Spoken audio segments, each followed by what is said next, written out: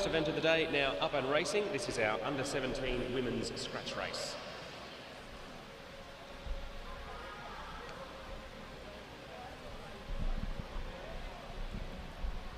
This is the first event of 68 on today's program. So safe to say it will be an action-packed day of track cycling for all and sundry.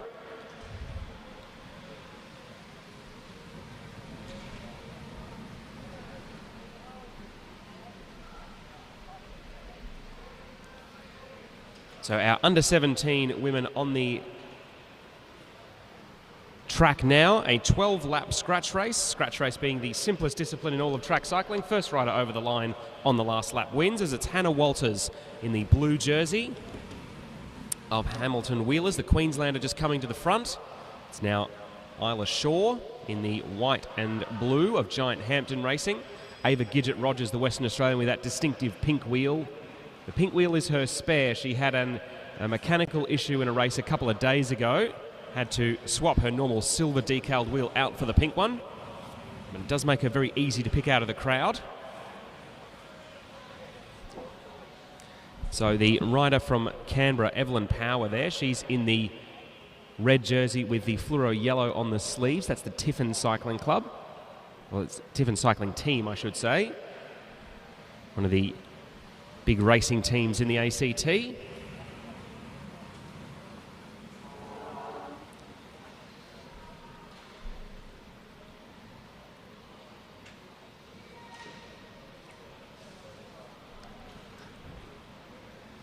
So riders from 6 different states and territories competing in this one in the under-17 women.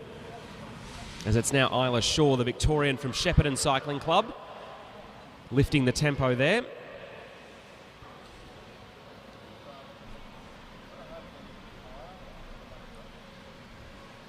Hannah Walters also seems keen to get into the action.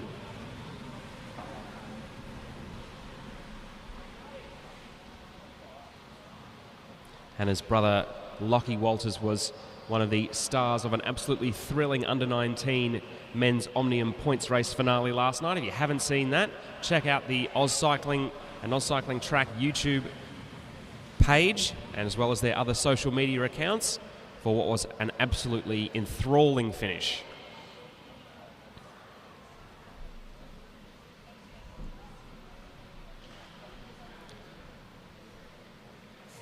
So the pace just easing a little bit now. They've just gone through 4 laps to go, so 2/3 of the way through this under-17 women's scratch race. So riders sort of looking at each other a little bit now, no one wanting to commit to an attack this far out. As in the navy blue and gold on the front of the peloton, the colours of Carnegie Caulfield Cycling Club from right here in Melbourne. That's Chavi Tunksale. Coming through at the bottom of the track in the all black there, that's Willow Clavel, the South Australian from Norwood. As it's a very, very watchful women's under-17 bunch going through 2.5 laps to go now. Someone's going to lift the tempo soon, but no one wants to be the first to do it.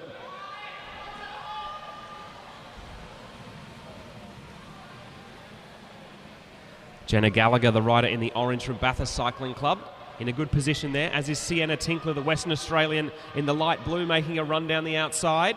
So coming in towards the bell of our under-17 women's scratch race, Sienna Tinkler will lead them through. Her fellow Western Australian, Ava Gidget-Rogers, in second place.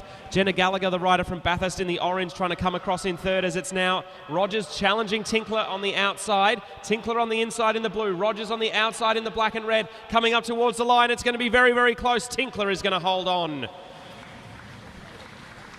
So a narrow win there for Sienna Tinkler, probably half a wheel in it, ahead of her fellow Western Australian Ava Gidget-Rogers. And I think it may well have been Jenna Gallagher from Bathurst Cycling Club in New South Wales in the blue and orange, getting up for third.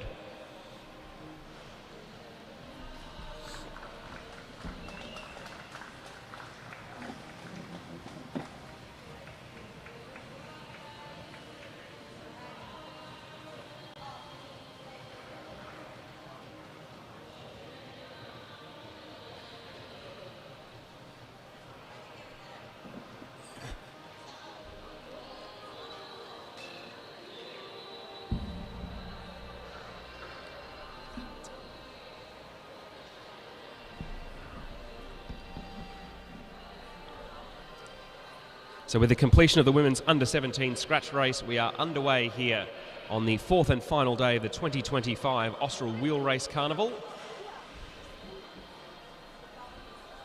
It's been a fabulous carnival here so far, and the best is yet to come. Tonight we'll be awarding the 128th Austral Wheelrace, the oldest continually running track race in the world. The first edition was run in 1887, raced on penny farthings at the MCG. So things have changed a little bit since then. We've moved a few kilometres away, and the bikes certainly look a little different now than they did then.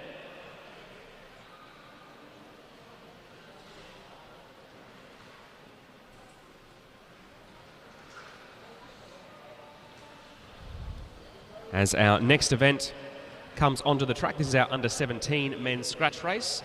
As with the women, this will be a 12-lap race. First rider over the line getting the chocolates.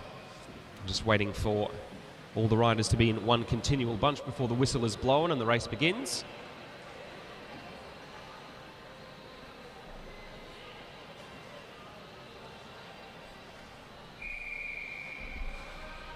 All right, whistle is blown and the race is underway. Our one international rider in the field, Carter Payne, is just on the front. He's from Tawamutu Sports Cycling Club in New Zealand. So one Kiwi in the field, everyone else from Australia, but from all around Australia. We've got four riders from New South Wales, 2 from South Australia, 2 from Tasmania, 2 from Queensland, 1 from the ACT, and a number of local Victorians all in the mix. As this is one of the Tasmanian, Sid Natera, just swinging off the front end of that field.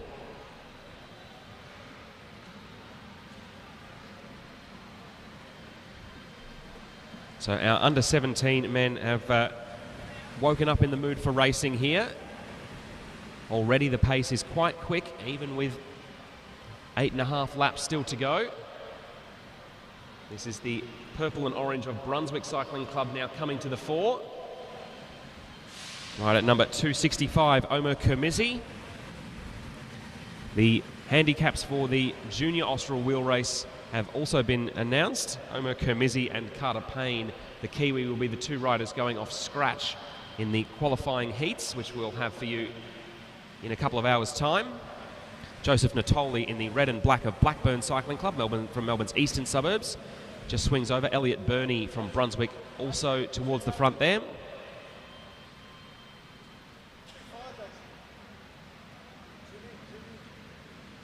This looks like Joshua Moore from Neo Cycling Club in Sydney in the all black. He swings away. It's Hunter Davis from Bundaberg in the white jersey coming through for a turn. Now it's Jackson McDonald, the sole rider from the ACT. He's in the white and red of the Viking Cycling Club, one of 2 major road and track clubs in Canberra. The other, Canberra Cycling Club, also sending a number of their representatives here this weekend, including the defending women's Austral Wheel Race champion Claudia Marks.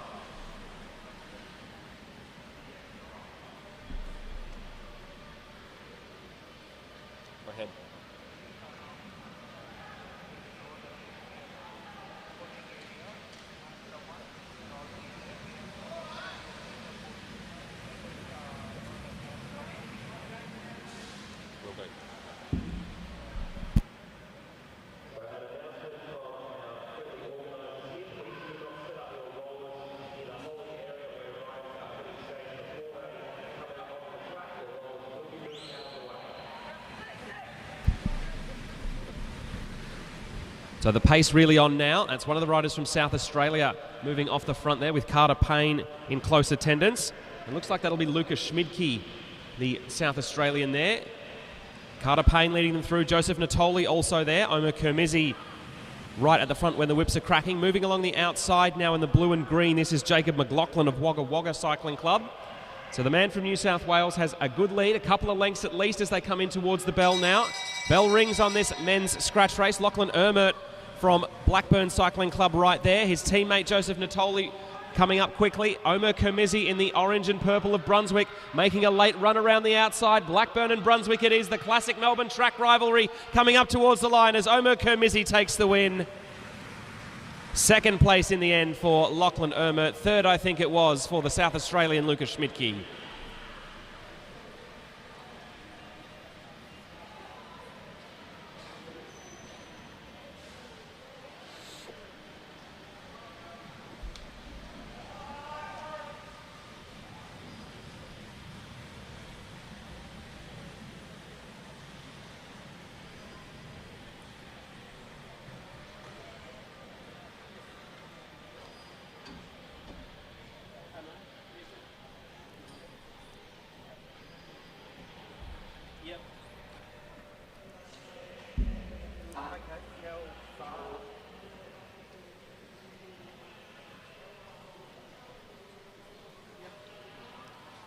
So I think plenty of hearts will have been successfully started there. Got the blood pumping early in the day.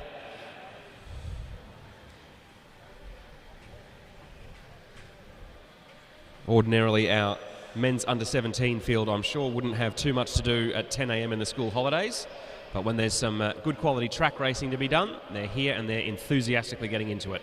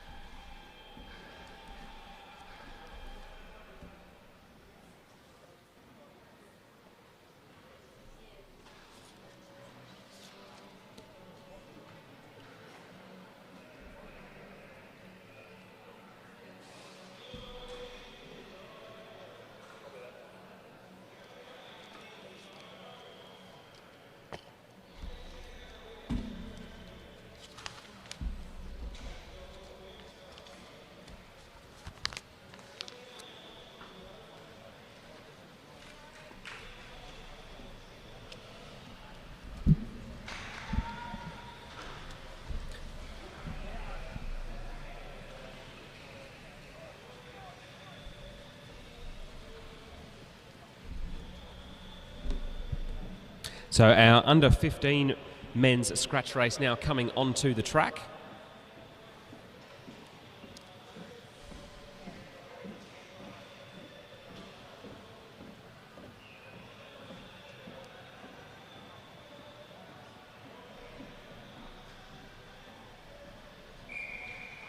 Right, whistle blows, a 10-lap scratch race for our under 15 men.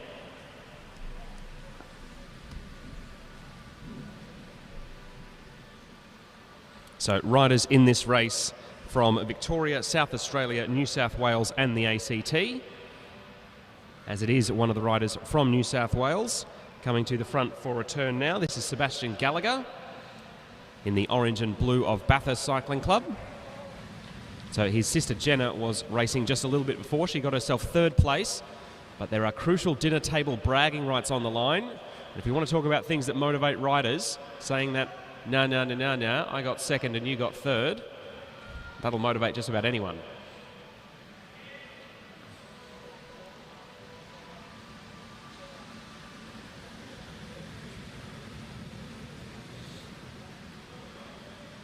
So Arav Chakravarthi, the rider from Blackburn, just swinging over the front there. Arav, about a month ago, took place in a gravel cycling criterium, which was hosted by Brunswick Cycling Club in absolutely filthy weather. And he ended up with the full body exfoliation, just covered in mud from head to toe.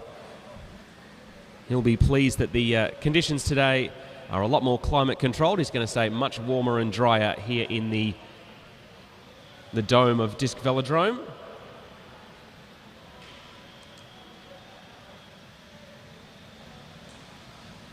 So rider 243, another of our interstaters, Adrian Zhang, just moving off the front there.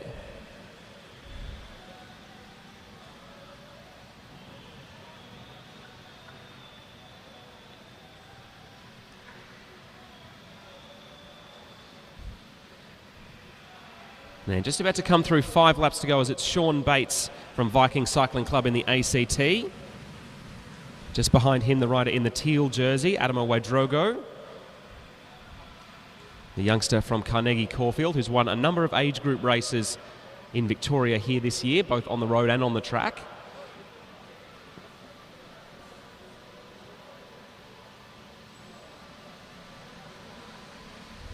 Plenty of looking around, riders keeping their heads on a swivel, no one committing to an attack with 4 laps still to go.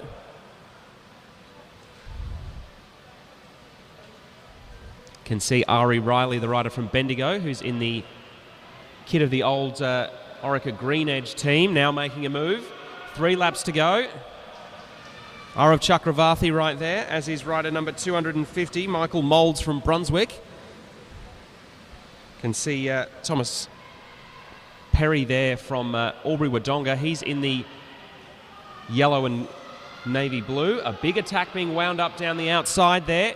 2 laps to go now. This is one of the riders from Norwood Cycling Club, Jack Pentland. Jack Pentland, it is the South Australian off the front of the field with 2 laps to go. So Pentland with a good lead down the back straight. It's going to take quite a bit to reel him in now. A classic attack. He wound it up from the back of the pack, was carrying good speed at the front of the peloton, and they're really going to have to work hard to get him back now. So under 15 national road race champion Lucas Sturbick from Lidcombe Auburn in Sydney chasing down the South Australian. Adamawe Drogo also there, as is Sean Bates from Vikings. Coming up towards the line now. The Sydney sider looks behind, but he will hold on. So Lucas Sturbick gets the win. Adamawe Drogo, the Victorian, in second place. Sean Bates from the ACT, I think it was, grabbing third. And a very valiant attack from Jack Pentland there. He certainly gave himself the best possible chance of winning that scratch race overall, only to be overhauled in the last 100 metres. Warmly applauded by the crowd.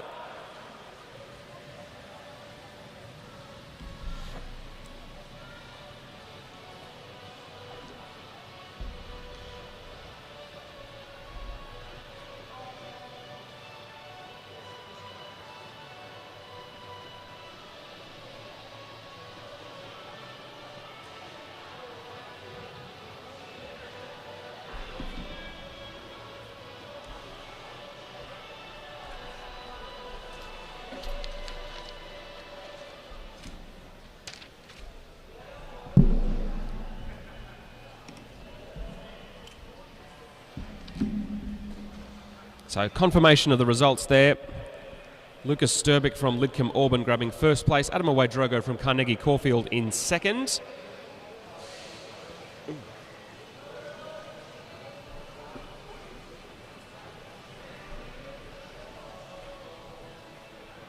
Sean Bates from the ACT in third. Jack Pentland, our valiant earlier attacker, coming across the line in fifth. So our women's under 15 scratch race on the track now. 10 laps for them as well. Riders in this field from Victoria, New South Wales, South Australia and Queensland.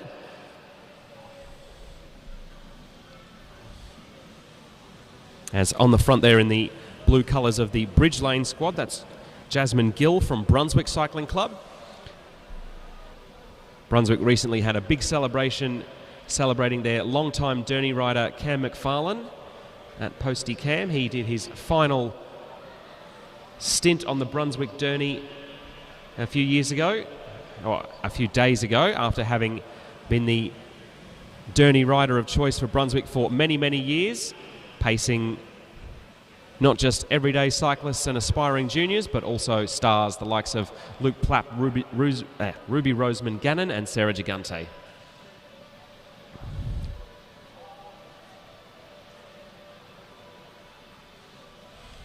So 7 laps to go now, as it is the rider in black, number 217, Mackenzie Stevens.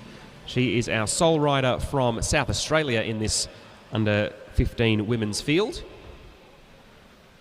As in the bright orange now, we'll see Grace Olcock, the distinctive colours of the Illawarra Cycling Club.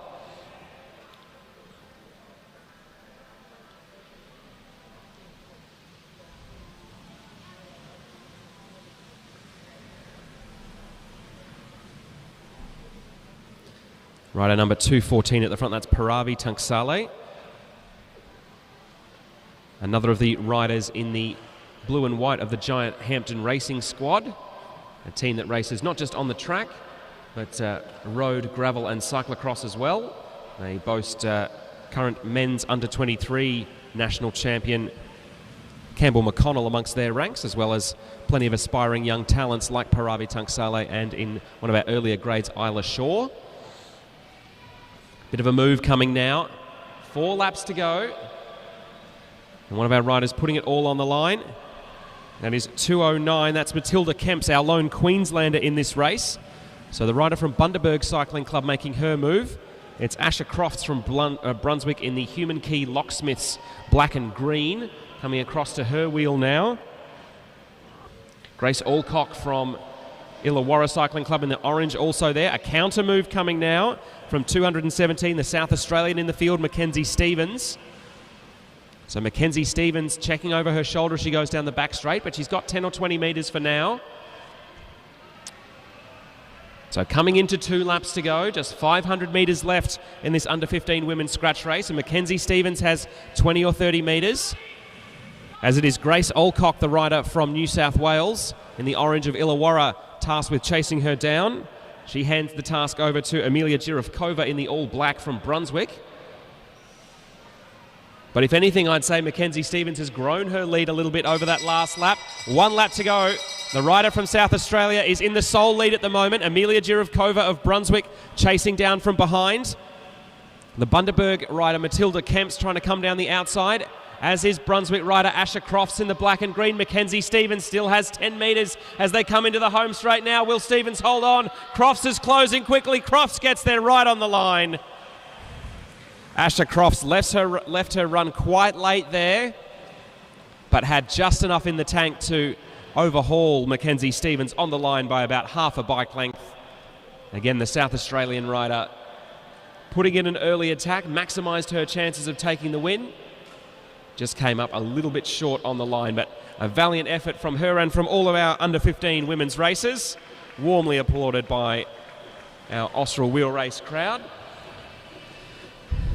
The night session tonight is a sellout for all of the seats, so it is standing room only for tonight's Austral, standing room only.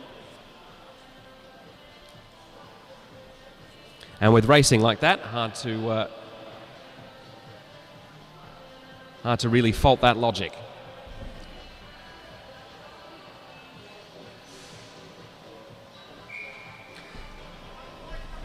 So our under-13 boys now out on the track.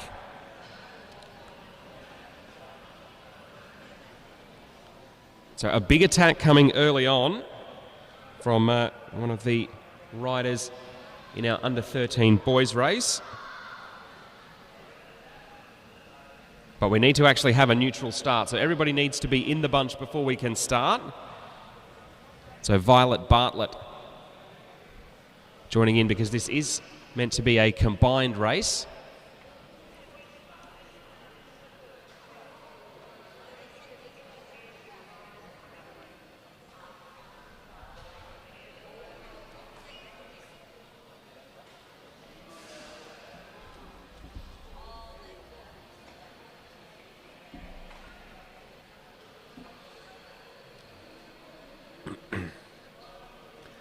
So the rest of our under-13s now coming onto the track.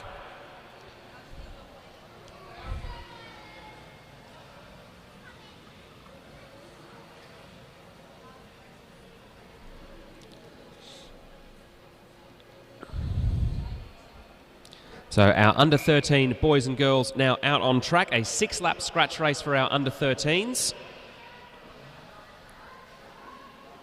So all riders here from Victoria, with the exception of the rider in the orange. That's Eve Alcock from Illawarra.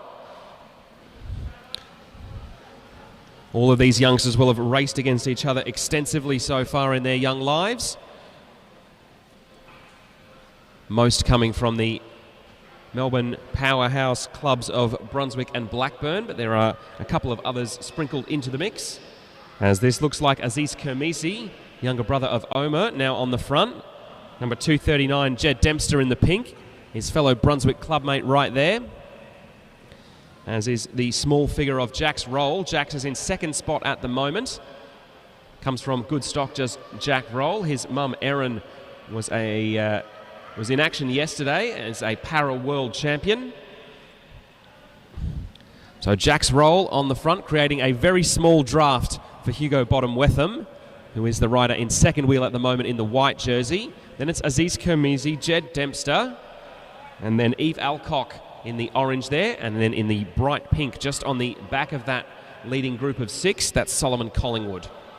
Whoa, and a fall, a big fall there. Oh no, that's no good at all.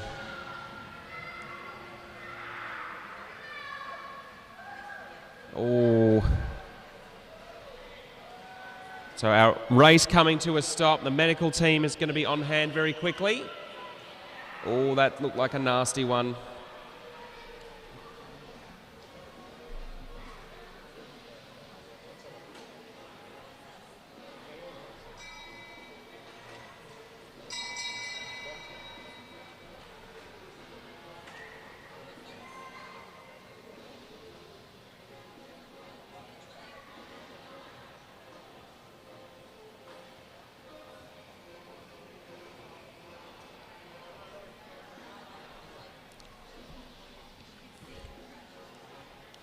It looks like that's Jax Roll and Eve Alcock being attended to by the medical staff.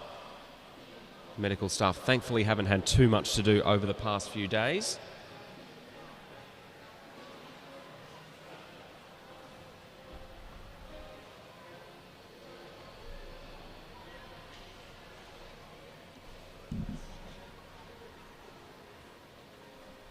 So I think there was just a touch of wheels there as they were coming into the home straight.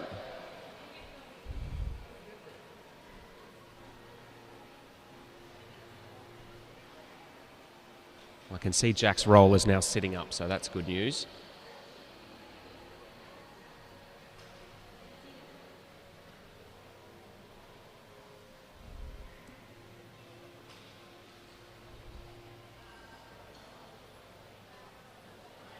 And Eve Alcock, the rider from Illawarra, now sitting up as well. So I think they're both chatting to the medical team there. Jack's Roll now getting to his feet. Walking away a little bit sore and sorry, but hopefully he'll be bandaged up and will be back on the track before too long.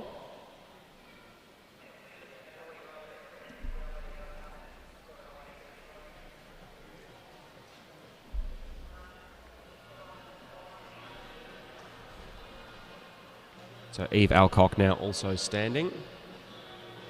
Good to see. She's got one of her fellow Illawarra riders right there. That might be her older sister, I think.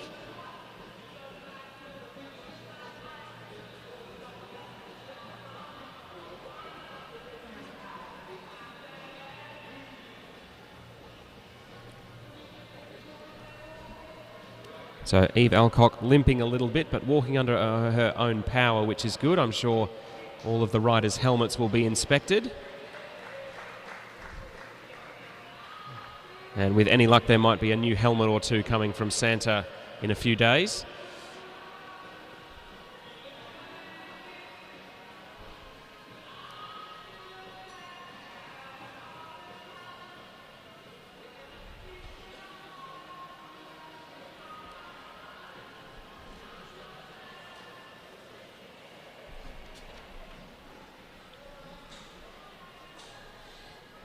So with our under-13 boys and girls scratch race and no result, we've now got our under-9s and under-11s on the track.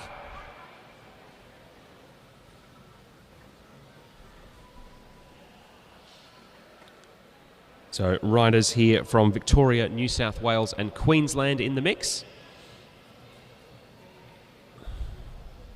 A 4-lap scratch race for our under-9s and under-11s. As an early move coming here. That is rider number 231, Ralph Hopkins, winner of this year's under-13 Melbourne Cup on wheels. He also raced in that same gravel crit that Arav Chakravarthi took part in a few months ago, where he was clipped by a kangaroo while racing. Thankfully, both Ralph and the Roo were unharmed, so good to see him in the action here. He's just checking over his shoulder. That's Milan Klein, the rider in the white of Bundaberg Cycling Club, the rider who's travelled the furthest to be part of this race.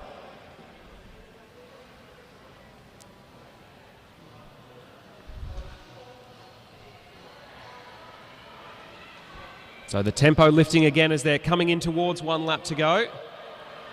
A big standing acceleration from Ralph Hopkins there with Milan Klein just behind. Nadia Gallagher is the rider in the light blue and rider from New South Wales from Bathurst Cycling Club.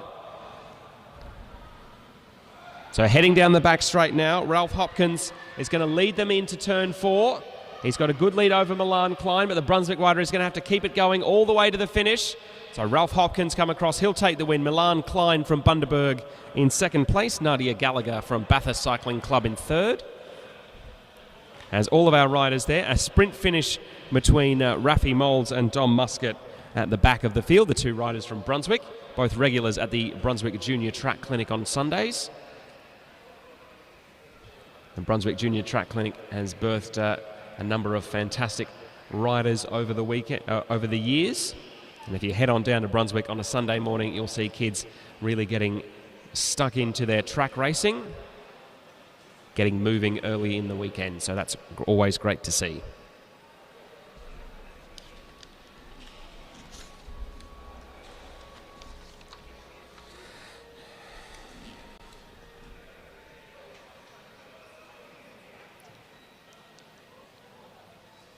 So that concludes our junior scratch races for this morning.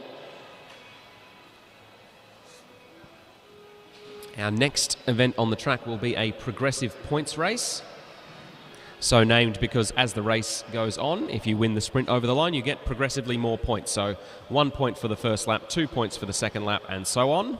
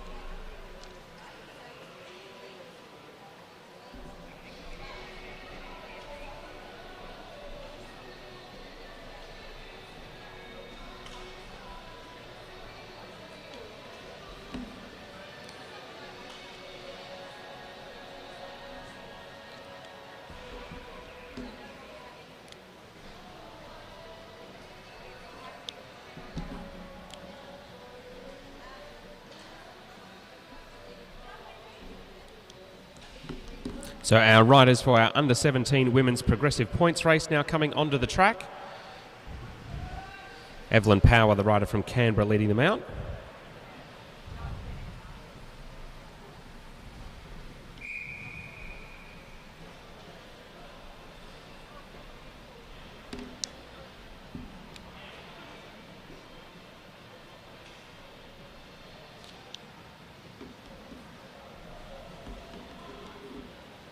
So the whistle is blown. First sprint will be worth 1 point. So Sienna Tinkler gets 1. The first rider over the line next time through will get 2 points, then 3, then 4, all the way up until 10 points for the final sprint. So do you go early and try and stay out the front for 3 or 4 laps in a row? Do you save your sprint and hope you can win at the end, knowing that if you miss out, you'll have nothing? 2 points there for Hannah Walters, the Queenslander now taking the lead. both of the race and of the peloton.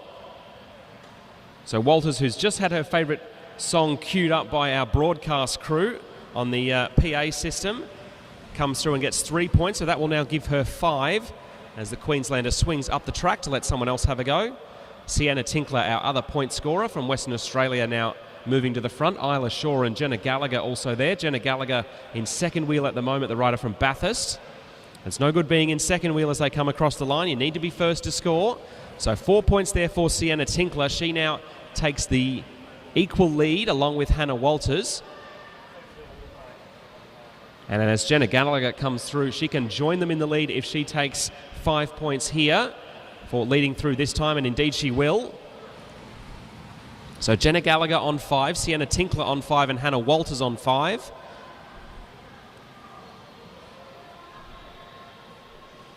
So 6 points available. So there will be a new outright leader after this one. It looks like it may well be Isla Shaw. Gidget Rogers challenging her late, but the Victorian from Shepparton Cycling Club holds on to take the points there. So 6 points for Isla Shaw.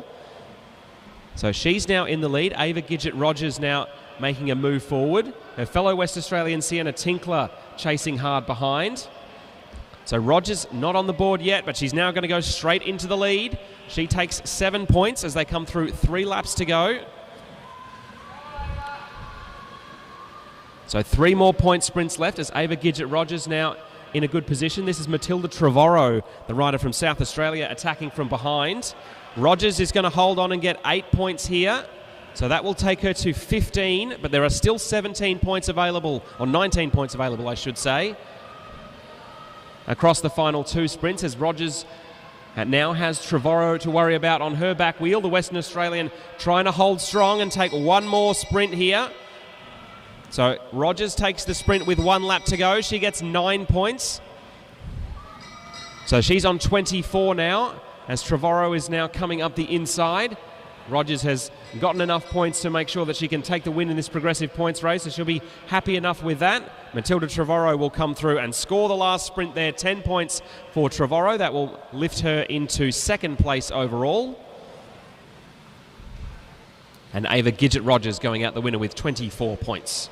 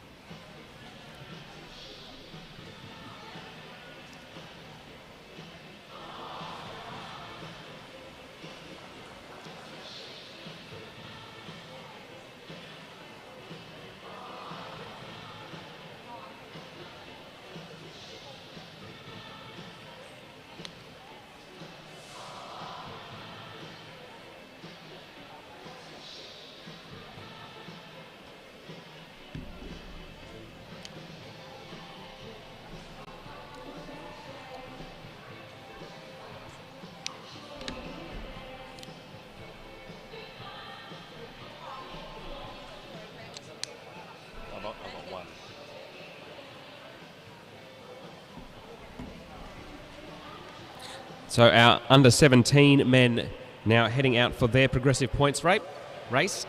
10 laps for these riders, just like the under-17 women who have just been out.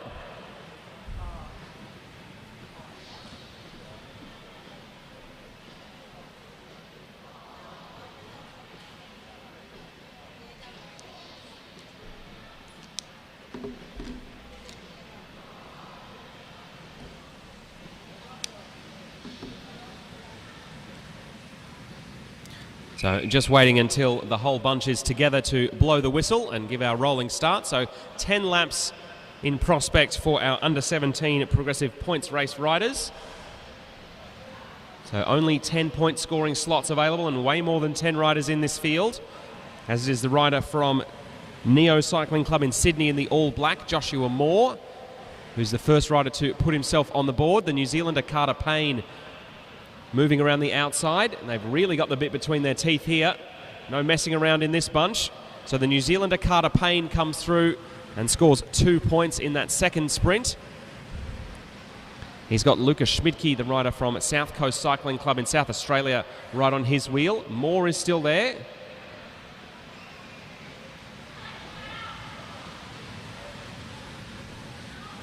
as Hugo Olcock is the rider in third wheel. So Carter Payne getting another sprint there. That takes him to 5 at the moment. So 4 points on the line for this sprint here. So it will be rider number 274, Lucas Schmidtke from South Coast, who gets the win. So that lifts him up to second place. So Carter Payne currently leading overall. Joshua Moore of Sydney now leading as they come up towards the line. So Moore scored the first sprint. He gets this one as well. So with 5 points there, that will lift him into the lead, as there's now a flyer down the right-hand side. That looks like Omer Kamizi there. So Kamizi waiting until a little bit later in the race to make himself known. He comes through and takes 6 points there.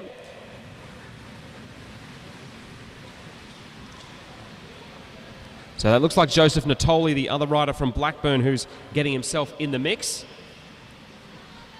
Lachlan Ermert also there as well. So Natoli gets 6 points there. No, 7 it was. Oh, the kids, they just move so quickly these days. So Natoli now leading with 7 points. 8 on the line here. He's being challenged from behind by Hunter Davis from Bundaberg.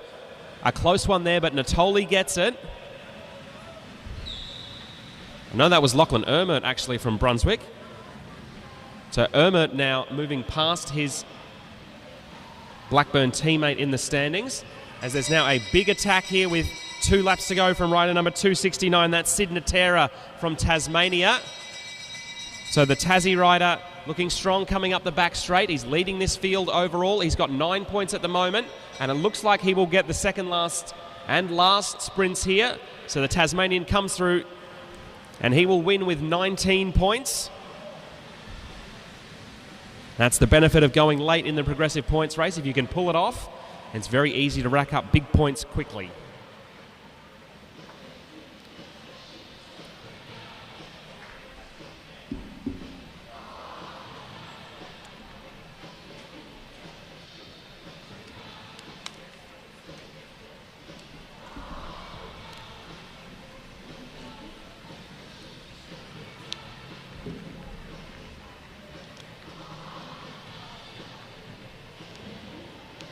Ooh, a fall there as a rider was coming down the track. That looks like the orange of one of the Illawarra riders. Hopefully everything is okay.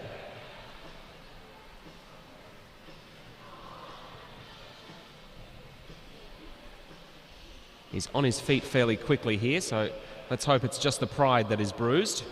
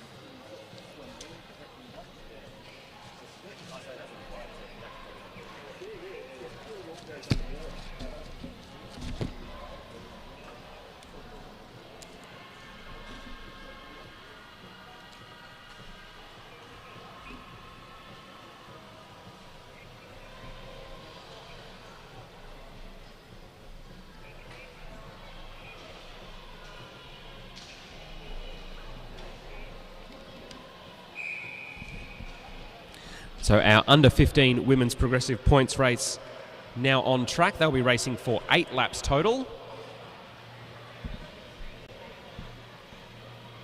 So riders in this field from Victoria, Queensland, South Australia and New South Wales.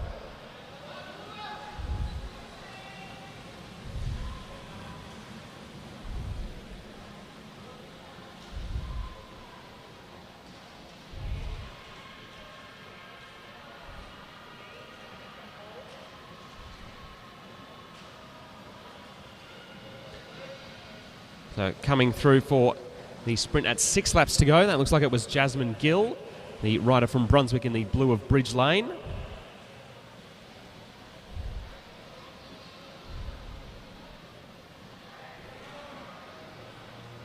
There's a bit of a lull at the front of our under-15 women's progressive points race, and that allows rider number 218 to come on through and get onto the scoreboard.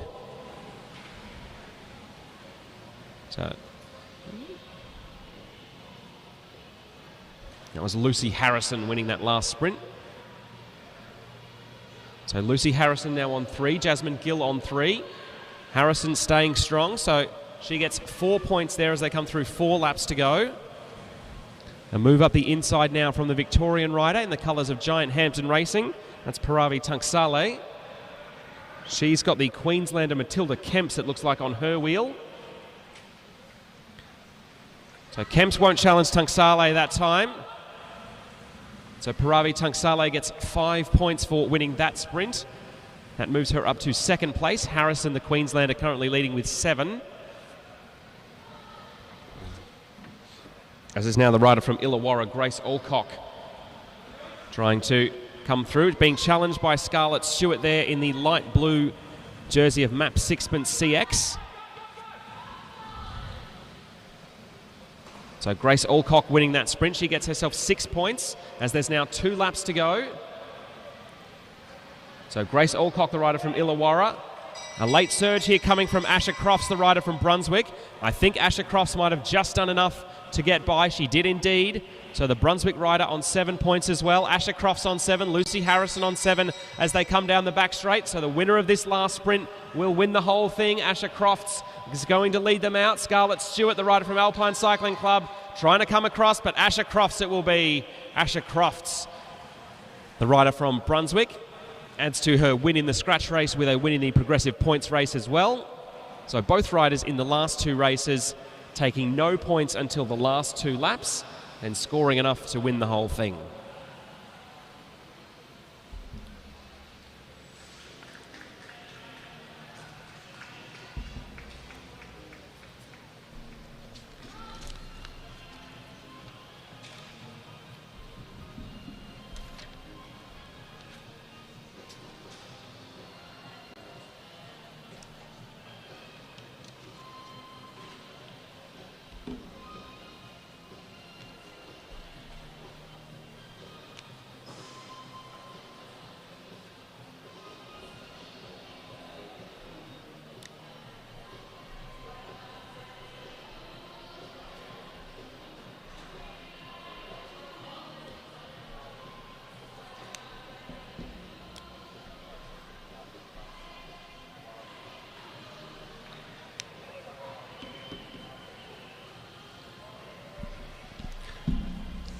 So our next field coming onto the track, this will be our men's under-15 riders for their progressive points race. Like the under-15 girls who have just been on, 8 laps in total.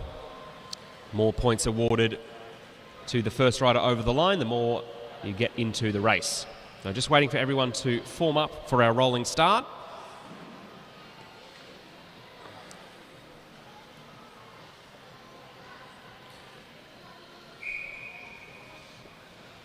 So Sebastian Gallagher, the rider from Bathurst, leading them off.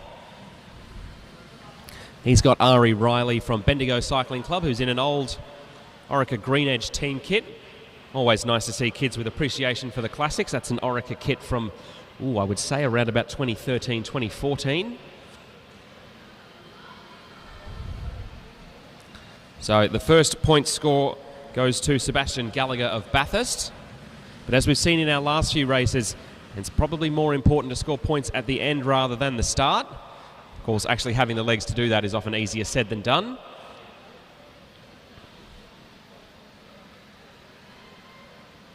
So riders coming in, a 3-way sprint for our second point on offer. That's rider number 248, Leroy Bartlett from the local club Blackburn, getting himself on the board and now taking the lead. Ari Riley, the other Victorian in that front group from Bendigo, now coming forward. Really got the legs whirring around quickly there, does Ari Riley. He will be challenged by Bartlett, but he will take it. So Ari Riley continuing to push on here. So he's got Leroy Bartlett with him. Jack Pentland is in the Norwood navy blue and red. That looks like Arav Desai is in there for Blackburn in the blue helmet, and Sean Bates in the red and white at the back for Vikings as Bartlett comes through to score. So he'll score 4 points there. And our main peloton is a good 20 or 30 metres behind our leading 5 riders. So Leroy Bartlett currently leading the standings with 6 points to his name. He's coming in again. He wants to try and get another sprint for himself. He's being challenged by the Norwood rider, Jack Pentland. That one was very close on the line. It's been awarded to Pentland, the South Australian. So Bartlett leading with 6, Pentland with 5. But the next sprint is worth 6 points. So it looks like Sean Bates, who's the rider leading clear now in the red and white of Viking Cycling Club from Canberra. He's got a good lead over the rest of the field at the moment. So we've seen late solo moves be very profitable for riders in the last few races. Sean Bates looks to continue the trend here. He's in a share of the lead at the moment on 6 points, but no one is going to challenge him as he comes up to the bell. So this will be 7 points now for Sean Bates, the rider from Canberra. As leading the charge from behind is rider number 238 from Brunswick. But Bates has got a good strong lead here. It's about 50 or 60 metres. The rider from the ACT checks over his shoulder and he'll come across the line and take the win, getting the last 3 sprints in a row in our progressive points race. As behind from the bunch, rider number 243, Adrian Zhang from Sydney, takes the gallop from behind.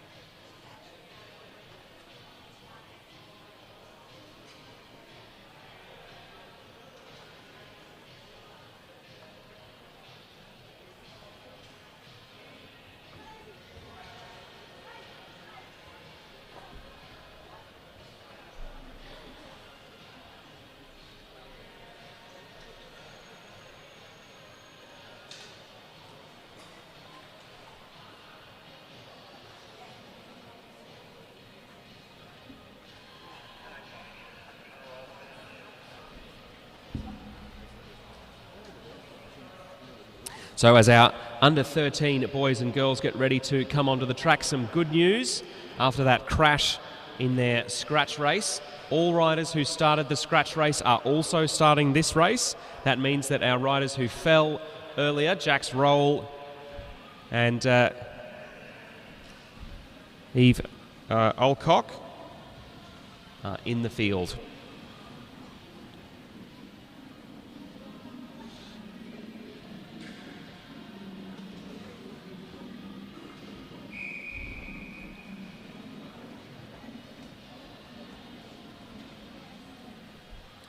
So a 6-lap progressive points race for our under 13s as the whistle is blown.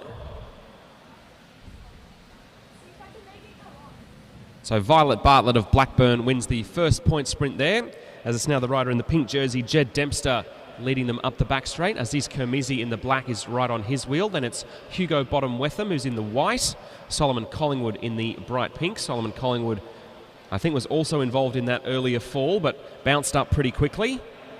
Unfortunately, it's not the first time that Solomon Collingwood has had a crash this year. I was commentating on the junior tour of Broadford back in May, where he had a nasty spill in the home straight, but good to see that he was not quite so damaged by this fall, as it is Kermisi, the Brunswick rider, in the black with his head down, charging up towards the line now. So he comes through the sprint at 3 laps to go. So Aziz Kermizi gets 3 points there. So all three of our sprints so far going to different riders. So Aziz Kermizi, Jed Dempster and Violet Bartlett, our current point scorers, as it's now Hugo Bottom-Wetham in the white from Geelong, trying to challenge Kermizi around the outside, coming up towards the line. Kermizi's just going to be able to hold him off. So Aziz Kermizi getting himself 4 points there. That takes him to a total of 7. 2 laps left now. 5 points available for the winner of this sprint. Will anyone be able to challenge Aziz Kermizi as they come up towards the line? Bell rings. Aziz Kermizi takes the win in the second last sprint. Jed Dempster now starting to make a move around the outside, the rider in pink. Also of Brunswick, as is Aziz Kermizi. 6 points on the line here, so if Jed Dempster were to take the win in this last sprint, he would also win the progressive points race overall.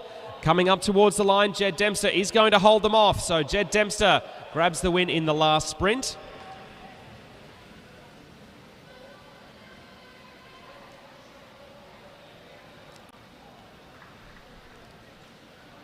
Oh, I think I miscalculated there. Jed Dempster gets the result in the last sprint. That takes him to 8 points.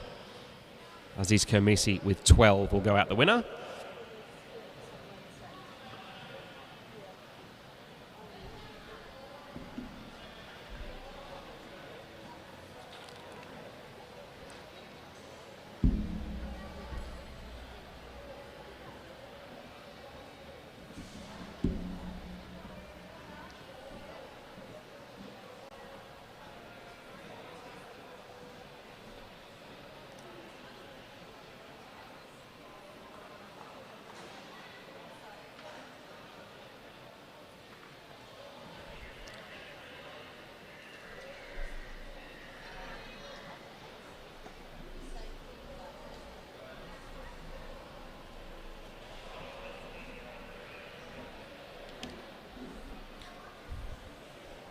So our under 9s and under 11s now on the track.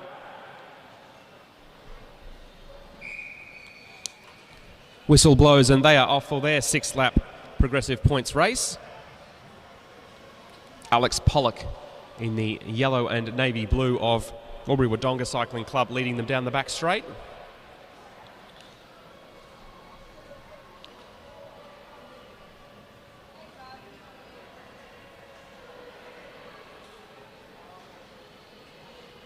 So coming into 5 laps to go, Pollock is getting the win there. So points there for Alex Pollock from Albury Wodonga.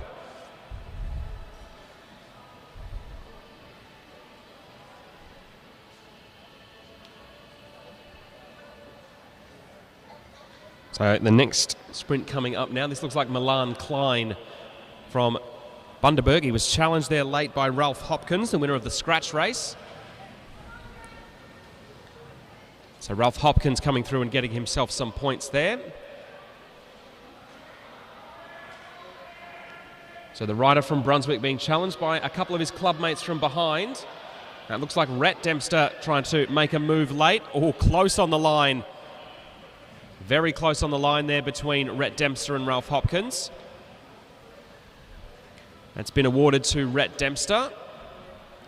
Rhett Dempster now leading overall with 3, Ralph Hopkins 2 and Alex Pollock 1, as it's Milan Klein, the rider from Bundaberg, coming back onto the front. He was narrowly pipped for one of the earlier sprints. He looks like he's going to take this one as they come through 2 laps to go.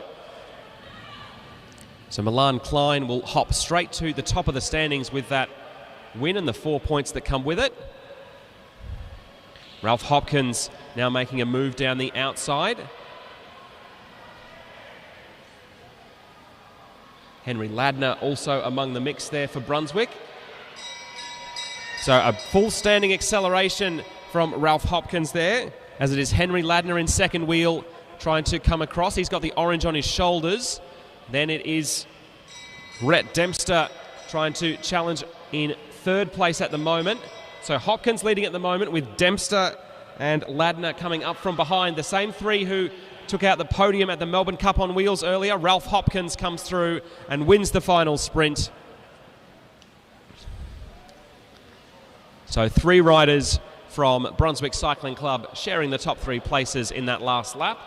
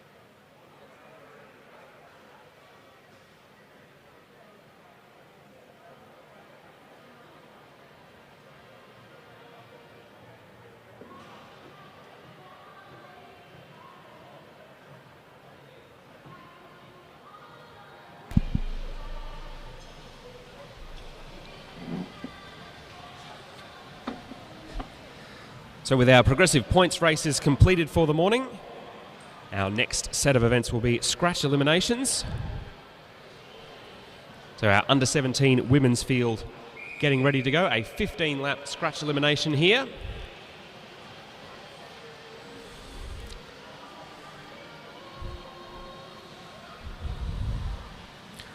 So for those not familiar with the elimination race, also known as the missing out or the devil take the hindmost, if you are the last rider to have your back wheel cross the line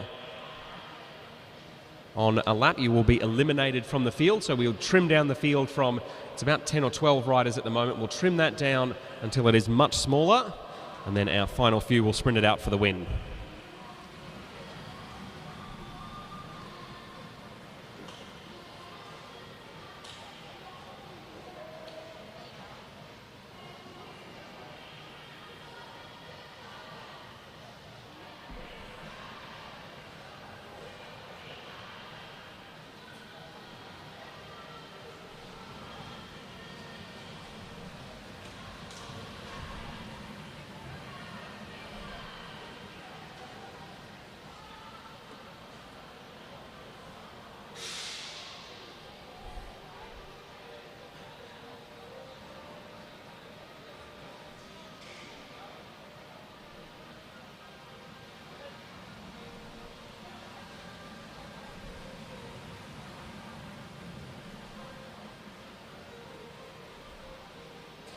So the field happy to roll around in a fairly cohesive peloton at the moment. Jenna Gallagher from Bathurst Cycling Club on the inside of the track. So the bell rings there. 1 lap to the next elimination.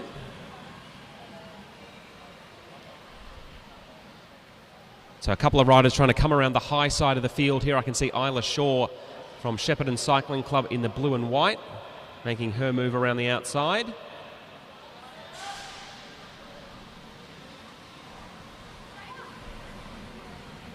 (228) Evelyn Power. Evelyn Power eliminated that time.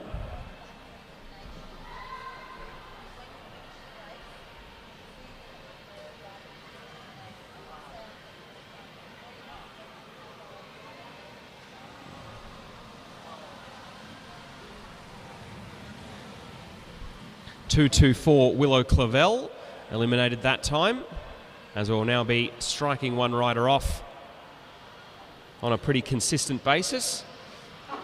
So the West Australian Sienna Tinkler and the Queenslander Hannah Walters towards the front of the field here.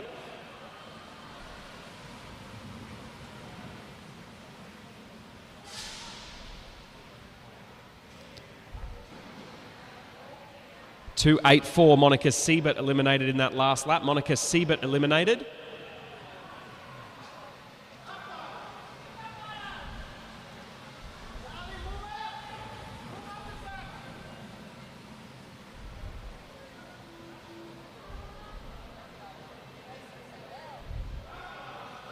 So 6 laps to go now. Chavi Tunksale 223 eliminated that last time through.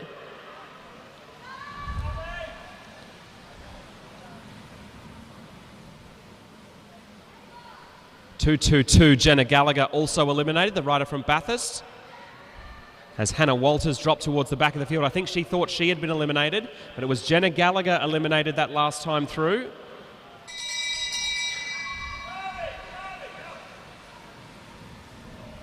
So Chavi is the call from the commissaire there, as Chavi Tunksale has been eliminated. Hannah Walters also eliminated. Jenna Gallagher, the rider from Bathurst, has been eliminated, but she's in the middle of the pack at the moment.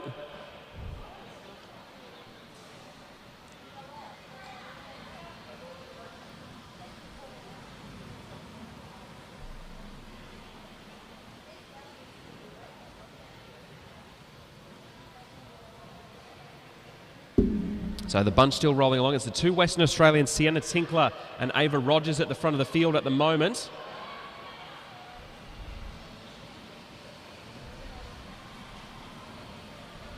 Two laps to go now. So no further eliminations coming. This 5 will sprint it out for the win. So the 2 Western Australians, Tinkler and Rogers, towards the front there.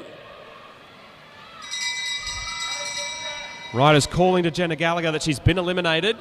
She's also right in the middle of the field. It would hardly be safe for her to pull out now. Sienna Tinkler leading them down the back straight. Jenna Gallagher from Bathurst, the rider who was eliminated earlier on, hasn't realised that she's been pulled from the field. And the Bathurst rider is going to come through. So Sienna Tinkler it will be who will take the win overall.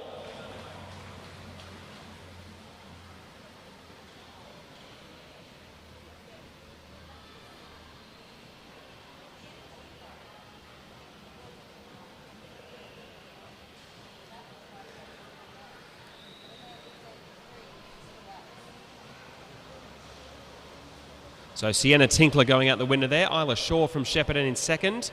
Matilda Trevorrow taking third place.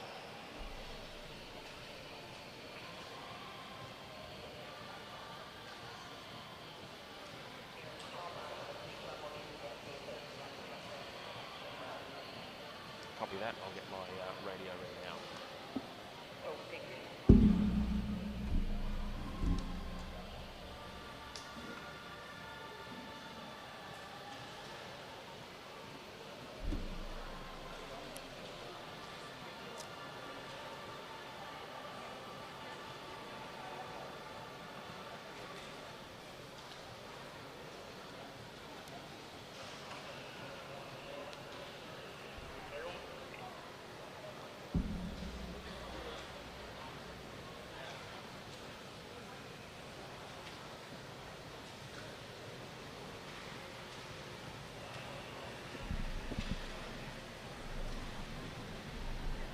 So our under-17 men's scratch elimination field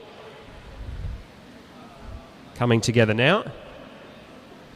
For those not sure of the difference between a scratch elimination and a traditional elimination race, a scratch elimination race, we eliminate some of the riders but not all, so that there is a bunch sprinting it out for the win at the end. A true elimination race continues eliminating riders until only one remains. So this one is a scratch elimination here for our under-17 men. Coming up after this will be the under-15 elimination national championship. That will be the full-blooded elimination, where all riders start and eliminations continue until only one is left. As going off the front of the field, this is Carter Payne, the rider from Tawamutu Sports Cycling Club in New Zealand.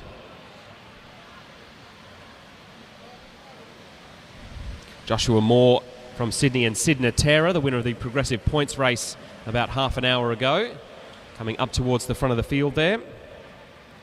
Cruz Kemps in the grey striped jersey from Bundaberg Cycling Club, also in the mix at the front, as is Hugo Alcock of Illawarra. So bell rings, 1 lap till our first elimination now.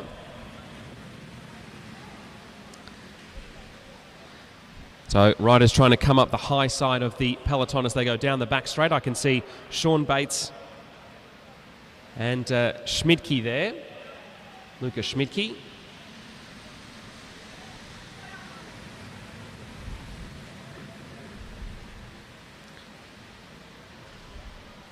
So the rider eliminated there, 262, Caden Ryan, the rider from Blackburn Cycling Club in Melbourne. He just swings up the track to let the others continue.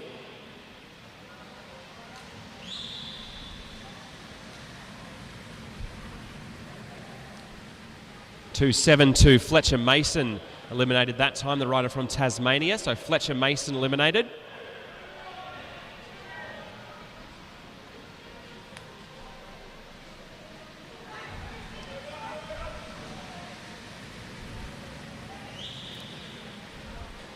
.277, Jackson McDonald eliminated that time, the rider from Viking Cycling Club in Canberra.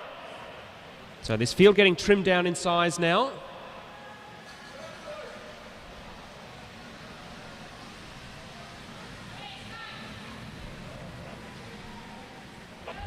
Rider eliminated that time, 297, Jake Lesky of Carnegie Caulfield. It's a fast-moving bunch now. Riders trying to keep themselves as safe as possible while also not expending too much energy. 264, Elliot Burney. The man from Brunswick on the blue bike has to pull the colours in as he swings up the track to let the others continue. Riders also coming up the high side now. A furious sprint there from Mitchell Stevens, the South Australian. 271, James Allen in the orange jersey of Illawarra Cycling Club.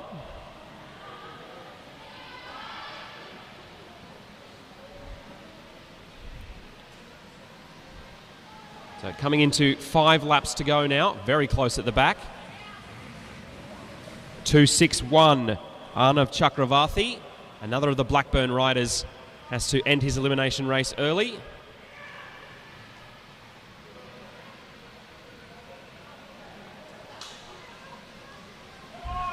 So quick sprint coming up the outside.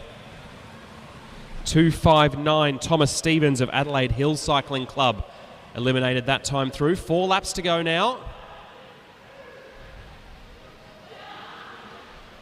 Some movement there at the front from one of the Blackburn riders. It looks like Lachlan Ermert. So last sprint here.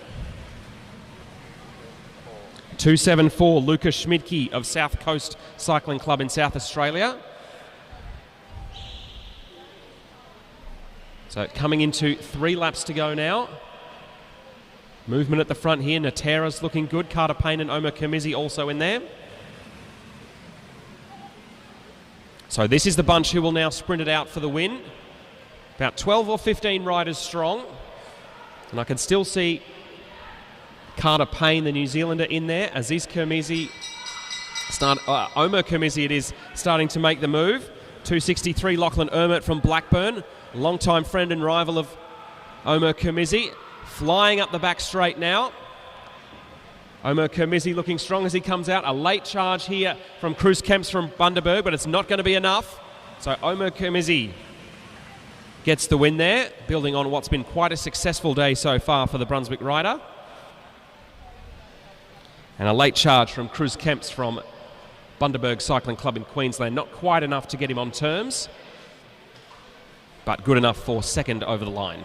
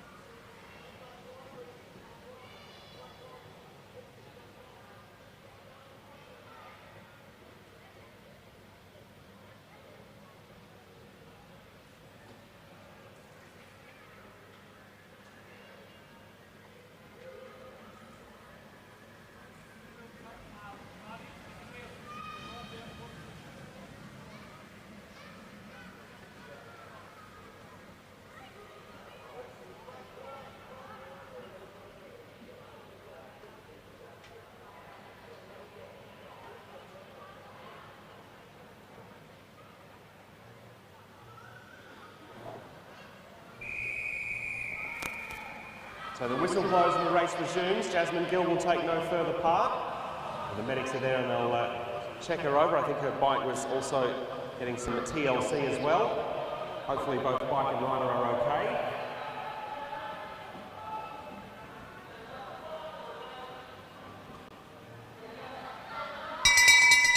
So 1 lap to our next elimination now. 1 lap to our next elimination.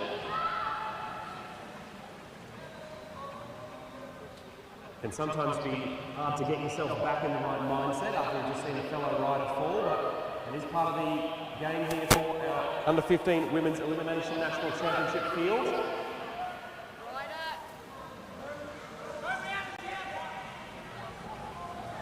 2-1-3, Crystal Gill. 2-1-3, Crystal Gill eliminated.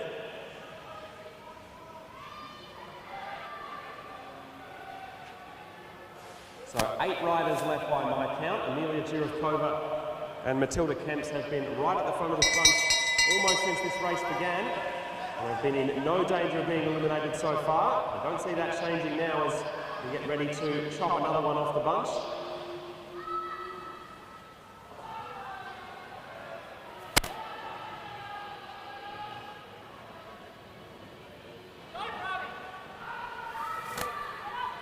Ball's there for Charlie Tunksala to move up. She's towards the back.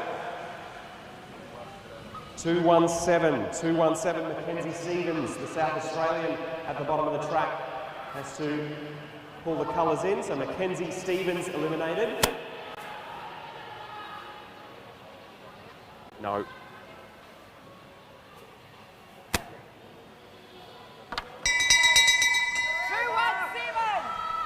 So 217, Mackenzie Stevens was eliminated that last time through, so she'll need to come out of the field.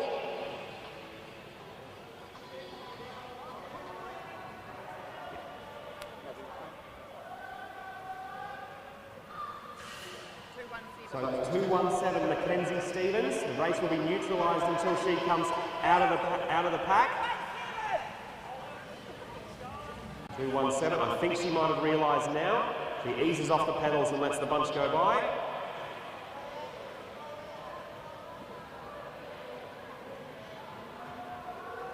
Okay, so Mackenzie Stevens now off the back of the bunch.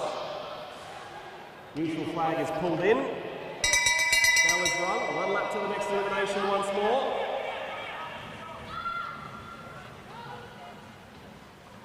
Folks trying to move up. You can see Asher Crofts, the rider in the Human Key Locksmiths kit in the black and green. Now, Illawarra rider Grace Alcock also trying to move up the high side of the field. Charlie Tunksala in the white and blue also challenging towards the back.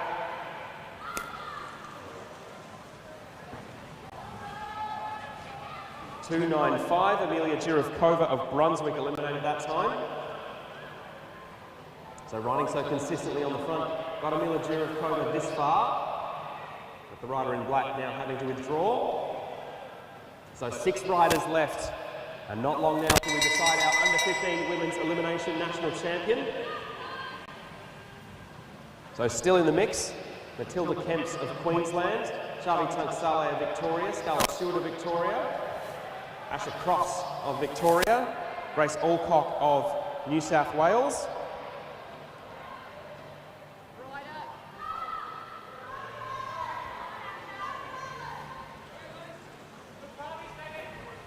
.210, Scarlett Stewart, to the right from Alpine Cycling Club in the light blue jersey there. Makes it to the top 6, but no further.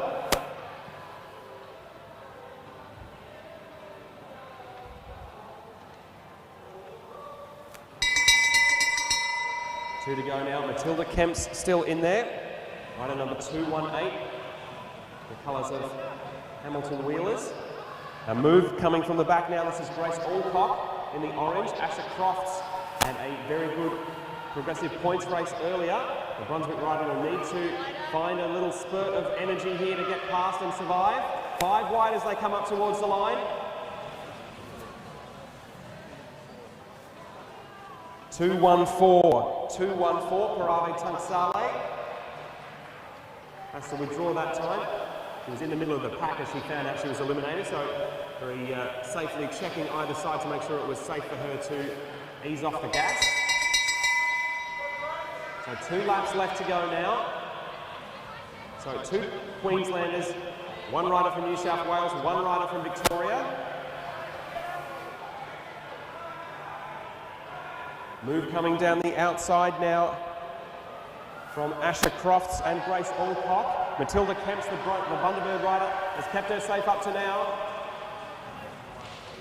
212, Asher Crofts. Asher Crofts eliminated.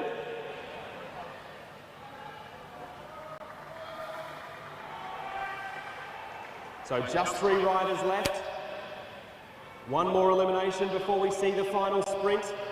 3 riders in contention for this under-15 Women's Elimination National Championship. Who will it be? Will it be Matilda Kemps from Bundaberg Cycling Club on the front? Will it be Grace Alcock, the rider from Illawarra in the orange, now moving up around the outside? Lots of cheering coming from the infield and the stands as well. There'll be 3 wide coming up towards the line. And rider number 218 there. 218, Lucy Harrison finishes in 3rd place there. So the final sprint will be between Matilda Kemps, the Queenslander, Grace Alcock from New South Wales. So a state of origin battle to decide the destination of the Elimination National Championship for our under-15 women.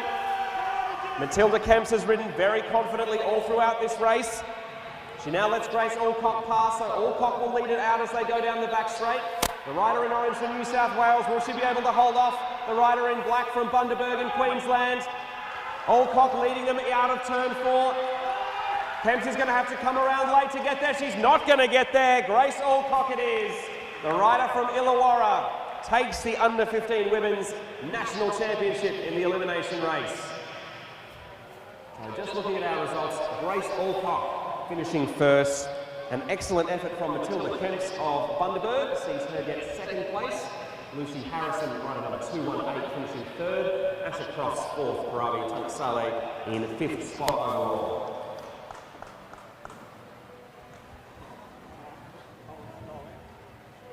Our top 3 finishers, Grace Alcock, Matilda Kemps and Lucy Harrison, have been asked to report to rollout, please. So, Lucy Harrison, Grace Alcock.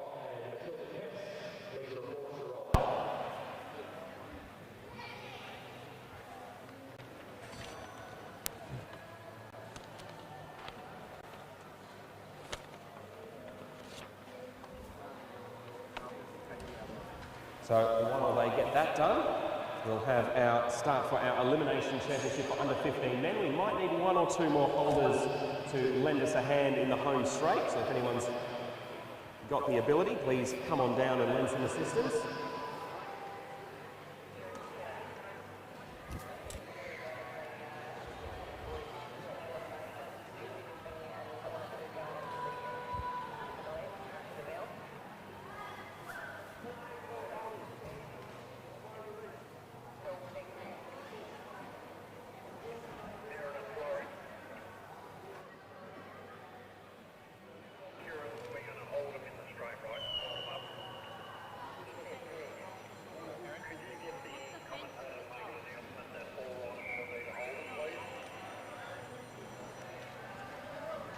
So all riders for future races are asked to BYO holder, please.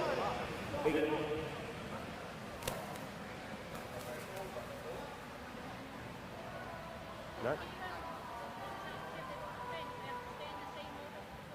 Okay. Okay.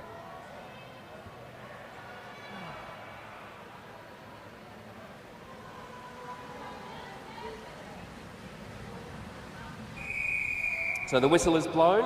Our under-15 men's elimination national championship is underway. So 1 rider eliminated every 2nd lap, please.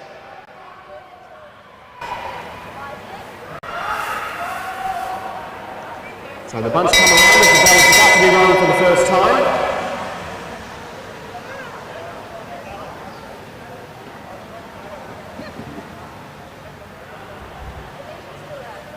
A very early move off the front here. That looks like Lucas Sturbick from Lidcombe Auburn Cycling Club in Sydney. Definitely a fan of lifting the tempo early on and encouraging others to try and follow. 253, Evan Togan, the rider eliminated first. And based on the pace of this bunch in the early stages, the bunch is going to be in a very long lap. It's going to make it hard for folks to come from the back and get all the way to the front. But in an elimination race, you only need to be able to be the 2nd last rider every time.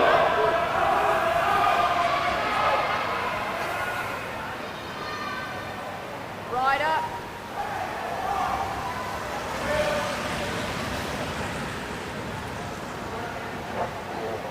245, Sebastian Gallagher, the 2nd rider who has to withdraw. So already plenty of cheering and calling from the infield. So we'll be crossing off the laps and the riders pretty quickly here. So we started with a bunch of around about 20. It won't be too long before that's into the single digits.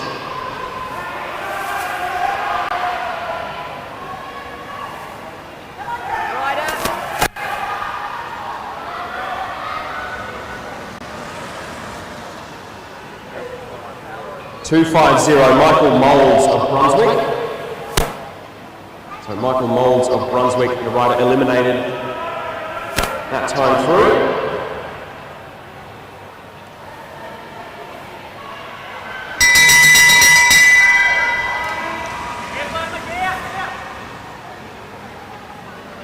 So the pressure all really on for these riders. The elastic stretching, folks coming from the back to the front. There's a real washing machine effect going on here.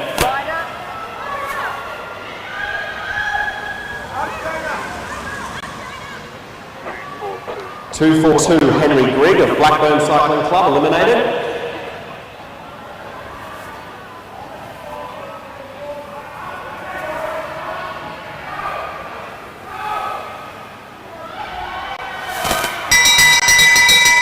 Plenty of calls for the infield for riders to move up, sometimes easier said than done.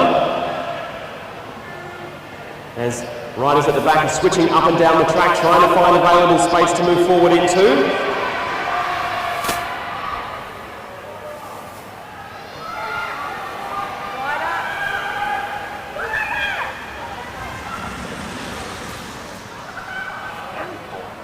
.244, Thomas Perry from Albury-Wodonga Cycling Club. So the youngster from the border between Victoria and New South Wales. Eliminated that time through.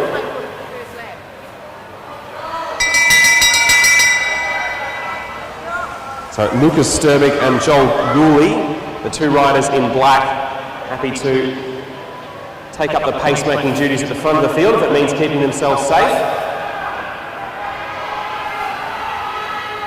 Adamaway Drogo and Arav Desai trying to find some space towards the back of the field. .247, Arav Desai from Blackburn. Tried to sprint up the high side of the track to get to safety. Couldn't quite get there. So our bunch now down to 12 or 15. Bell rings again.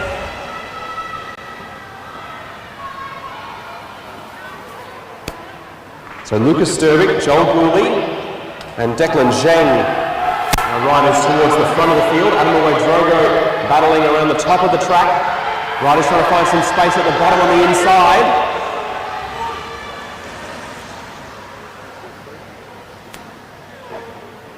.243, Adrian Zhang, the rider from Sydney, Neo Cycling Club. He sits up.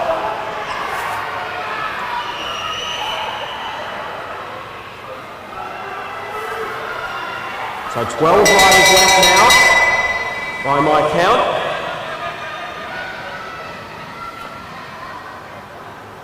As the rider from Canberra Cycling Club, Zachary Thomas, now starting to position himself towards the front. The Blackburn colours also trying to get to the front of this bunch.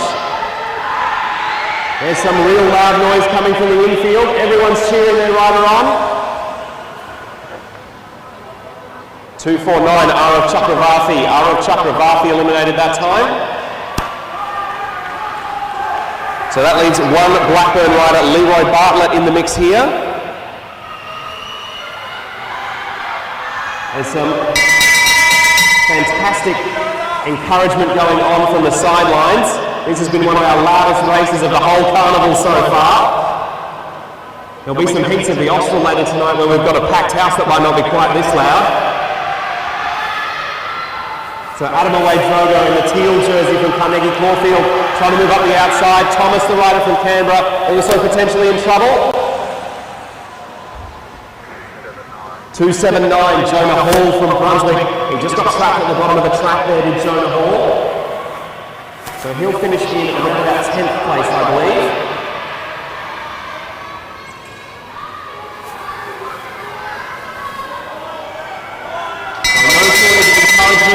Advice coming from the sidelines. So Thomas and Wadrogo towards the back. The Viking Cycling Club rider Sean Bates in the red and white in third last wheel at the moment. Our bunch getting smaller and smaller, the tension is rising.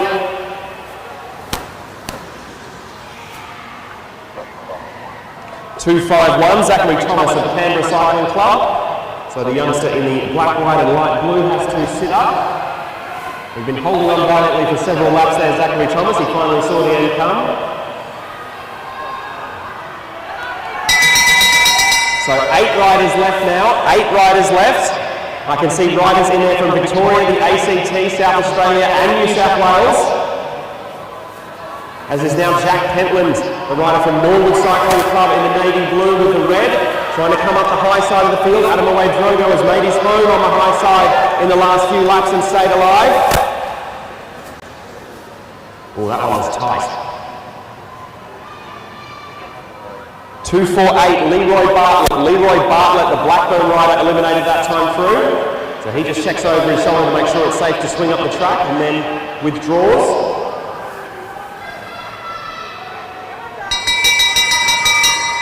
So 3 riders left from Victoria, 1 from the ACT, 1 from New South Wales, 2 from South Australia and 1 Elimination National Championship on the line.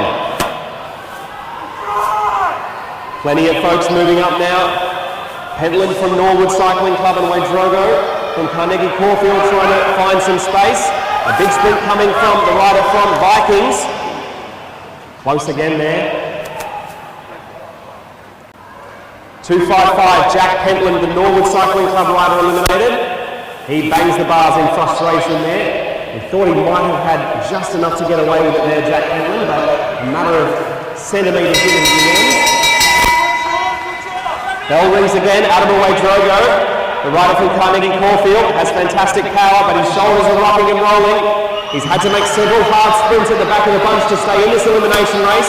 He will have to make at least one more as he comes around the high side. Ari Riley, the rider from Bendigo in the Orica colours towards the bottom of the track, might be in trouble here. 246, it is indeed Ari Riley who has to withdraw. So 5 riders left. 1 from South Australia, 1 from New South Wales, 1 from the ACT, 2 locals from Victoria, and a green and gold jersey on the line. Adam Wadrogo has a pain face and a half on at the moment, but he has continued to make hard sprint efforts even though he's suffering. Will he be able to come out of last place here and make it into the final 4? So Sturbick and Gooley in the black at the front, they look pretty safe. And a valiant effort from Adam Wadrogo will see him finish 5th in our Elimination National Championship. He tried his utmost, Adam Wadrogo couldn't quite stick with the bunch overall. So that leaves 4 riders left. Lucas Sturbick, the under 15 road race national champion, is in there. Sean Bates in the white and red of Vikings is in the mix. Joel Gooley is in the black and red helmet, rider number 257. And Declan Zheng from Preston Cycling Club is in the black and orange, rider number 256. So Zheng now moving up the outside. A good little sprint here from Zheng. That's going to see him stay safe.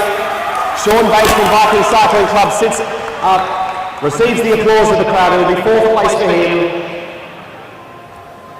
So 3 riders left now. Sturbick and Gooley. The 2 riders in black, they've been at the front basically the whole race, kept themselves well and truly out of any danger. 1 elimination is left. So Lucas Sturbick checks over his right shoulder there. Joel Gooley from South Coast Cycling Club in South Australia is in 2nd wheel. Declan Zheng from Preston now trying to move up the outside. Will he be able to make it through the last elimination and sprint for the national championship here? Sturbick looking good as they come up towards the straight. 257, Joel Gooley from South Coast Cycling Club will have to content himself with the bronze medal. He finishes a valiant 3rd, and it will be a sprint between the home rider Declan Zheng from Preston Cycling Club in Victoria. He's in the black and orange. He'll be up against Lucas Sturbick from Lidcombe Auburn in the all black. They're racing high up on the bank like it's a match sprint here.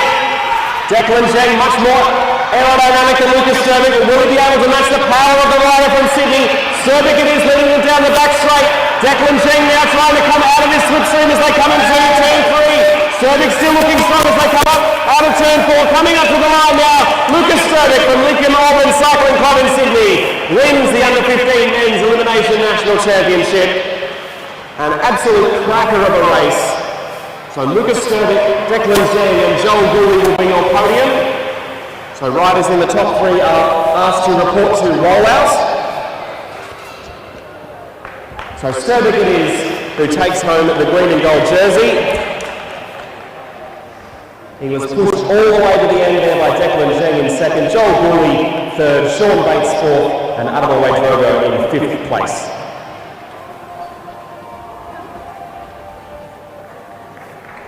I moved the barrier in front of the podium because people keep standing on it. And we're like...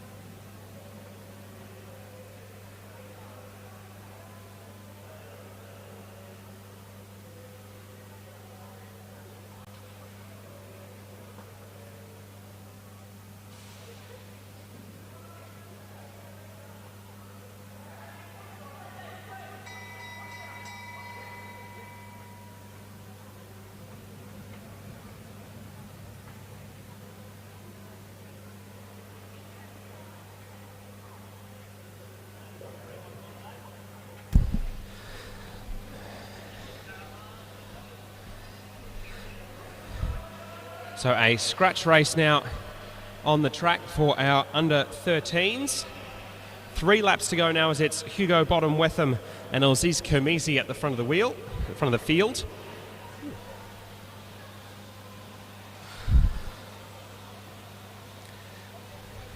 Jed Dempster also in the mix there as the bright blue helmet of Isabel Muscat is at the bottom of the track in second wheel.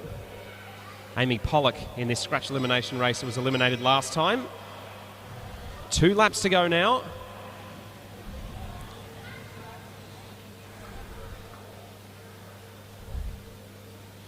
.204 Hayley Bain from Blackburn also has to withdraw.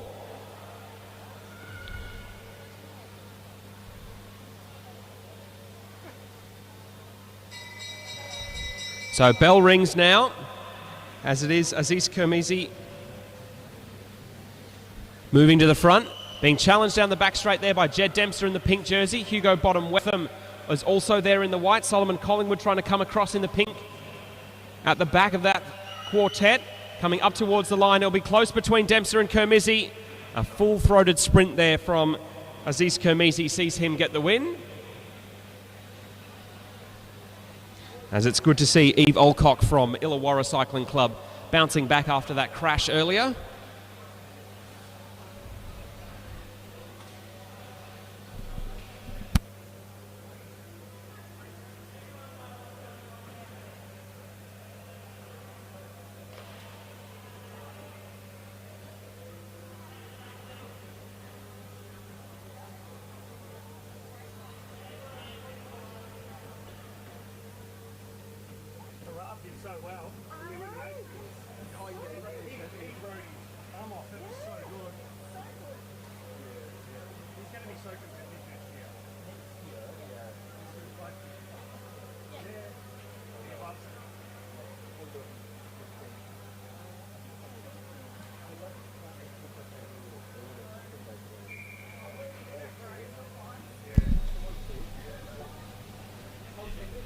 As our under-13 scratch elimination riders have been withdrawn, we will now have a 4-lap handicap scratch race for our under-9s and 11s. This one's going to be a straight scratch race. I've just been updated by the commissaires, just a straight scratch race for our under-9 and 11 boys and girls. So 3 laps to go now, as it is Henry Ladner in the black helmet, in the black and orange jersey of Brunswick Cycling Club, who's moving up the outside of that leading trio.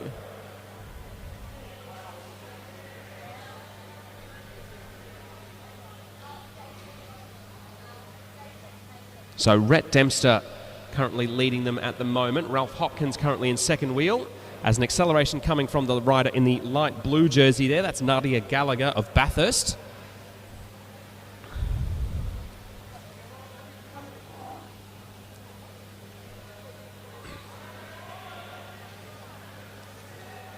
So a lap and a half to go now in our under-9s and 11s scratch race. Ralph Hopkins it is. Winding it up now, the winner of the under-13 Melbourne Cup on wheels at this very track a month ago. Rhett Dempster, his clubmate from Brunswick, now trying to chase him down. Milan Klein from Bundaberg is in third place with the fluoro yellow helmet. Coming out of turn 4 and into the home straight. Ralph Hopkins leading. Dempster is closing quickly. He gets to a bike length, but no further as Hopkins goes out the winner.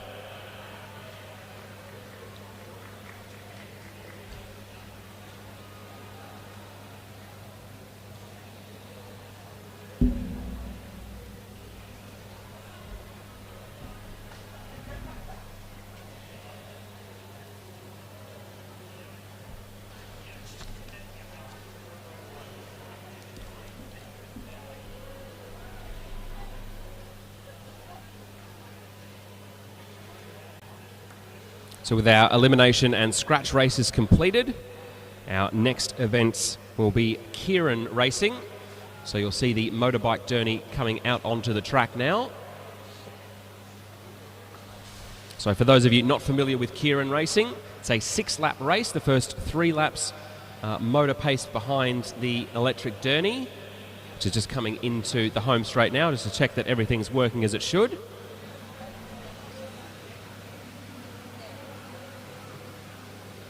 So 3 laps paced behind the Derny. Rider's not allowed to move past the Derny before the end of that 3 laps. After the Derny is withdrawn, riders are free to race for themselves over the remaining 3 laps. First rider over the line on the last lap is the winner.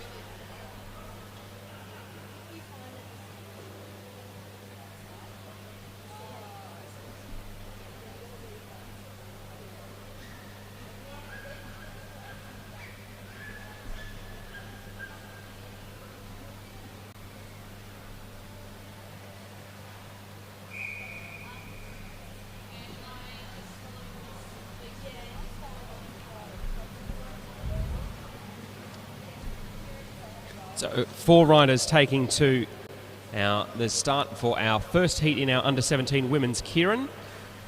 So taking up first position behind the Moto Derny, that's Sienna Tinkler. Second place in the navy blue and gold of Carnegie Caulfield Cycling Club is Chavi Tunksale. Third place at the moment in the blue and orange, that's Jenna Gallagher of Bathurst. And the rider in the black, on the back of the group at the moment, that's Willow Clavel from South Australia.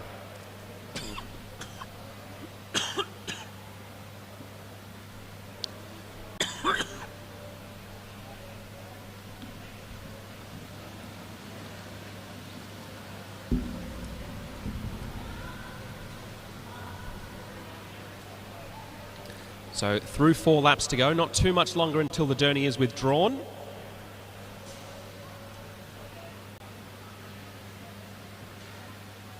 All right, the blinker goes on, the Derny pulls away, and our 4 riders will have 3 laps of fury to decide this first under-17 women's Kieran heat. So Tunksale at the front of the bunch on the inside of the track. Sienna Tinkler from WA just moving up on her right-hand side.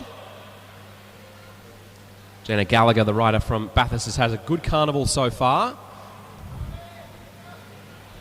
And as Chavi Tunksale moves up the track a little bit, Jenna Gallagher sneaks up the inside. A lap and a half to go now. No rider keen to put all their cards on the table just yet. But it looks like there's an acceleration now from Chavi Tunksale, the rider from Carnegie Caulfield. Sienna Tinkler matches that and counters, going around the outside. So the rider from Western Australia looking strong down the back straight. A full standing acceleration from Sienna Tinkler. Chavi Tunksale chasing hard. Sienna Tinkler looking strong, checks over her shoulder, has a good gap, and she'll take the win in this first Kieran sprint. Chavi Tunksale second, Willow Clavel in third place, and Jenna Gallagher coming over the line in fourth.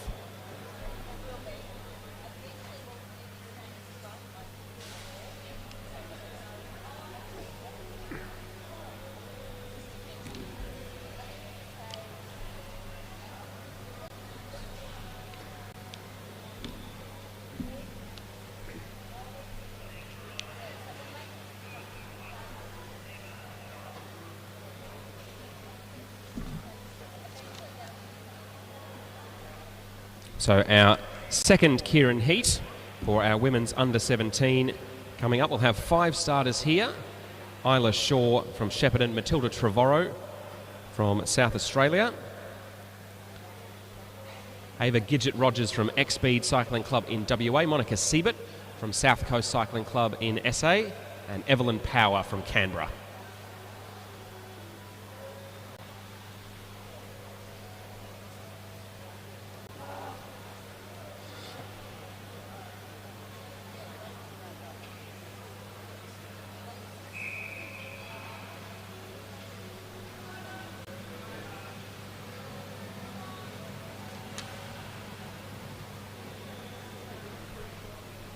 So as they roll off the start, the first rider in the line there, Ava Gidget-Rogers, one of many riders riding the carnival this weekend who dabbles in multiple other disciplines of cycling. So Ava also takes part in road and cyclocross racing as well as track. So in second wheel, Matilda Trevorrow, Isla Shaw, another rider who also races road and cyclocross.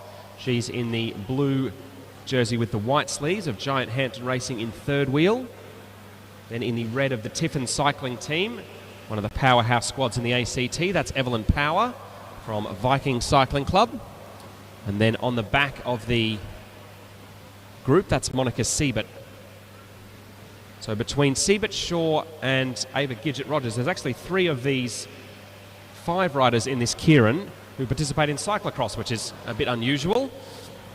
So the Derny is withdrawn, 3 laps to go now. Ava Rogers just checking over her shoulder. Wants to make sure that she doesn't miss out on an attack that might come. So coming into 2 laps to go now, the Western Australian will lead them in.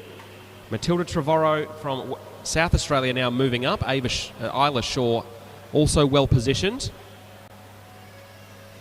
Monica Siebert in the pink and purple jersey of Mood Racing from Adelaide. On the back of the bunch at the moment, but is that because she's about to wind up for an attack? Coming into the bell now. 1 lap to go in our women's under-17 Kieran. So Ava Rogers at the front. Isla Shaw now accelerates past her into turn 2 as Evelyn Power, the rider from Canberra, now trying to peg her back. So Isla Shaw leads them into turn 3. Ava Rogers, the Western Australian, is on her wheel, coming up towards the line now.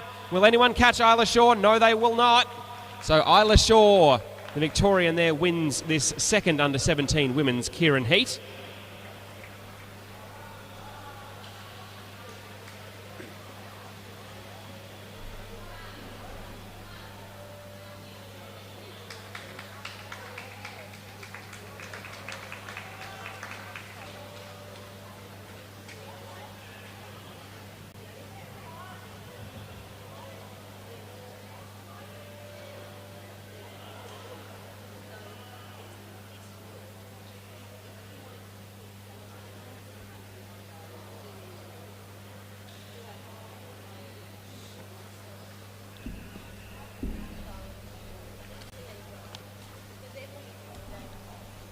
So with our under-17 women's Kieran heats completed, we'll now let the under-17 men have a go.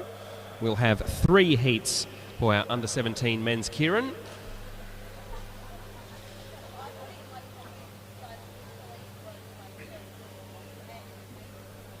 So in this first heat, we'll have Thomas Stevens from Adelaide Hills Cycling Club, Lachlan Ermert from Blackburn, Hunter Davis from Bundaberg, Ewan Brown from Carnegie Caulfield, Carter Payne from New Zealand, and Luca Schmidtke from South Coast Cycling Club in South Australia.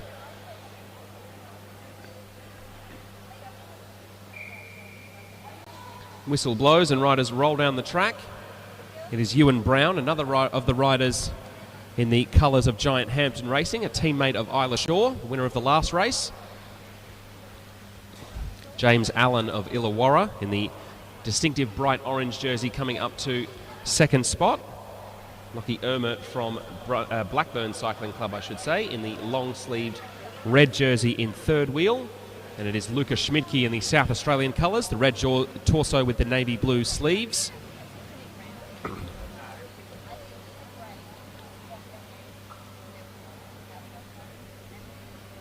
Hunter Davis from Bundaberg is among this group in the white. Carter Payne, second from last in the black jersey with the blue, gold and green. And then on the back of the field in the red helmet, Thomas Stevens from Adelaide Hills.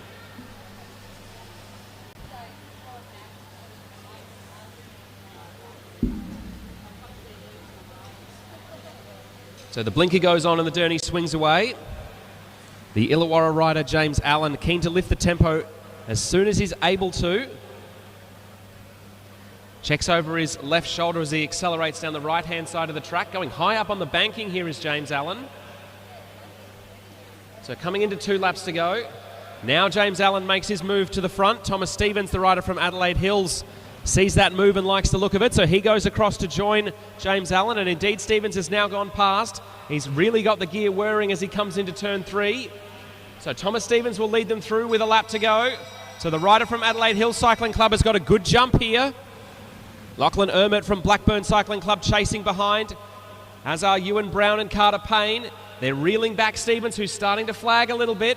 Lachlan Ermert comes past the rider from Adelaide Hills. Carter Payne coming up quickly at the line. Carter Payne takes the Kieran heat there. So the New Zealander timing his run beautifully to come over the line in first place.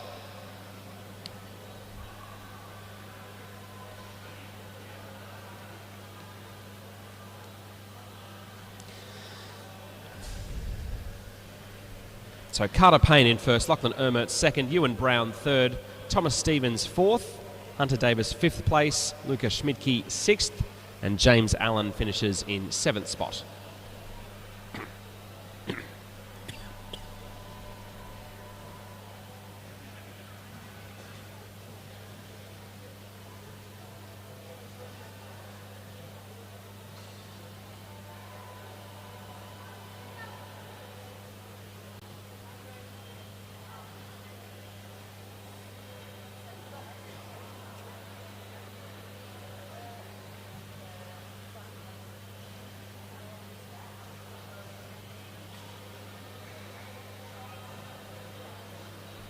So riders in our second under-17 men's Kieran heat just awaiting the arrival of the Derny. The whistle blows and they will roll down the track.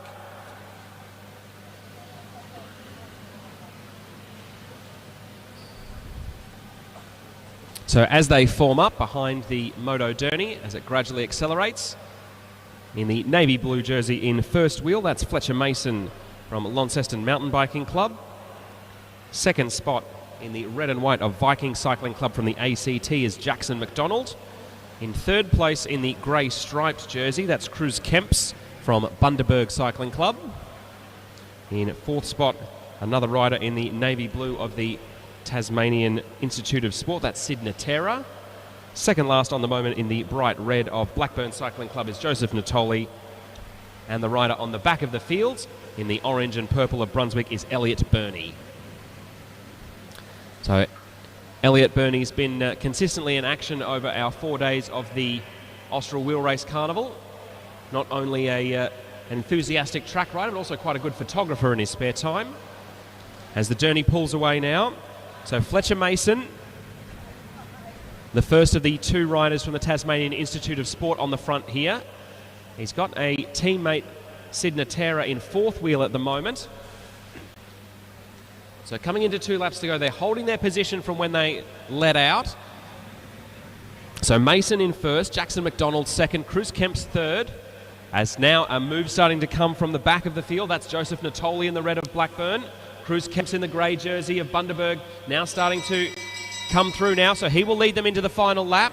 Cruz Kemps has got a good jump here, but Joseph Natoli and Sid Natera starting to track him down. So the Queenslander at the front, the Tasmanian Natera trying to come around his outside. Cruz Kemps looking good as they come up towards the line. Cruz Kemps hangs on from Sid Natera by half a wheel. Joseph Natoli taking third place about a bike length back. Jackson McDonald in fourth over the line. Then it was Mason in fifth place and Elliot Burney in sixth.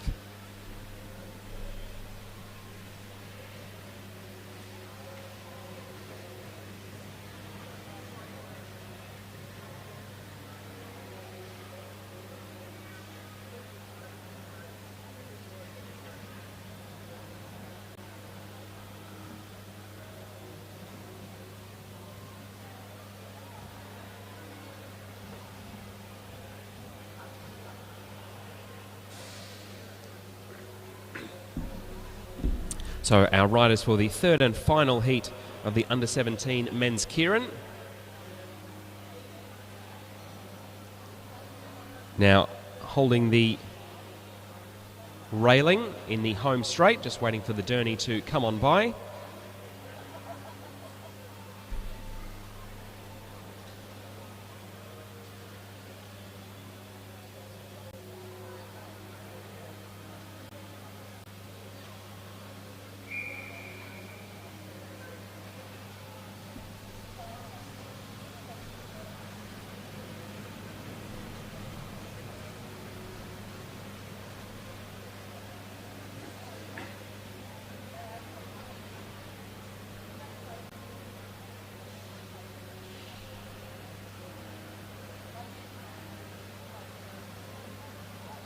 So as the Derny begins to accelerate now, the first rider in the line is number 270, Hugo Alcock from Illawarra Cycling Club. Second wheel is Joshua Moore from Neo Cycling Club in Sydney. 3 New South Welshmen in a row as in third wheel is Jacob McLaughlin from Wagga Wagga. Then it is Caden Ryan from Blackburn Cycling Club. Jake Lesky is the figure in the navy blue and gold of Carnegie Caulfield. 3 from the back. Then it is Arnav Chakravarthi, and on the rear of the field at the moment, Omer Kermizi from Brunswick.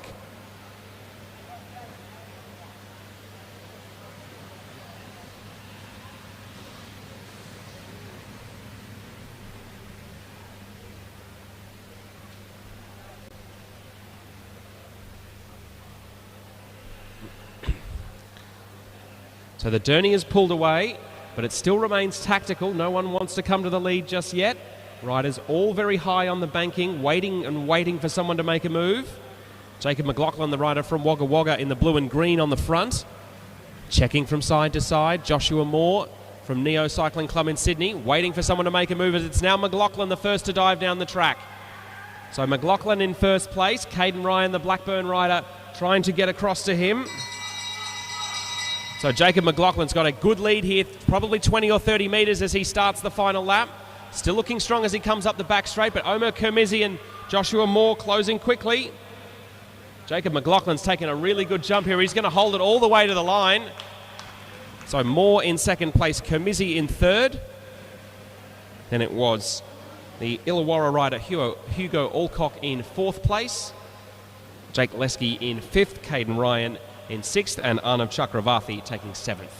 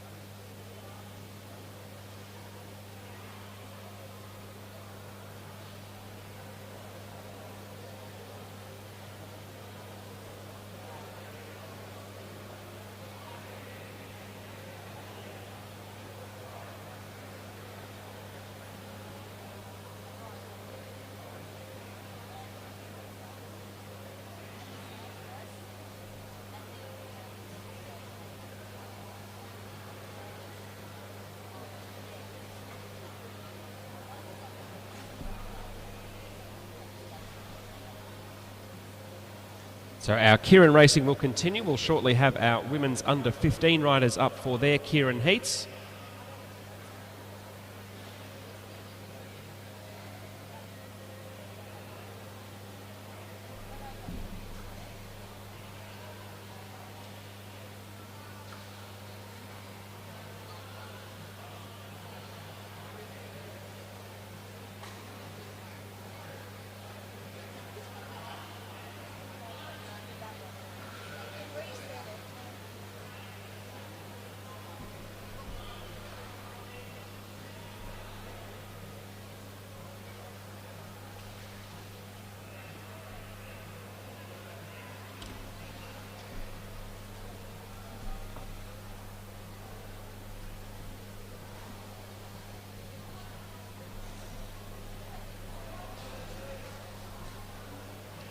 So starting in this heat,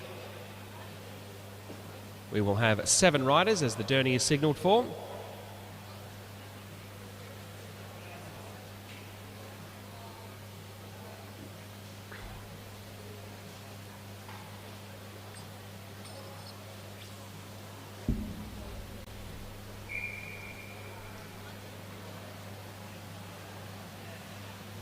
So as the riders roll into formation now,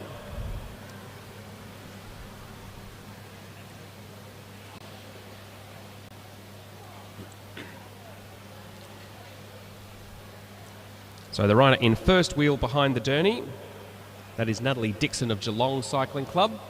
In second wheel in the blue and yellow of Bendigo and District Cycling Club is Amelia McLean. Third wheel is Matilda Kemps from Bundaberg Cycling Club, the runner-up in that thrilling under-15 Elimination National Championship earlier. Then in fourth wheel in the black and green is Asher Crofts of Brunswick. Lucy Harrison is the fifth rider in the line on the bright teal bike. Then in the light blue jersey, second last at the moment, is Scarlett Stewart, and the rider on the back, number 213, Crystal Gill of Brunswick.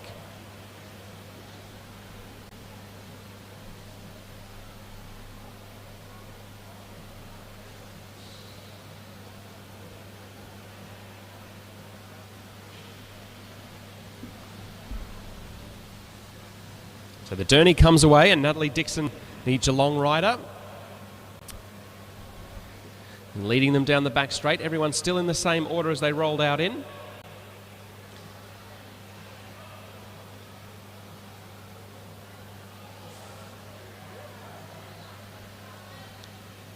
Everyone's still happy to roll around now as it's Scarlett Stewart looking to improve her position from the back of the field. Matilda Kemps also moving up around the outside now. So the Queenslander from Bundaberg starting to stamp her authority on this Kieran race as they come in towards a lap to go. So Matilda Kemps has Asher Crofts right on her wheel. So Kemps looking strong coming down the back straight as Crofts makes her move now. So Asher Crofts leading them into turn 3. Scarlett Stewart trying to challenge Matilda Kemps for second place. Asher Crofts looking very strong in first. As they come up towards the line, Asher Crofts takes the win. Matilda Kemps in second, Scarlett Stewart third. Lucy Harrison it was coming over the line in fourth place. Then it was Crystal Gill, Amelia McLean, and excuse me, and Natalie Dixon.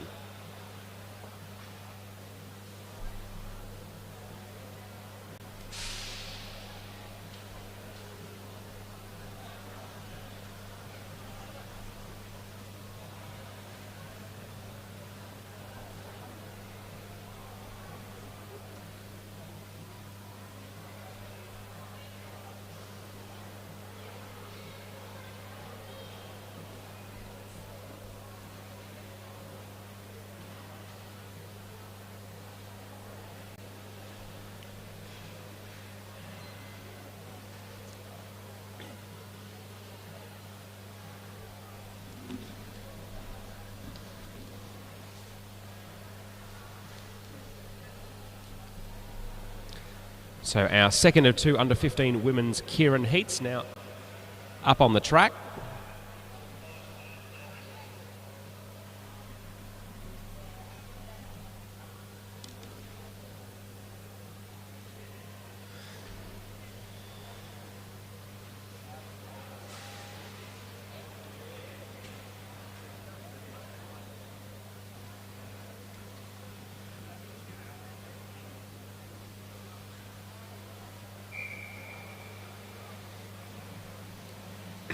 So the whistle blows and the riders roll out.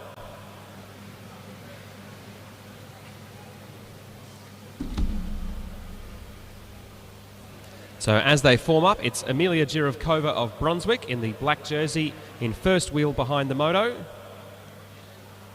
Second wheel is Mackenzie Stevens of Norwood Cycling Club in South Australia. In third wheel, it is Chavi Tanksale of Carnegie Caulfield. And then at the back of the field, Grace Olcock from Illawarra.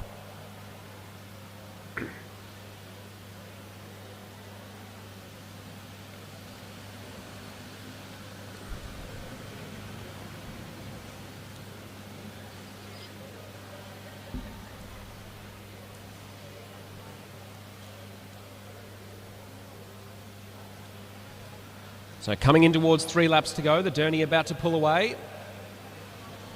And as it swings away, Amelia Jirovkova immediately checks over her shoulder. Mackenzie Stevens is there, Tanksale is there. And Grace Olcock just on the back. Amelia Jirovkova shifts up the track to let Mackenzie Stevens lead for a little bit. So 2 laps to go. Very tactical at the moment. No one willing to attack first.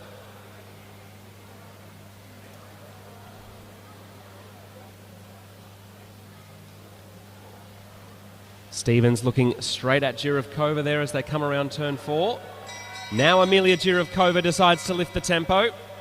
So the rider from Brunswick laying down an attack for the others to follow. Mackenzie Stevens accelerates into the slipstream of the rider from Brunswick. Paravi Tanksale in the blue and white is in third wheel at the moment. Amelia Jirovkova leads them out of turn 4. Looking strong coming up to the line. Mackenzie Stevens charging late, but Amelia Jirovkova will hang on. So Amelia Jirovkova taking the Kieran sprint win. Mackenzie Stevens in second place. Paravi Tanksale in third, and Grace Alcock of Illawarra in fourth.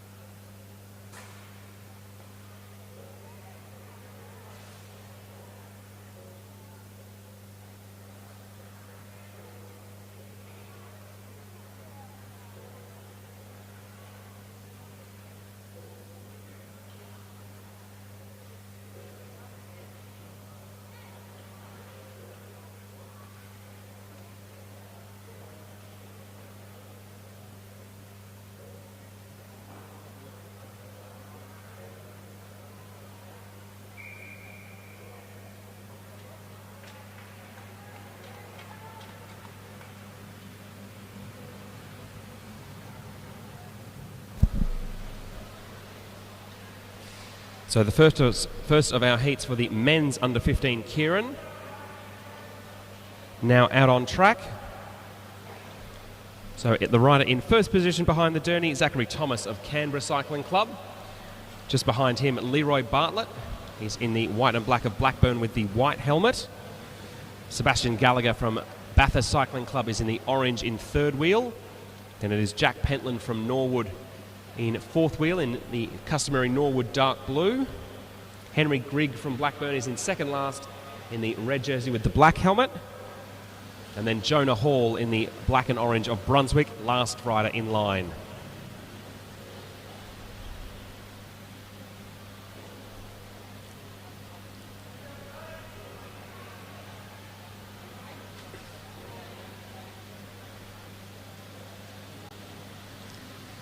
So the Derny pulls over, and it's the rider from the ACT, Zachary Thomas, on the line, on the front of the line for now. No one keen to make a move straight away. Leroy Bartlett being very watchful in second wheel here, as is Zachary Thomas, the current leader. Jack Pentland from Norwood now starting to move up.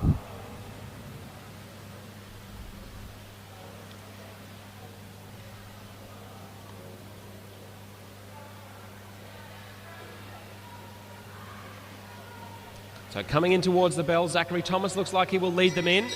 Leroy Bartlett holding second wheel. Jack Pentland starting to move up now, as is Henry Grigg. So Thomas, the youngster from Canberra, leading them down the back straight. Leroy Bartlett in second wheel. Thomas has looked good from the front all the way through this Kieran. Will he be able to hold it and win from start to finish? He comes up towards the line, close on the throw, but Zachary Thomas it is who takes the victory. A close second there for Leroy Bartlett.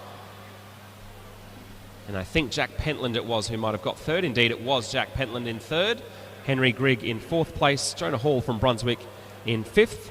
And the Bathurst rider Sebastian Gallagher in sixth spot.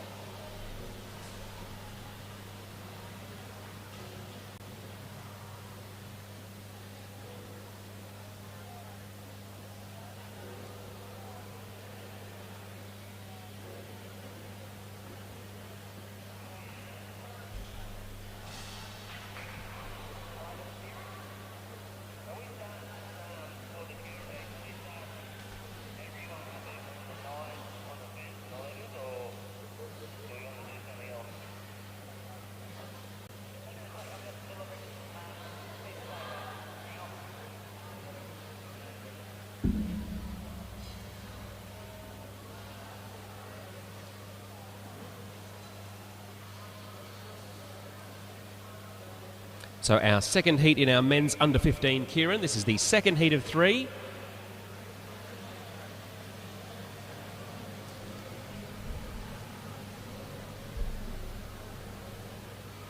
Now rolling away. And as they head down the back straight, it was our runner-up from the under 15 elimination national championships earlier, Declan Zheng, on the front of that line. In second wheel, in the colours of the Française de Jure Pro Team. That is Evan Tobin. In third wheel at the moment, also in a old school Pro Team jersey. That is Ari Riley of Bendigo and District Cycling Club. And just behind him in the white and red of Viking Cycling Club from the ACT, that's Sean Bates. Second last in line in the purple jersey, that's Adrian Zheng from Neo Cycling Club, and on the back of our field, Arav Chakravarthi, the local rider from Blackburn. Now, if you're feeling a little bit peckish, we've got a number of good options. We've got the Mr. Swaggy van out the front. So if you head into the foyer, you'll see it out the back there. You can get a variety of tasty treats, including burgers, wraps, and some vegetarian options as well. I think they also have hot dogs and soft drinks. If you need a bit of caffeination, the Volks Coffee van is set up in the back straight. And they're also doing a range of hot and cold drinks for your Saturday afternoon.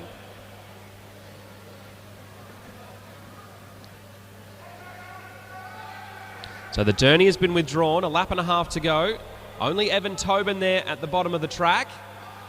Will he think about trying to convert this lead they've given him into something more? So Evan Tobin checks over his shoulder. They've got riders coming from behind as they come up towards the bell. Ari Riley it is, the first rider to move. Declan Zheng, the rider from Preston, in second. And Sean Bates from the ACT accelerating rapidly. His legs whirring as he goes into turn 3. The rider from Canberra looking strong as he comes up towards the line. He will not be challenged. So Sean Bates takes the win. Second place there for Declan Zheng. Third for Ari Riley. Fourth for Adrian Zhang of Neo Cycling Club in Sydney. Then it was Arav Chakravarthi and Evan Tobin.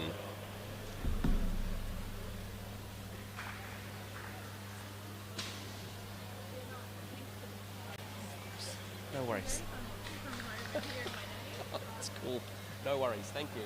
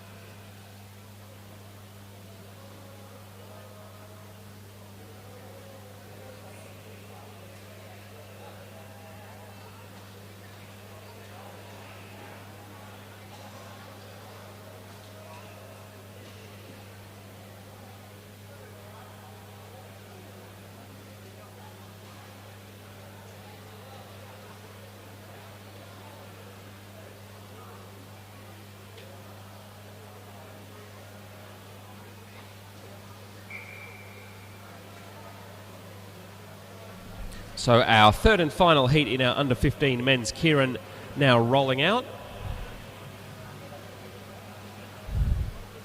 And as they form up, it's the black and orange colours of Brunswick. That's Michael Moulds in first position. In second wheel, Thomas Perry of Albury-Wodonga.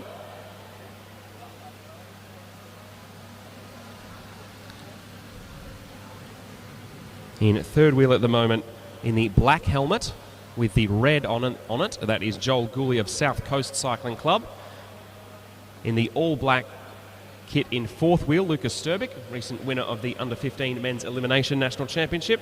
And the last rider in the line in the colours of Blackburn Cycling Club from Melbourne's eastern suburbs, that's Arav Desai.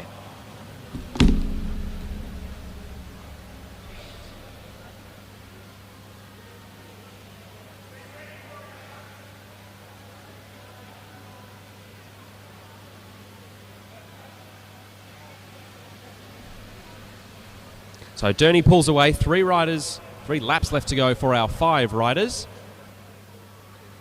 So Joel Gooley and Lucas Sturbick, 2 riders who were heavily involved in the finale of our elimination national championships about an hour ago. Leading at the moment, Arav Desai from Blackburn in 4th place. Thomas Perry in the yellow and navy blue of Albury-Wodonga also floating there. Michael Moulds from Brunswick at the back of the field for now. So a lap and a half to go. No one's really hit the gas just yet. Joel Gooley decides to accelerate from the front now. Lucas Sturbick is in good position there, and the Sydney sider is in position to be shoulder to shoulder with Joel Gooley as they come down the back straight. So Gooley leading now, Sturbick accelerating, drawing level with him as they come into turn 3. Gooley holding good position there as they come out of turn 4. Coming up towards the line, Lucas Sturbick will have just a little too much. So Lucas Sturbick takes the win there. Second place it was for Joel Gooley. Third in the end for Arav Desai. Fourth for Michael Moulds, and Thomas Perry of Albury-Wodonga Cycling Club finishing in 5th.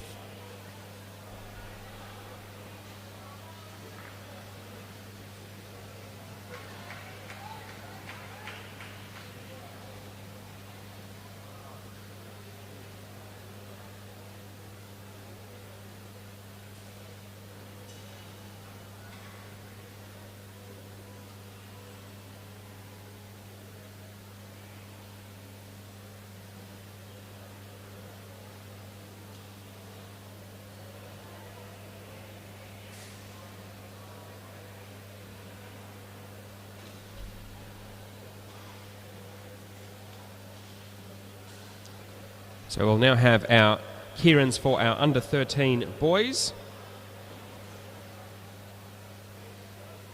So one non-starter from the 5 listed here. Jack's Roll of Brunswick was a faller in an earlier crash in the under 13 scratch race.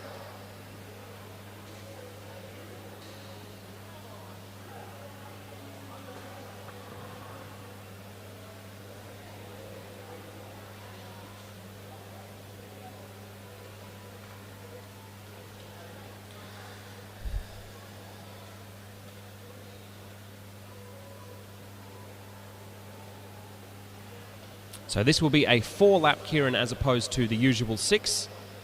Derny pulling away after half distance.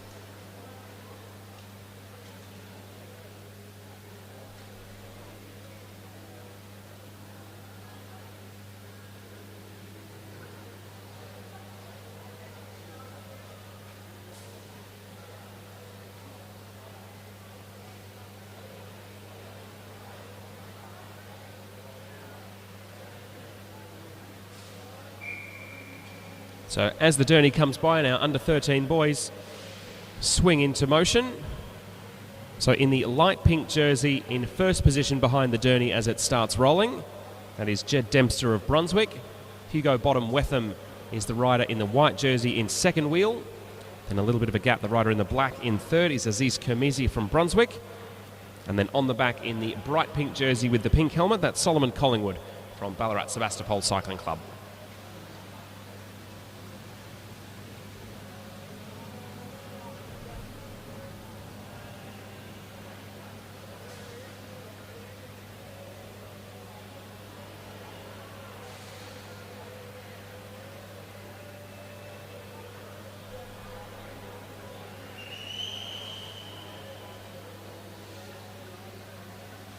So the Derny now pulls off at halfway.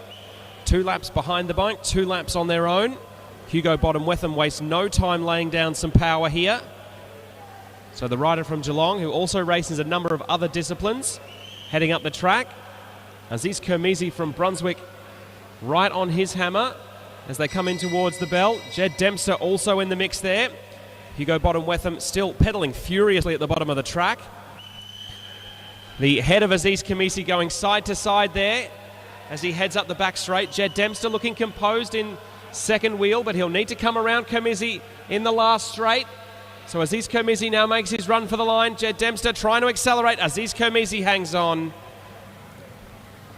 Jed Dempster in second. Hugo Bottom-Wetham in third. Solomon Collingwood taking 4th place.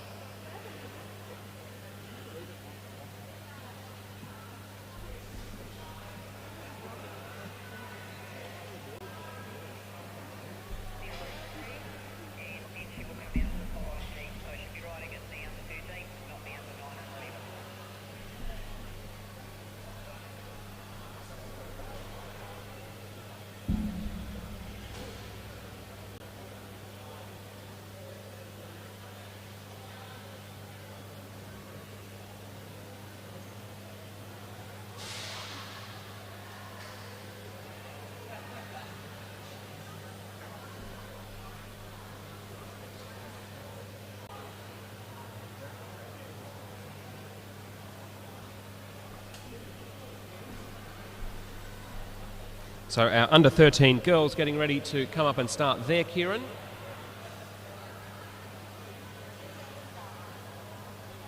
So 6 riders taking to the start.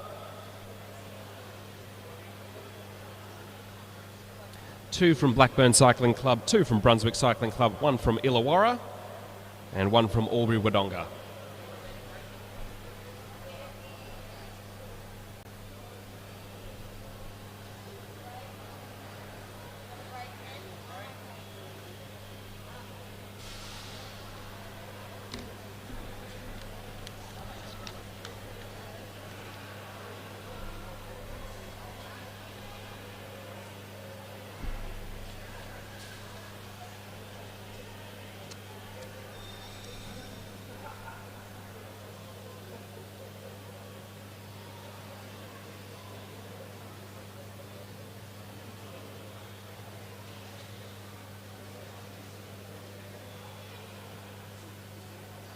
So just repositioning a couple of riders here, making sure that everyone's comfortable before they can start.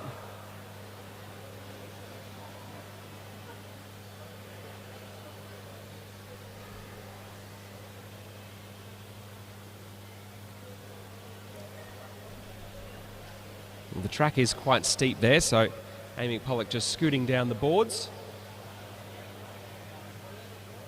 Not easy to walk up and down the track from start to finish, especially if you're wearing cycling cleats.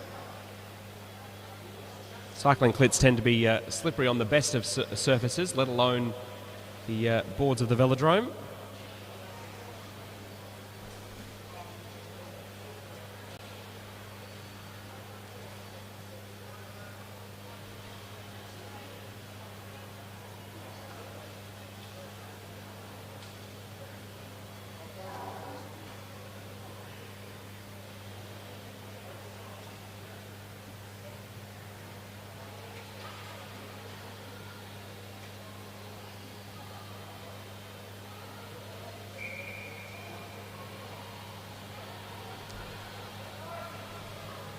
So as they roll out, all of our riders comfortably off the start line.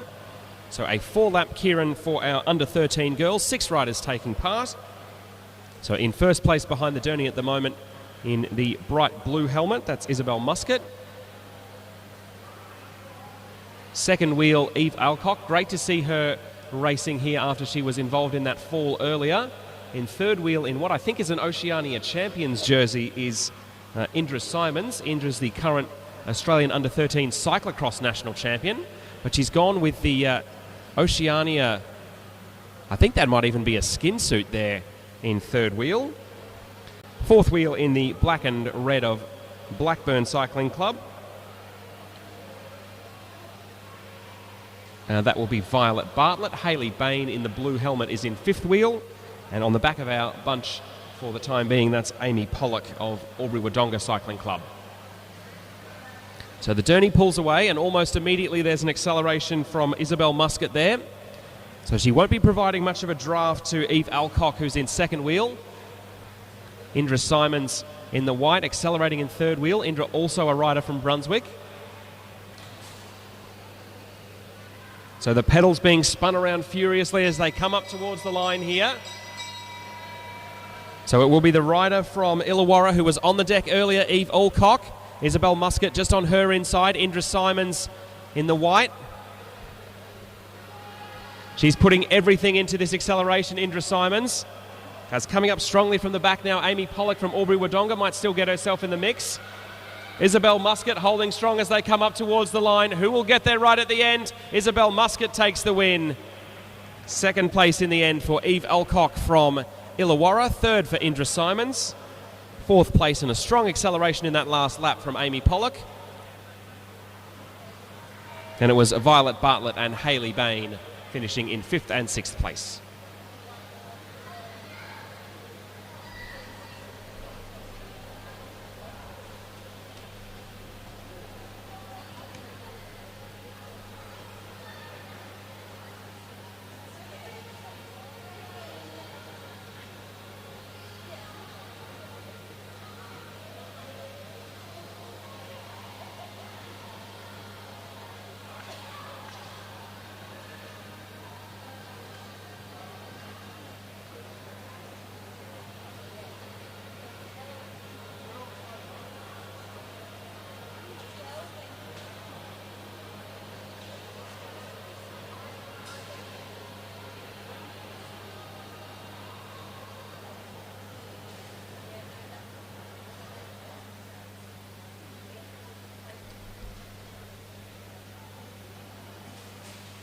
So next up, our under 9s and 11s.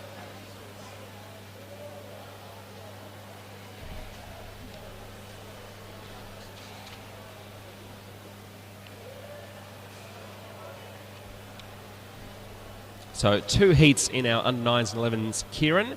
Our first heat will have Nadia Gallagher, Charlotte Woods, Alex Pollock and Ralph Hopkins.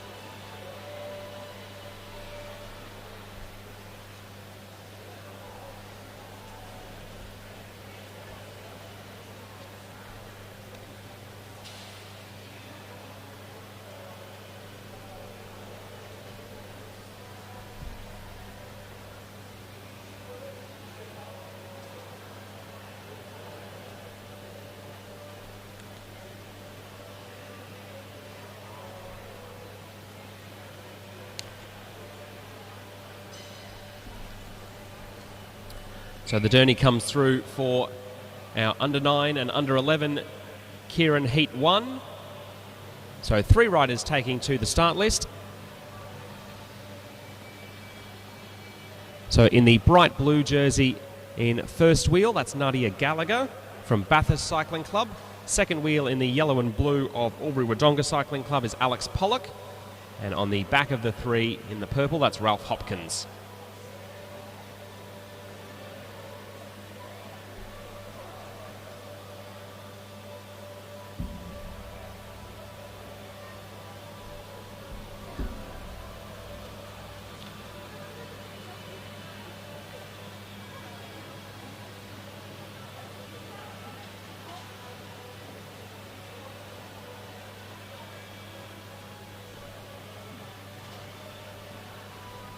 So the Derny gradually picking up speed as it goes down the back straight.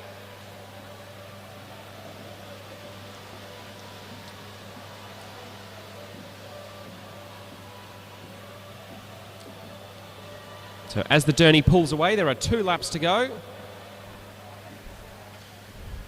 Ralph Hopkins accelerating down the right-hand side of Nadia Gallagher. Alex Pollock from Albury-Wodonga accelerating up the inside. So they're 3 wide going down the back straight with a lap and a half to go. Ralph Hopkins just checks on his inside there for Alex Pollock. So Ralph Hopkins looking to take first position there. That characteristic sprint that saw him win the under-13 Melbourne Cup on wheels here 6 weeks ago. Nadia Gallagher trying to close across to the Brunswick rider now. Ralph Hopkins checks over his shoulder, but he's got a problem. Nadia Gallagher's coming up quickly. As they come up towards the line, Ralph Hopkins in first. Nadia Gallagher challenging from behind. She won't quite get there in the end. So Ralph Hopkins takes first place. Nadia Gallagher, a good effort in second, and Alex Pollock from Albury-Wodonga Cycling finishes in third.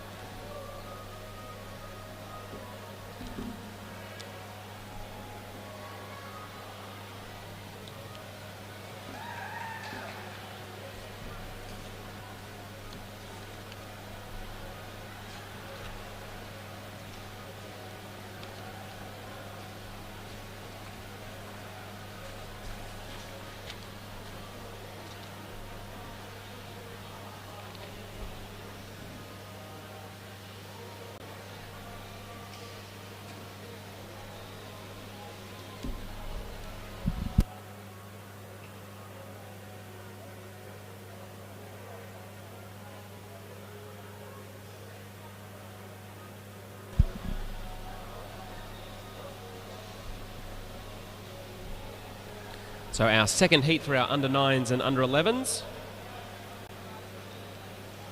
Just about ready to go.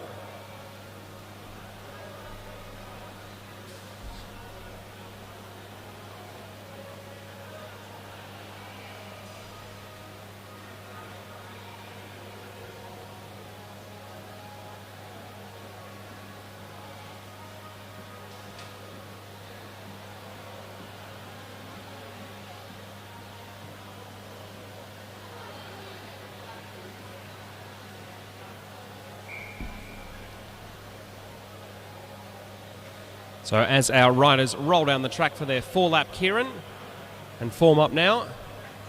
So 5 riders taking to the start list.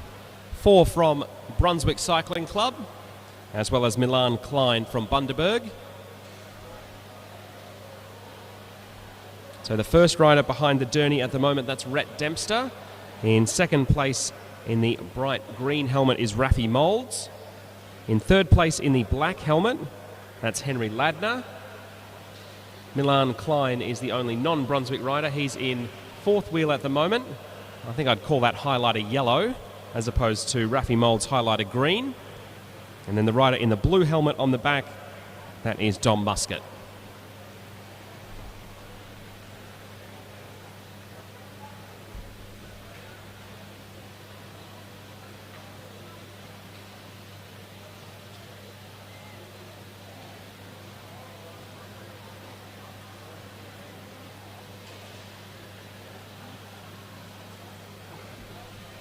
So the Derny is withdrawn. Rhett Dempster decides that's as good a time as any to attack.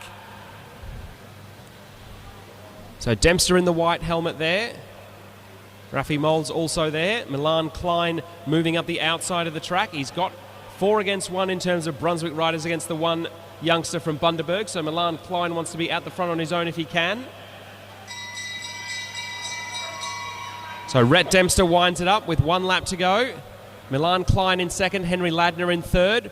Rafi Moulds chasing hard. He can't quite get onto the tail of the main bunch as it accelerates down the back straight. Rhett Dempster still holding strong. Milan Klein will have to come around late in the home straight. So as they come up towards the line, a furious sprint there from Rhett Dempster is going to see him get the win. So Rhett Dempster finishes in first place, second for Milan Klein. Third for Henry Ladner in the black helmet. Then it was Rafi Moulds and Dom Muscat.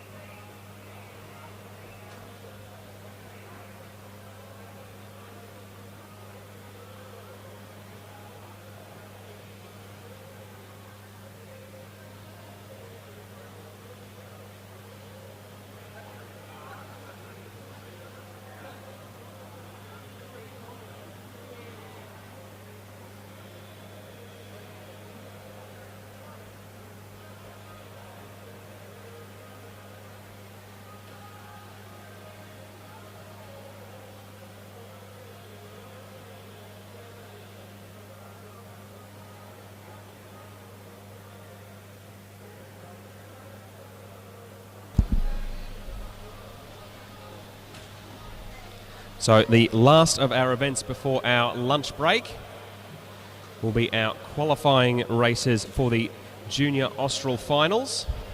Riders just getting themselves into position at the moment. So this is a handicap race over 6 laps. So our limit rider starting from 140 metres, James Allen of Illawarra. Arnav Chakravarthi from Blackburn starting from 110 metres. Elliot Burney of Brunswick going from 100 metres. Jake Lesky of Carnegie Caulfield starting from 80 metres. Jacob McLaughlin of Wagga Wagga starting from 75 metres. Fletcher Mason from Launceston Mountain Bike Club going off 70 metres. Hugo Alcock of Illawarra starting from 50 metres. Seth Harrison starting from 30 metres. Joshua Moore from Neo Cycling Club starting off 15 metres. And starting from scratch, Omer Kermizzi of Brunswick Cycling Club.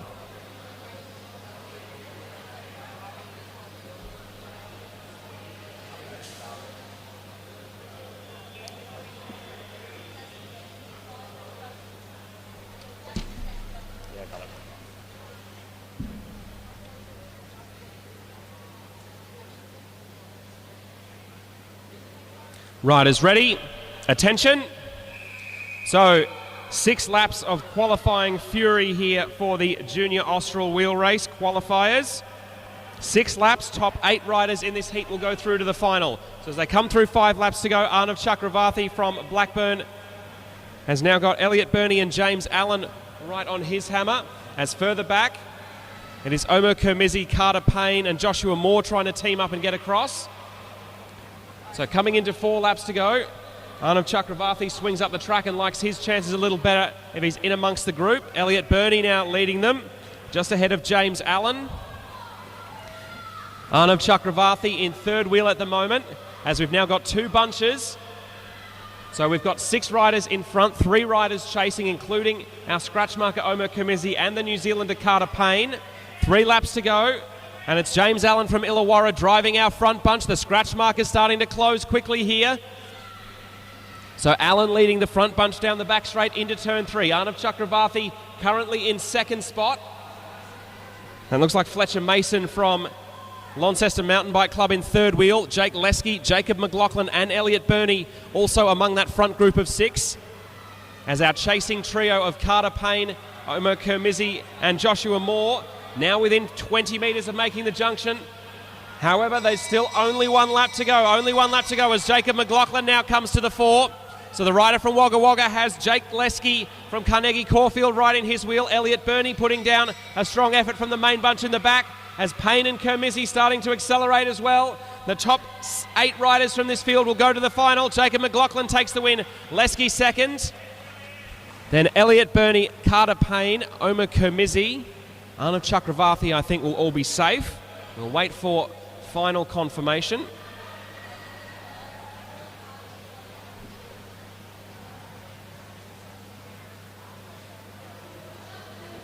So a super effort there from our volunteer camera crew, able to follow that one the whole way around. Jacob McLaughlin, the rider from Wagga Wagga, taking the win.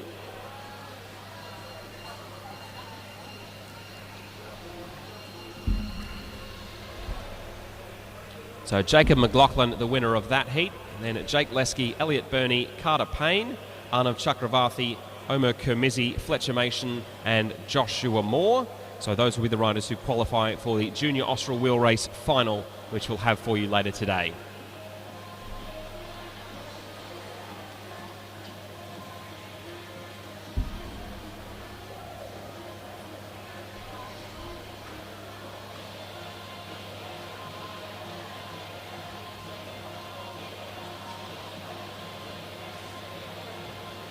Copy that.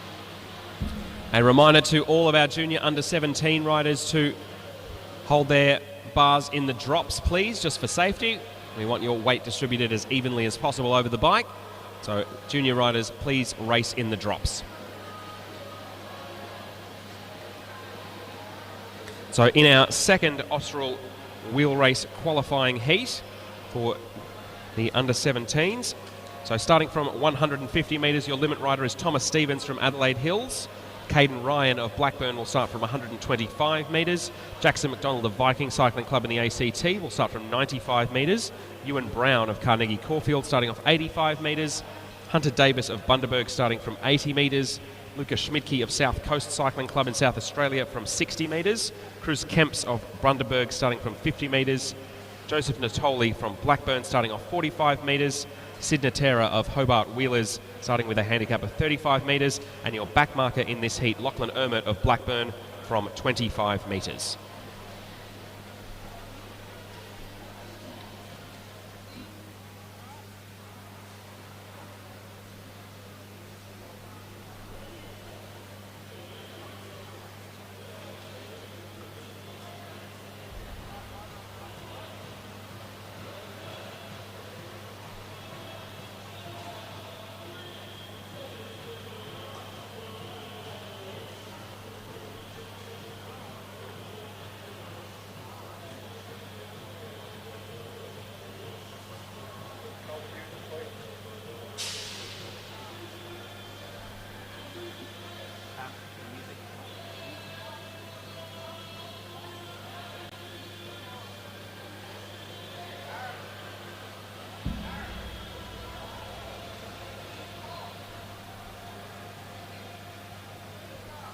So the commissaires have just requested that the music be turned off.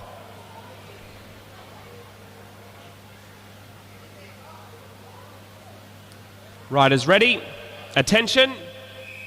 Whistle blows and we're underway. 6 laps to qualify for our Austral Wheelrace final. 10 starters in this heat. The top 8 will go through to our final later today. So 5 laps to go. And Thomas Stevens from Adelaide Hills, our limit rider, has a good gap there over Caden Ryan from Blackburn, who's currently in second place. Our 2 back markers, Lockie Ermert and Sid Natera, have teamed up So it looks like there's Thomas Stevens in front, Caden Ryan second, and then a big bunch rapidly forming as Sid Natera and Lockie Ermert are just about to make contact. So our main bunch all together with 4 laps to go. Thomas Stevens has 100 metres on the chasing bunch. So that'll be a good advantage for the rider from the Adelaide Hills. 3 laps to go for him, as it is Cruz Kemps now driving the bunch from behind. So the top 8 riders out of these 10 starters will go through to our Austral Wheelrace final for juniors. Thomas Stevens has started with a furious tempo. It's starting to fade a little bit now. 2 laps to go for him, but he still has the entire home straight by way of an advantage. Sid Natera and Lockie Ermert driving from behind, as Jackson McDonald from Viking Cycling Club sits in third wheel. Lucas Schmidtke also in there. Caden Ryan safely tucked within the bunch. 1 lap to go for Thomas Stevens. He attacked hard from the start. He's fading now, and the bunch are closing, but it's a big gap they have to make up as they're inside the final 200 metres now. Thomas Stevens is pedaling squares as he comes into turn 3. His advantage is fading rapidly. Will he be able to hold on? The bunch closing quickly. Lockie Ermert, Sid Natera are there. Thomas Stevens does hang on in the end.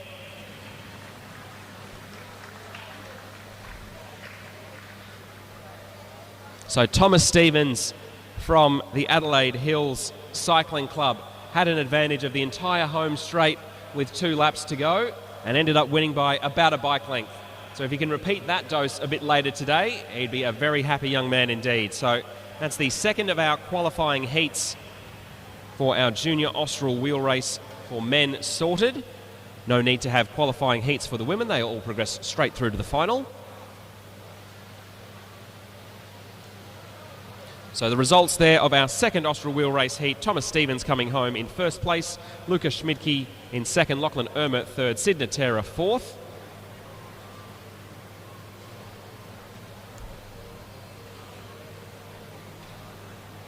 Jackson McDonald from Viking Cycling Club in fifth place, Joseph Natoli of Blackburn sixth, Cruz Kemps from Bundaberg in seventh spot, and our last qualifier was Ewan Brown from Carnegie Caulfield.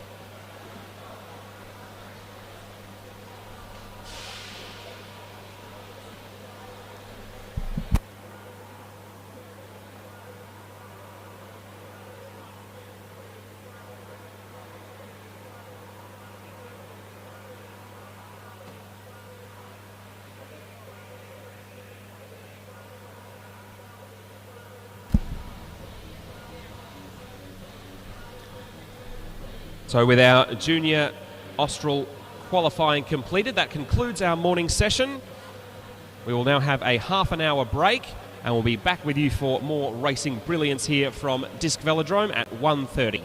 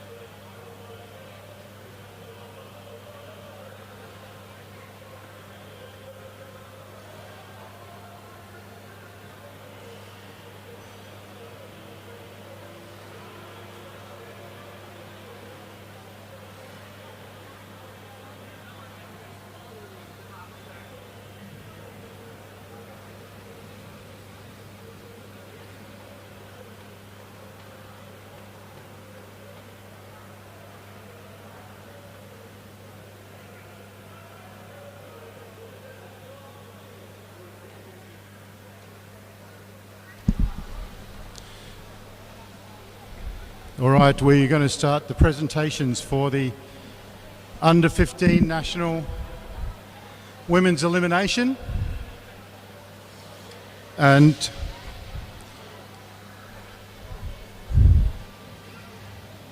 can you ask them to get the next one? It's on there.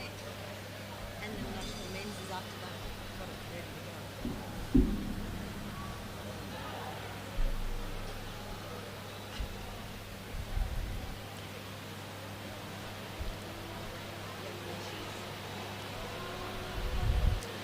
Presenting the medals will be Louise Jones, dual Commonwealth gold medalist Olympian, Oz Cycling event director. And the bronze medal from South Coast, Lucy Harrison.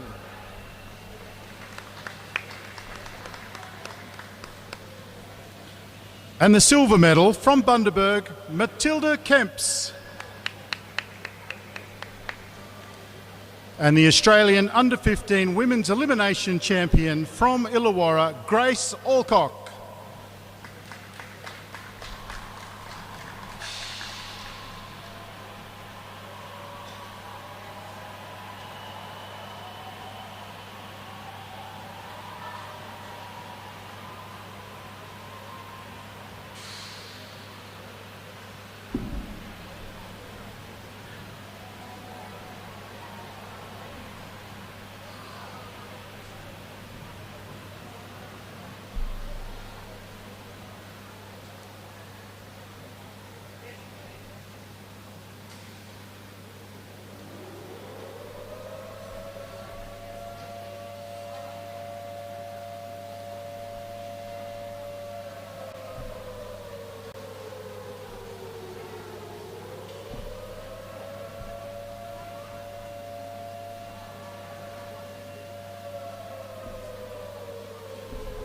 Felicity, run down and turn the music off at the laptop. The laptop. In the office, it's disconnected.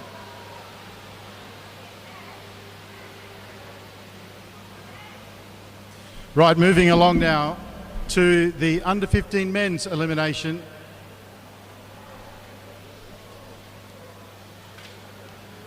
The bronze medal from the South Coast, Joel Gooley.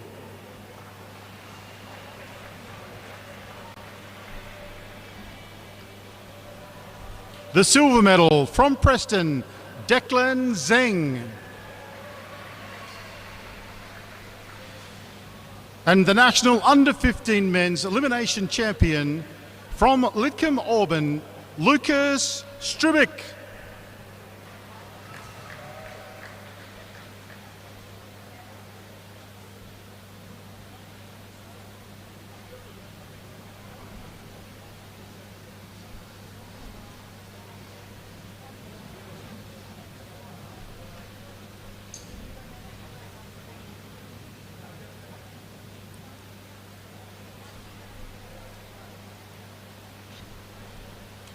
Your under-15 men's elimination podium, Joel Gooley, Declan Zeng and Lucas Strubic.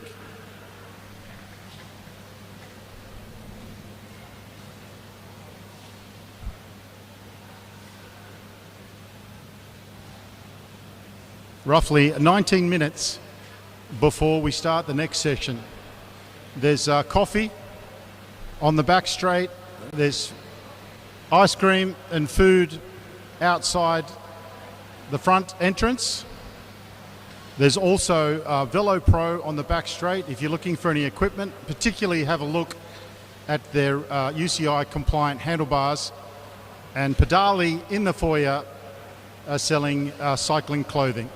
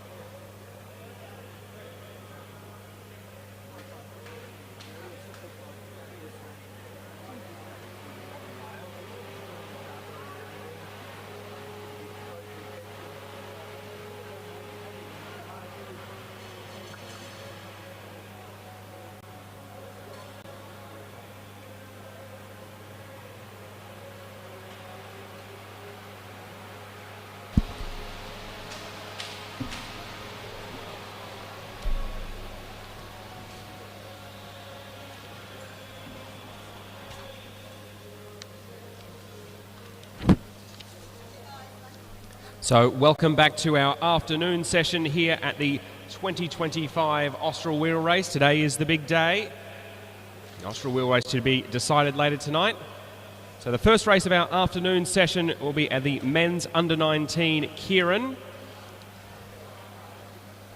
So this is round one, heat one. Top three finishers of our five starters will go through to round two. The others will go to a Kieran repechage round a little later on.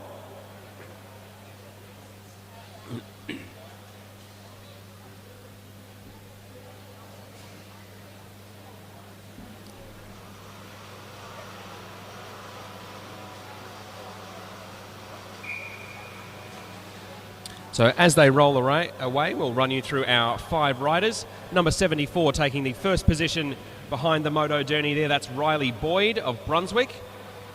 In second position in the all-orange there, that's Ravi Hermkens.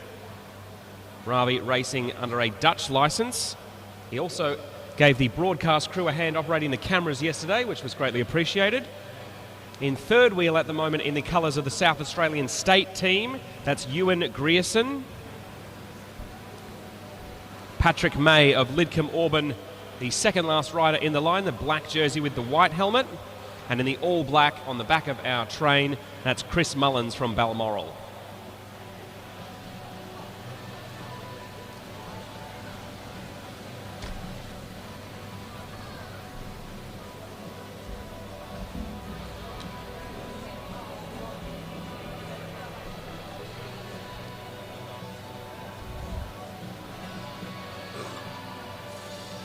So the 3 laps behind the Derny are completed, 3 laps to go. So riders starting to look around. Ravi Hermkens moving up the right-hand side of the peloton at the moment. Riley Boyd on the inside. Patrick May of Lidcombe Auburn also starting to get himself towards the front end of affairs. So Ravi Hermkens shoulder to shoulder with Riley Boyd as they come down the back straight with a lap and a half to go. Patrick May, the rider from Sydney, now starting to move into the lead as they come into the bell. 1 lap to go, so Patrick May leads them into turn 1. Ravi Hermkens in second place at the moment. Riley Boyd looking strong there in third. The first 3 riders will go straight through to round 2. So Patrick May will take the win. Ravi Hermkens and Riley Boyd, the other automatic qualifiers. And that means that Ewan Grierson, the rider from Norwood, and Chris Mullins from Balmoral will be headed to the repechage.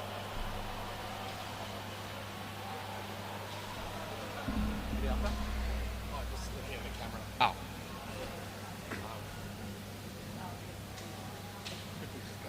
Right. Do you want to move it over this side maybe, or...?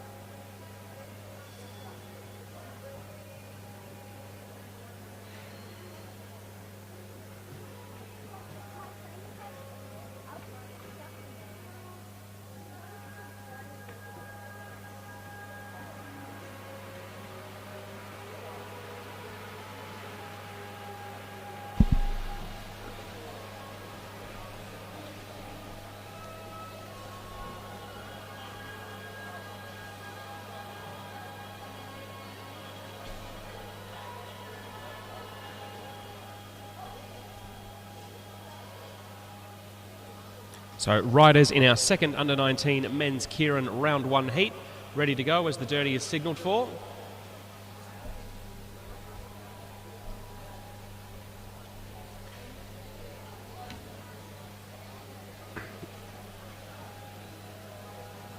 So 5 riders in this heat as they roll out.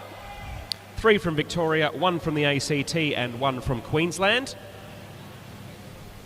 As it is Ben Holmes, the first rider, has to ease off his pace a little bit. He was a little excited to get started there, was Ben Holmes. So he's the first of the 2 Brunswick riders with the black and grey helmet. Just on his wheel, Lockie Trenton. Third wheel at the moment, the man from Canberra, Angus Withington, winner of our men's under-19 sprint on the opening day of our Austral Carnival this year. In fourth place in the maroon of the Queensland Academy of Sport, Sebastian Topping. And the rider on the back of the field for now, that'll be Ben Woods of Blackburn.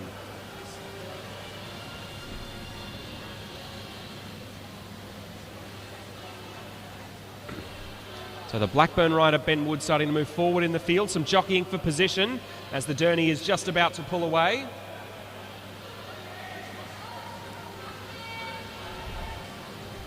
The Derny pulls away, 3 laps to go now. Lachlan Trenton moves around his Brunswick clubmate Ben Holmes there. Angus Withington, the rider from Canberra, in the blue jersey of the ACT Academy of Sport, keeping himself in a good position as they come through 2 laps to go. Consistently looking to his right there is Angus Withington, as Seb Topping, the Queenslander, is now on his wheel. So the rider from the ACT first, Queensland second, then it's the 3 Victorians. Coming through 1 lap to go. 3 riders from this heat will progress straight to round 2. And Angus Withington wants to make sure he's among those names. Withington leading them as they come down the back straight. Seb Topping in second. Ben Woods looks like he's in third at the moment. So as they come up to the line, Withington takes the win, eases off a little bit there. Seb Topping second. And Ben Woods of Blackburn is the third rider who'll go straight through to round 2. The 2 men from Brunswick, Lockie Trenton and Ben Holmes, will head to the repechage rounds.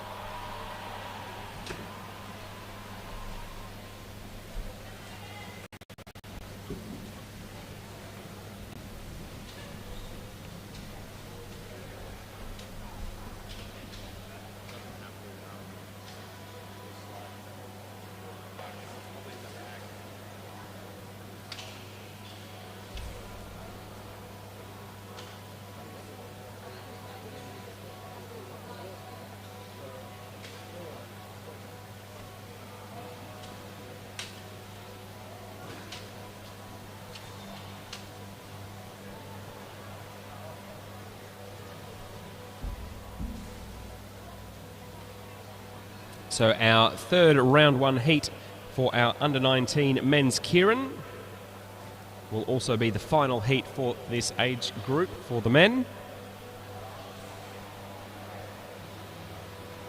So 6 riders starting this one, still the same. The top 3 will go straight through to round 2. The other riders will go through to the repechage.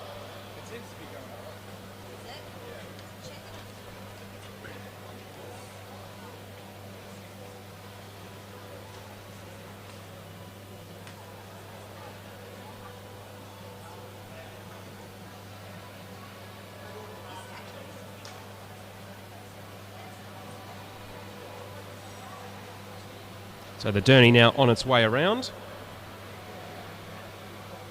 2 riders from South Australia in this heat.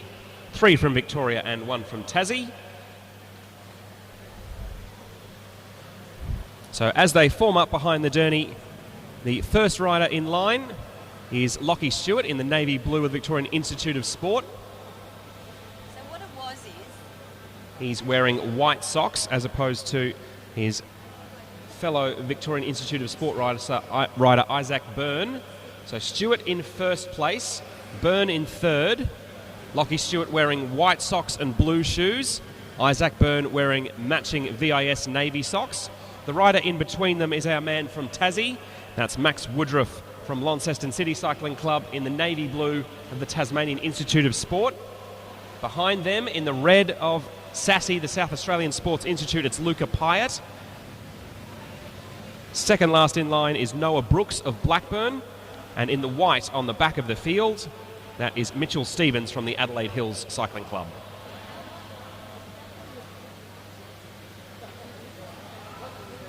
Okay, the Derny pulls away. Lockie Stewart leading them at the moment. Mitchell Stevens, the rider from Adelaide Hills, starting to move down the outside. A little bit of jockeying for position in the middle there between Isaac Byrne and Max Woodruff. A very tight bunch there. Some definite body contact between Woodruff and Byrne there as they come into a lap and a half to go. Lockie Stewart still leading the bunch. So the first 3 riders to progress, Lockie Stewart will lead them through. Max Woodruff in second, Isaac Byrne in third. Mitchell Stevens in the white in fourth place. Stewart leading strongly as they go down the back straight. Max Woodruff, the Tasmanian, looking to come around. Lockie Stewart looking very strong here as he comes up towards the line. So he will finish first. Max Woodruff, the rider from the Tasmanian Institute of Sport, takes second place. And the second VIS rider, Isaac Byrne, I think it was, in third. So those three riders will go straight through to round two, as it's confirmed now. Lockie Stewart, Max Woodruff and Isaac Byrne will move on. Mitchell Stevens, Luca Pyatt and Noah Brooks will need to race in the repechage if they want to fight it out for the Kieran title.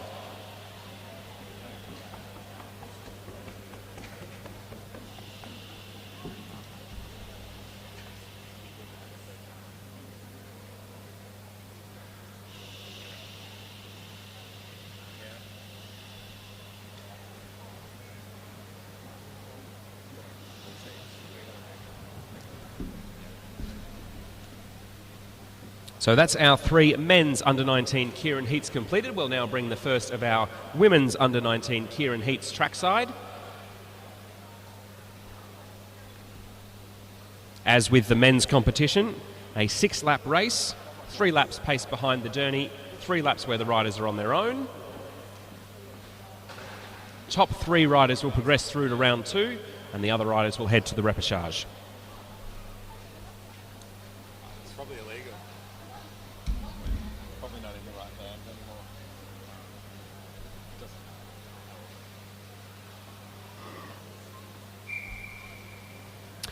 So the Derny comes by and the riders begin to form up. So as they settle in, rider number 165 in first position behind the Derny is Madison Smith from Gold Coast Cycling Club, the white jersey with the black helmet. Michaela Tobin of Geelong is in second wheel in the white. In third place amongst this group in the black, red and white of X-Speed cycling team, that's Maddie Pitt, the Western Australian. In fourth place, in the maroon of the Queensland Academy of Sport, Ella Liang, winner of the women's under-19 sprint on day 1 of the Austral Wheelrace Carnival and a junior world champion,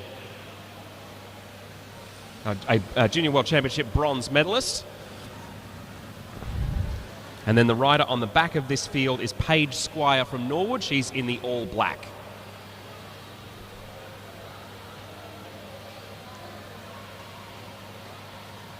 So the blinker goes on the Derny. 3 laps to go. Ella Liang moving herself forward.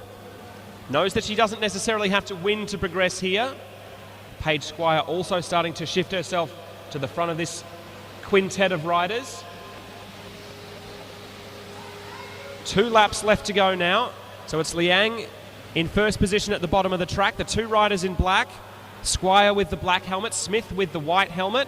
Then Maddie Pitt accelerating up the outside, and Michaela Tobin in the white trying her best to hang on. So 1 lap left now. First 3 riders to progress. Ella Liang, the Queensland Academy of Sport rider, leading them into the back straight. Maddie Pitt, the Western Australian, now starting to come around the outside. Ella Liang has Madison Smith, her fellow Queenslander, on her wheel. Looks like they will go through, and then a tight finish there between Paige Squire and Maddie Pitt for third place. That one came down to the throw on the line. So we will await the commissaires' results to confirm who's going through. Ella Liang and Madison Smith will both be safely through to round 2 of our women's under-19 Kieran, as third place has been given to Paige Squire of Norwood. So that means it will be Maddie Pitt and Michaela Tobin headed to the repechage.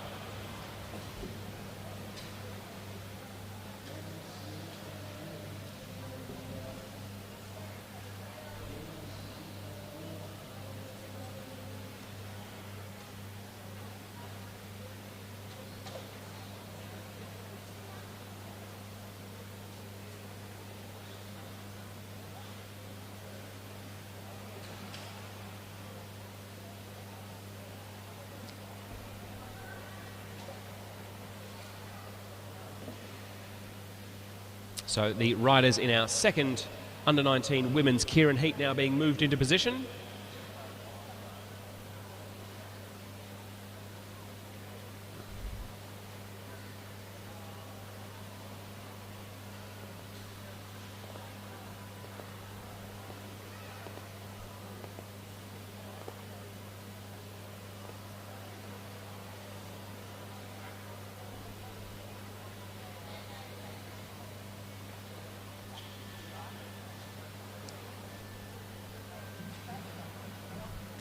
So 5 riders listed on the start list, only 4 in the home straight. I think our missing rider might be Billy Russell. She had a crash yesterday, so it wouldn't stun me if she was not starting.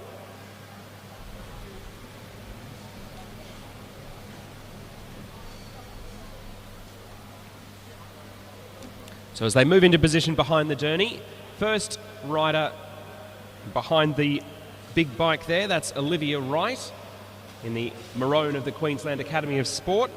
April Catt from Norwood Cycling Club and South Australian Sports Institute is in the red in second. The Victorian Alana Lake is in the Vic Blues in third. And the rider on the back of the 4 here is Sophia Backer from South Coast Cycling Club in South Australia.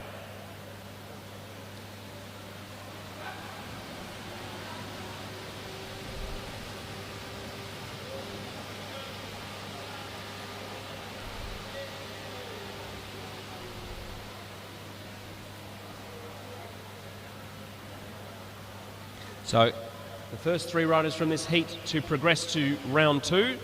So only one of these 4 will end up missing out and need to go through to the repechage. And as the Derny pulls away, no one keen to attack immediately. Olivia Wright riding low on the bottom of the track, keeping her head tilted to the right, knowing that anyone who wants to pass her will have to do so over her right shoulder.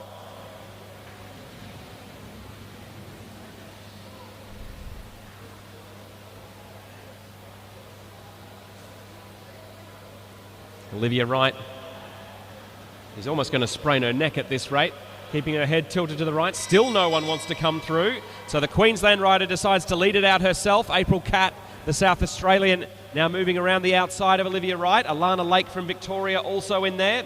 Sophia Backer is distanced. April Catt looking strong as she comes out of turn 4. So it looks like the South Australian will take the victory in this Kieran heat. Olivia Wright second, Alana Lake third. So those first 3 will progress straight through to round 2, and we'll see Sophia Backer in the repechage rounds a little later.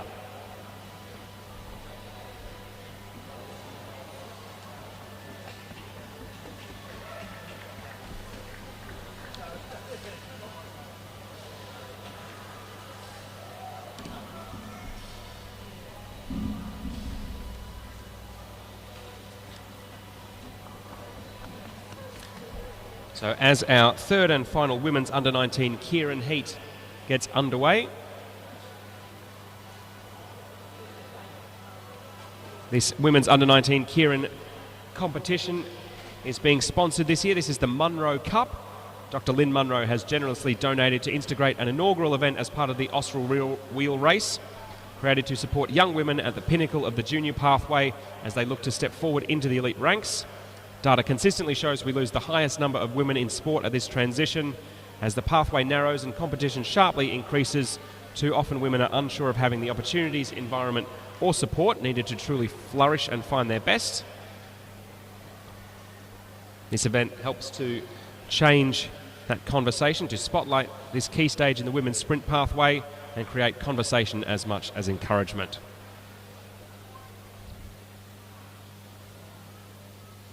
So Dr. Lynn Munro, a former national coach, a pioneer for women in track sprint coaching at world level, and worked in the Australian high-performance environment between 2017 and 2024. She advocated strongly for women in sport, holding the core belief that women must be actively backed towards greatness. She understood that key turning points can define an athlete's future, and that inspirational performance is found not just in winning, but in being prepared to step forward in the face of risk or challenge. This event and its accompanying trophy, the Munro Cup, what recognises women through the lens of that core belief, and that the true test of high performance is the courage to commit forward and keep believing. So the Munro Cup is the name of our under-19 women's sprint competition here today. So we thank Dr. Lynn Munro for her sponsorship of this race and some very wise words to say about the pathway for young women as they move into the older ranks. So back to our third and final heat for our women's under-19 Kieran, as they have come up behind the Derny now, coming through 4 laps to go. Milan Bradshaw from the University of Queensland in first place. Then it's Emily Watch, the ACT Academy of Sport, in second. Alexis Phillips from Viking Cycling Club in third wheel. Hope Harnetti from Castlemaine is in the yellow. And then on the back in the blue and white of Balmoral Cycling Club, it's April Patty. So 2 riders from Queensland, 2 riders from the ACT, and 1 rider from Victoria in this 5-woman heat. The first 3 riders going straight through to round 2, and the others headed to the repechage.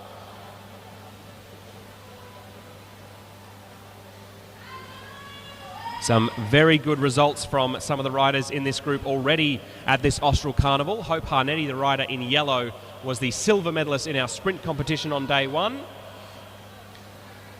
So the pace now starting to pick up as it is Milan Bradshaw and Emily Watch leading them into the bell here. Hope Harnetti, the Castlemaine rider, the 1 Victorian in the field, coming around the outside now. She has April Patty from Balmoral right on her wheel. So Hope Harnetti looking strong through the bottom turn there, coming up towards the line now. So the Victorian will take the win. April Patty second, Emily Watch third. So it will be Milan Bradshaw and Alexis Phillips heading to our repechage rounds for our under-19 women's Kieran.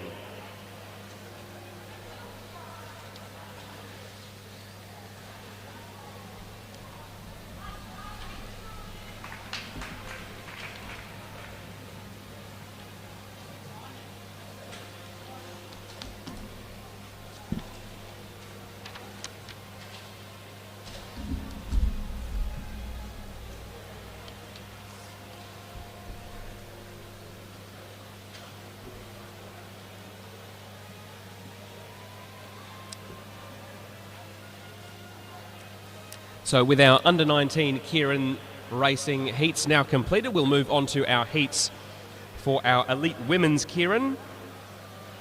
3 heats as well in this one. But this time the top 2 riders in each heat will progress to round 2, with the others going to repechage rounds a bit later.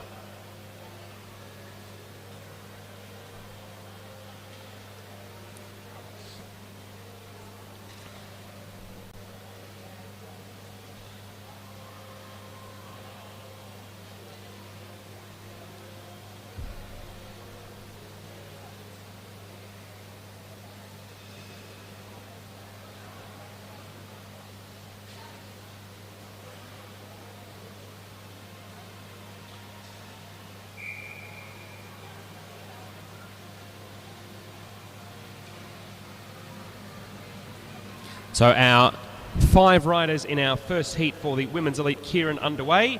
The top 2 to progress to round 2, the others headed to the repechage.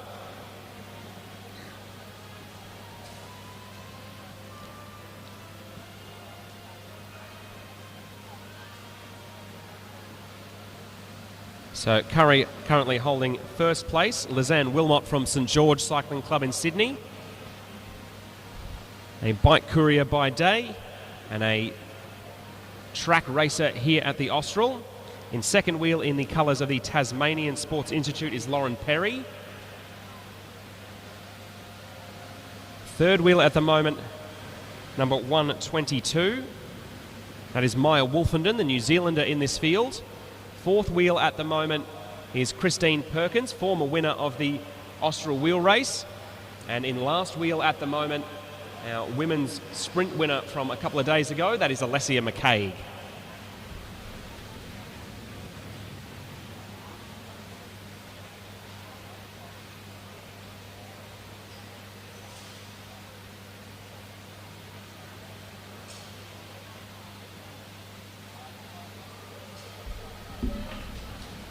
So 2 laps to go now as Lauren Perry lifts the tempo. Christine Perkins, who won the Austral, one of the first editions of the Women's Austral held in 2002. Alessia McCaig in the Aussie green and gold now starting to move up around the outside, coming in towards the bell now. So Alessia McCaig, the rider from Bendigo, moves them into the final lap. The top 2 riders go through, battling for that second position at the moment. Lauren Perry from Tasmania, Christine Perkins from WA. So McCaig comes through. She'll take the comfortable victory, but who will take second place? It will be Lauren Perry from Tasmania. So Alessia McCaig and Lauren Perry going straight through to round 2 of our women's elite Kieran competition with Lizanne Wilmot, Christine Perkins and Maya Wolfenden heading to the repechage.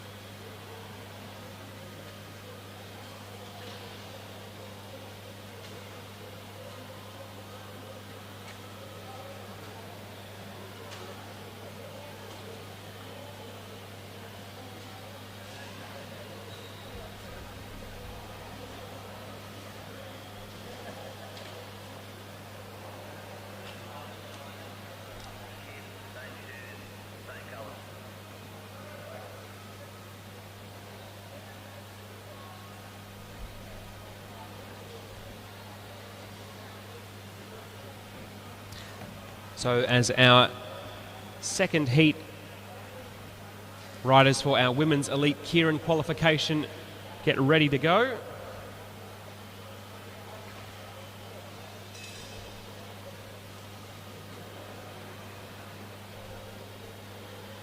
Again, the top 2 riders from this heat to progress.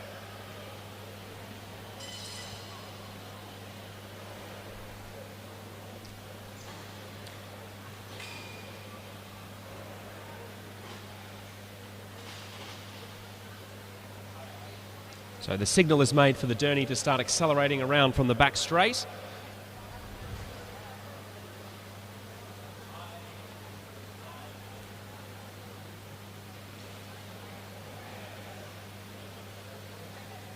And as the Derny comes past, the whistle is blown.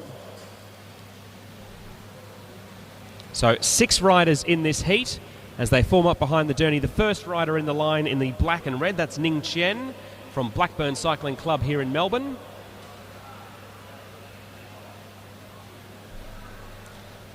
Then in second wheel, that looks like Chloe Moran from Central District. She's wearing the Australian Track Endurance National Team colours. Had a spill a couple of days ago, did Chloe Moran. Then it's the first of our 2 Malaysian riders. So 2 Malaysian riders are Nurul Issa Izzati Mod Asri and Nur Alissa Mod Farid. The 2 riders in the traditional Malaysian black. Danica Blinko from Balmoral is in the maroon of the Queensland Academy of Sport. And on the back there, Maya Dillon in the yellow of the WAIS.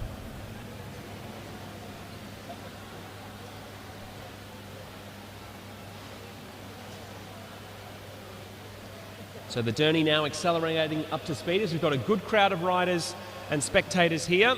Derny pulls away, Ning Chien in first place, Chloe Moran in second. Quite a bit of looking around from all riders at the moment. No one willing to commit with still 2.5 laps to go.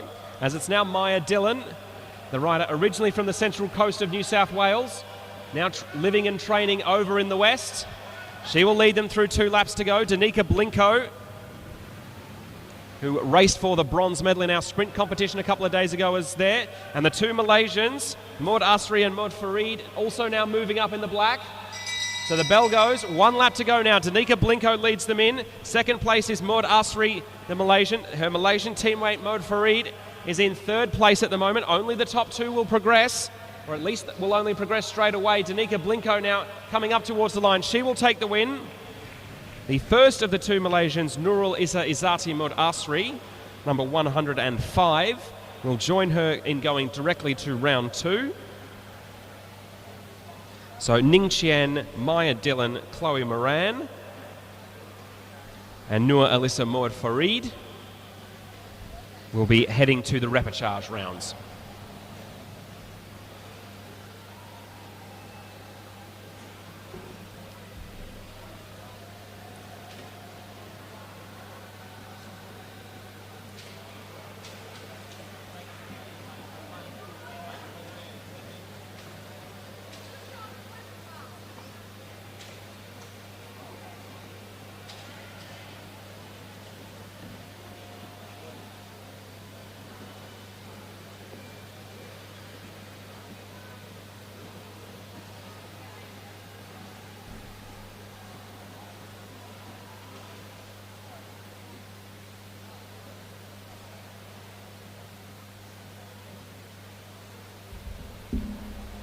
So the riders in our third and final Women's Elite Kieran heat for round one are getting ready to go.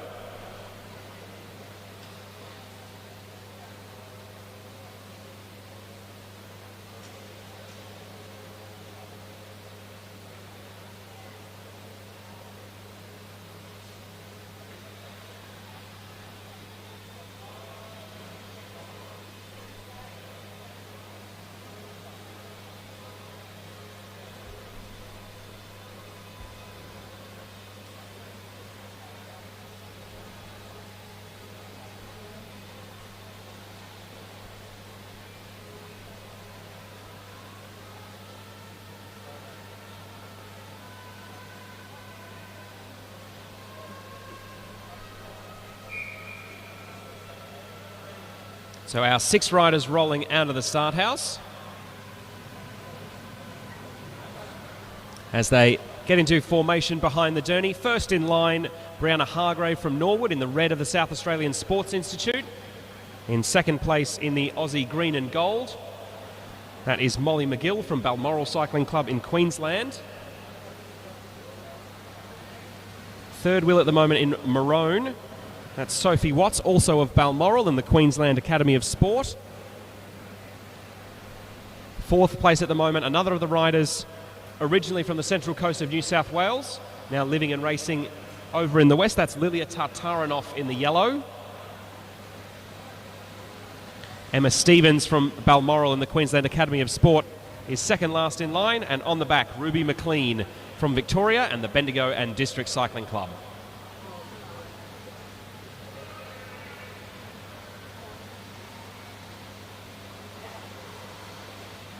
So the blinker goes on, top 2 to progress.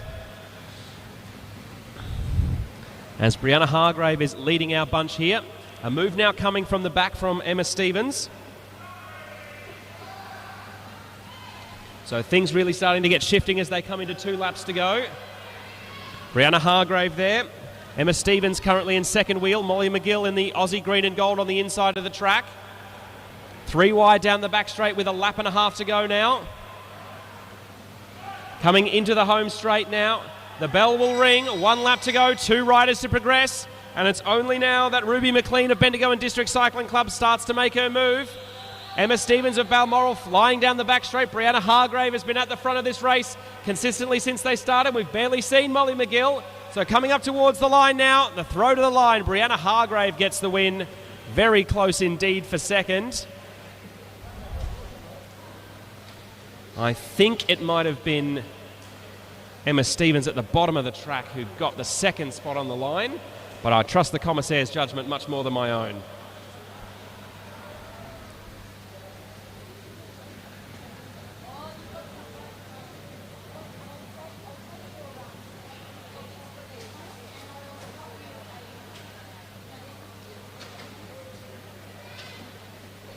So the result coming in, Brianna Hargrave in first, Emma Stevens in second.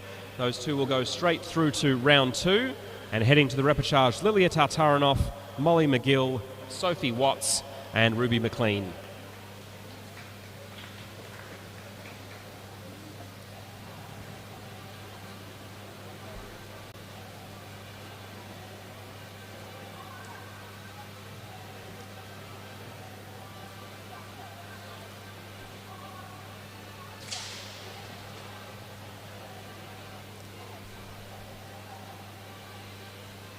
So that concludes our first round of Women's Elite Kieran qualifying. We'll now move on to our Men's Elite Kieran qualifying. Same format as the women, a 6-lap race. This time the top 3 riders will go through to round 2. The others will go to the repechage.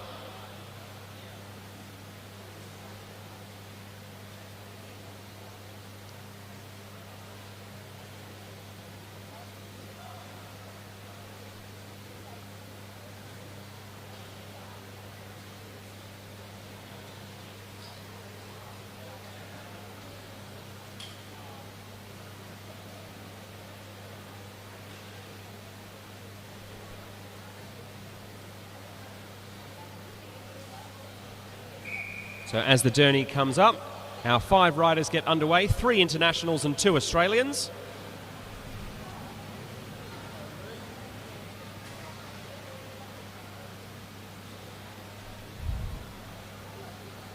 So as they form up behind the Derny, we've got 2 Japanese riders in this race, the Kieran originally being a discipline of cycling invented in Japan. So the first of them in the line is number 21, that's Ryoya Mikami. Just behind him in the Aussie green and gold, Daniel Barber, the rider from Dubbo. In third place, the Malaysian legend that is Muhammad Azizul Hasni Awang. Multiple Olympic medalist in this discipline, won bronze in Rio and silver in Tokyo. Max Liebknecht, the young South Australian, is in the red in fourth wheel. And at the back from Japan as well, Shoichi Ono. So if there was such a thing as a group of death in Kieran qualifying, this might well be it. 5 extremely powerful riders, only one of whom didn't qualify in the top 5 in our sprint competition the other day. That was Muhammad Azizul Hasni Awang, and he ended up making his way through from the lower seeds and taking silver overall. So almost a little bit of body contact there between Shoichi Ono and Max Liebknecht. So they've wound it up with 2 laps to go now. Ryoya Mikami, the Japanese rider, on the front there. His Japanese teammate Shoichi Ono really trying to build up a head of speed as they round the turn and get the bell. So Ryoya Mikami still leading. The Japanese rider in first place. Barber, the Australian, now coming up on his outside. Shoichi Ono also there. So coming into the home straight now. And it will be number 21, Ryoya Mikami, getting an automatic qualifying spot in first place. Daniel Barber, the Australian in the green and gold, a member of the recent Australian team sprint squad that won bronze at the Track World Championships, grabbing second.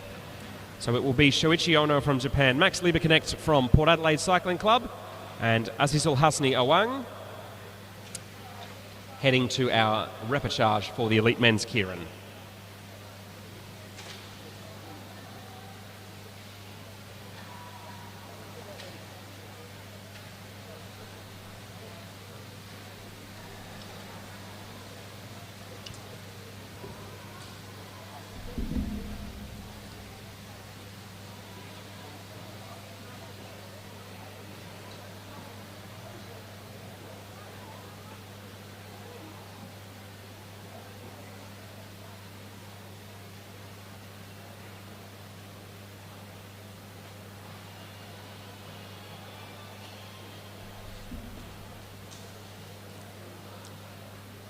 So our second men's elite round 1 Kieran heat in the hands of the starters and ready to go.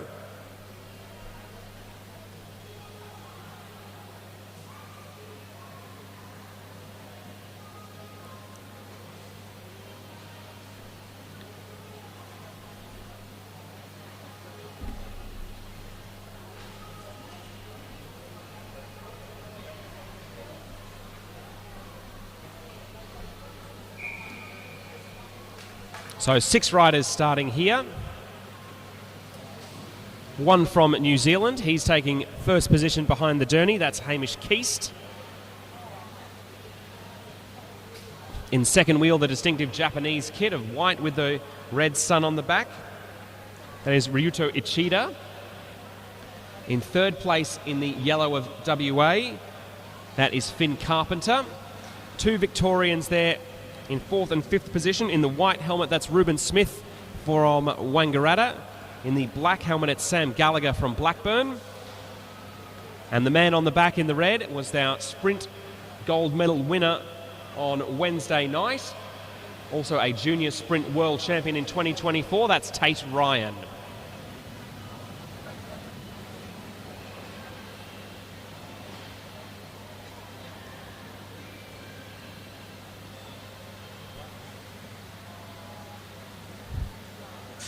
So coming into 3 laps to go, the blinker goes on, and almost immediately Tate Ryan is moving to the front of the track. Not a full-blooded attack, but definitely stretching his legs out here. So the South Australian likes to lead from the front in his sprint efforts. The Kieran, a slightly different and more complicated beast than a match sprint. So 2 laps to go, a real surge now coming from Ryuto Ichida from Japan. That's woken up Tate Ryan. Tate Ryan now flying down the back straight. Sam Gallagher there in third wheel. So they come in and get the belt. Ryuto Ichida is flying through there. The Japanese rider is really moving at a rate of knots. Tate Ryan in second at the moment, but he's being challenged by Sam Gallagher as they come into turn 3, coming up towards the line now. Ichida gets first. Oh, close on the line for second. Sam Gallagher getting third. So it will be Ryuto Ichida, Tate Ryan and Sam Gallagher going through to round 2 straight away. Ruben Smith and Finn Carpenter headed to our repechage rounds.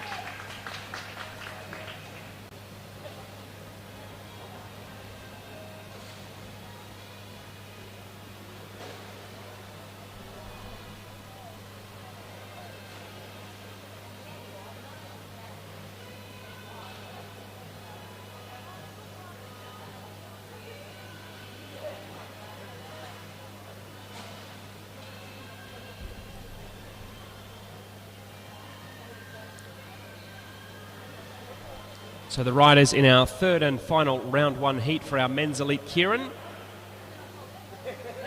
now being manoeuvred into place.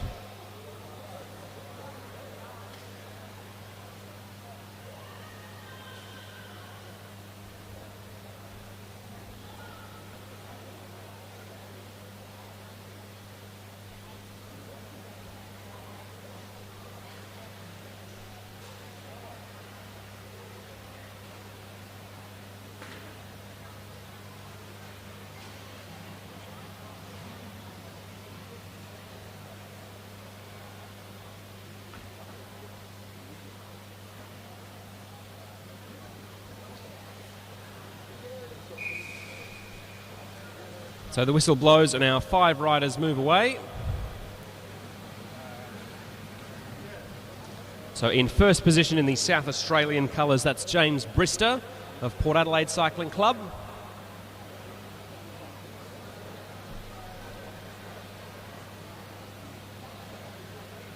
In the two-tone blue of the New South Wales State Track Team, that's rider number 50, Xavier Bland from Orange. In third position in the Aussie team colours, that's Ryan Elliott from Balmoral Cycling Club, another member of the squad that won Team Sprint Bronze at the Track World Championships earlier this year. Noah Mason from Newcastle Hunter is in the orange jersey of the Central Coast Cycling Club in fourth wheel. And last in line in the maroon of the QAS, that is Mitchell Louis from Balmoral.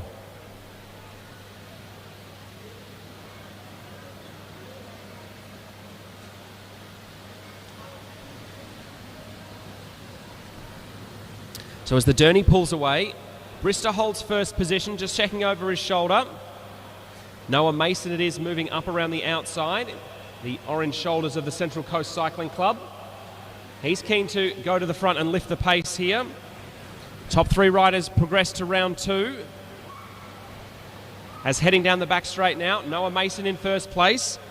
Ryan Elliott, the rider in the Aussie green and gold, in a good position here as they come into the bell. James Brister from Port Adelaide in the red jersey, now accelerating down the right-hand side. Noah Mason still holding good position on the inside of the track. Ryan Elliott coming around at a rate of knots. Ryan Elliott takes the win. A fast finishing James Brister from Port Adelaide Cycling Club will finish in second place. I'll have to double check the results to see who got the third and final auto qualification spot in round 2. Nice little handshake there between James Brister and Ryan Elliott.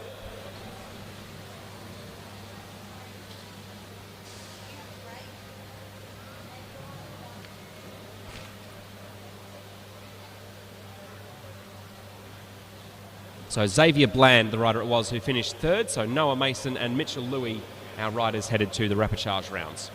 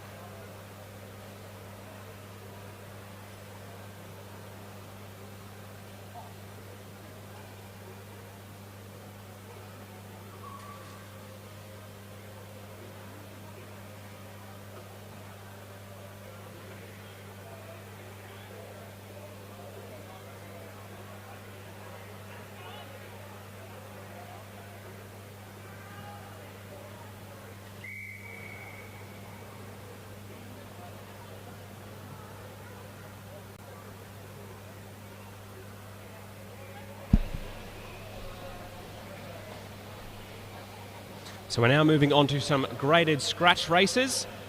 This is our men's D grade event, 10 laps. First rider over the line at the end will be the winner. So if you're here with us today and for some reason you want to break from the racing, be sure to check out the Cycling Victoria archive, a great celebration of the history of cycling in Victoria, just set up in the foyer there. Some beautiful old track bikes out there and some knowledgeable folks as well, happy to explain it all to you.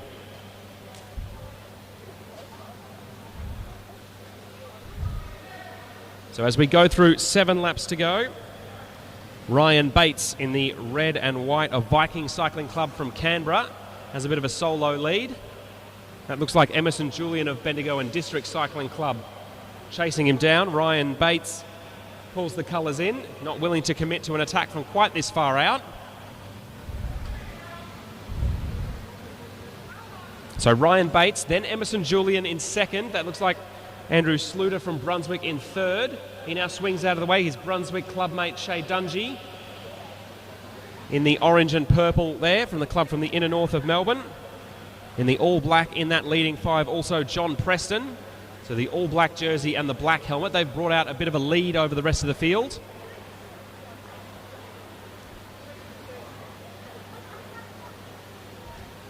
So 4 laps to go now, as it's Preston, the rider from the inner north of Melbourne, now having a little bit of a look around. Rider in the white just coming up to join that bunch. That's Bradley Davis from Bundaberg.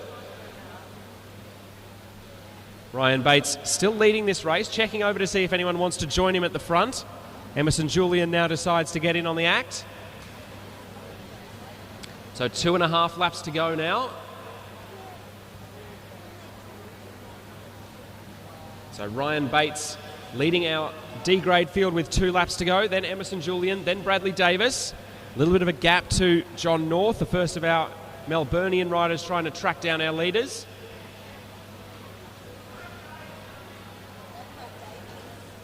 So coming up to the last lap now, Ryan Bates from Viking Cycling Club leading them down the back straight as he has for much of this race. Bradley Davis from Bundaberg, the Queenslander putting on a late burst here, trying to challenge around the outside, and it will indeed be the rider from Bundaberg, Bradley Davis, who takes the win. Ryan Bates from Viking Cycling Club in Canberra in second place. Emerson Julian from Bendigo and District Cycling Club taking third.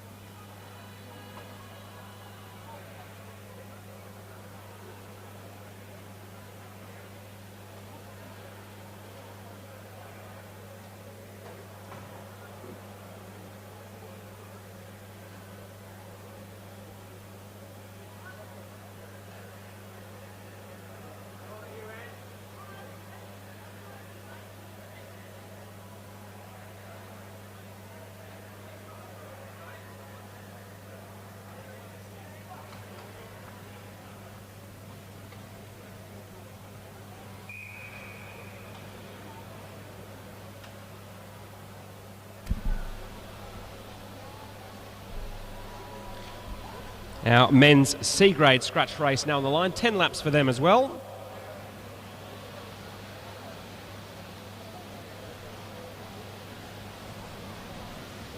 So our field about 15 riders strong, I would say. As a number of the riders who were mixing it up in the under-19 National Omnium Championships yesterday, also pinning a number on for this race.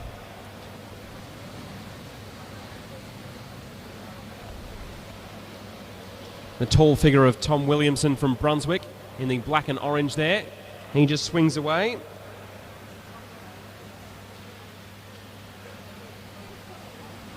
As it's now the white jersey there. That was rider number 84, Felix Crossman of Balmoral. Can also see Alistair Norris there in the grey of the Royal Bike Squad. You'll see them in action at the Pro Velo Super League later this summer. Benjamin Cade, the youngster from Whyalla in South Australia, coming through for a turn now.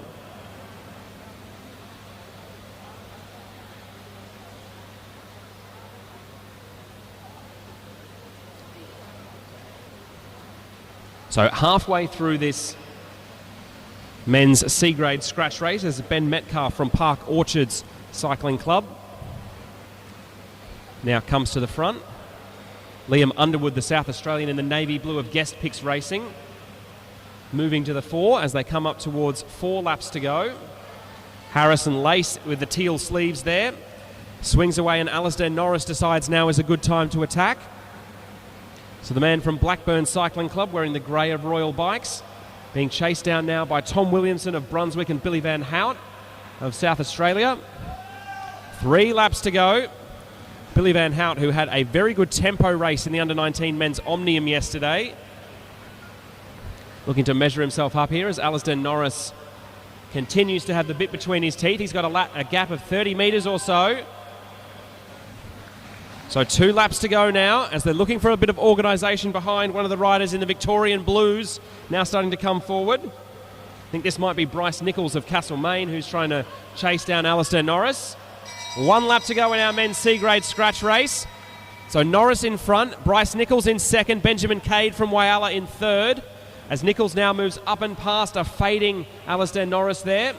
Bryce Nichols looking really good here, comes up towards the line, checks over his shoulder. He will take the win in this scratch race.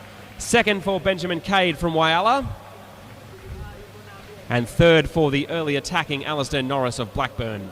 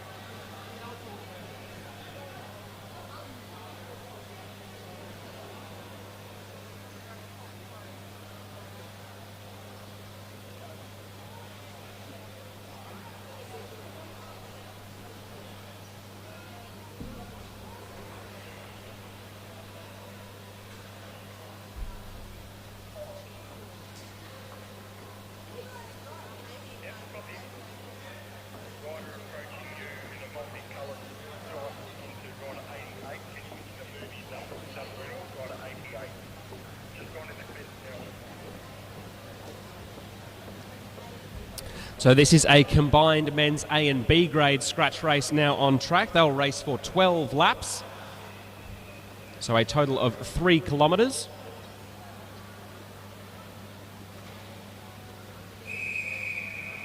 Some very rapid folks here will be looking to warm their legs up for a run at the Austral Wheelrace title later today.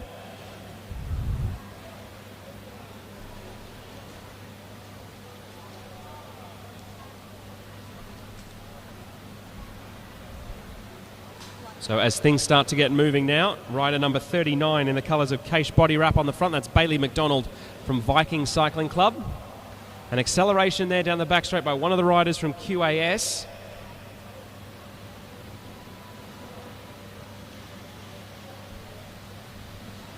That was rider number 81, Lockie Walters, who finished in second place in the men's under-19 Omnium National Championship yesterday by just 1 or 2 centimetres after a dramatic finish. One of the Kiwis in the field, rider number 30 there, Joshua Grieve from Otago. Comes through in the aero white helmet to take a turn. Quickly swings off.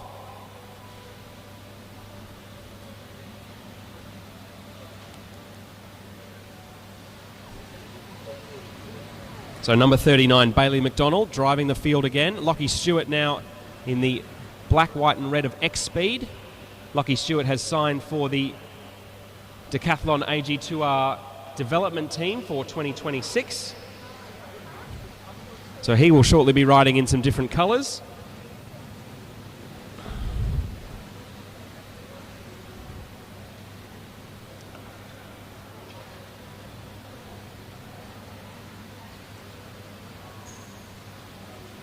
So one of the riders, rider number 71 there, that's Ollie Jirovec. No, that was Lockie Stewart actually.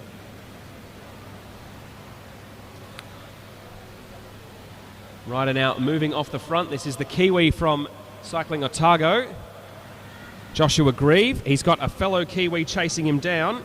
That's Thomas Faringa from Counties Manukau from just south of Auckland. So Joshua Grieve with a lead of, I would say, about 50 metres now as they come through 4 laps to go. Lockie Walter swings out of the way. Lockie Stewart also towards the front of this main field. So rider number 299, Ollie Jirovec, trying to chase down our lone leader, Joshua Grieve from Otago. So coming through 2 laps to go now. 2 laps to go, and the man from New Zealand is holding out the front, but starting to fade a little perhaps. And as they're closing in from behind, the Wolves are starting to move in. The Vultures are circling. 1 lap to go, but it's still 50 metres worth of a lead for Joshua Grieve. Really starting to move up in the field behind Lockie Stewart. Now moving down the outside. Logan Taplin is there in the grey. Overhauls a fading Joshua Grieve. Hamish Keast also in there for Canterbury Time Trials, but it'll be Lockie Stewart taking the win. So Lockie Stewart in the navy blue of the Victorian Institute of Sport takes the win in our combined A and B grade scratch race.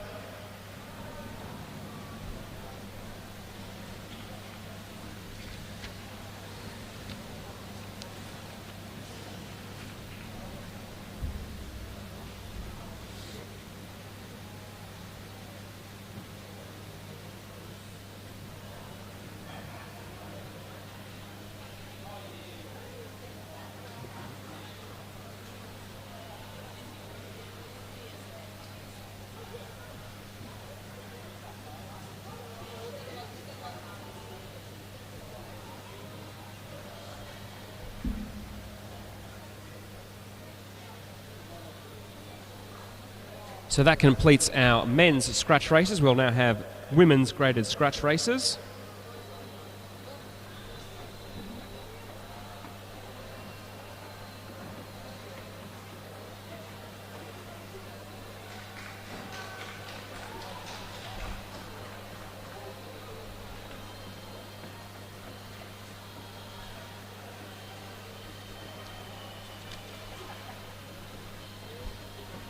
So our women's C-grade scratch riders now making their way onto the track for a 10-lap race.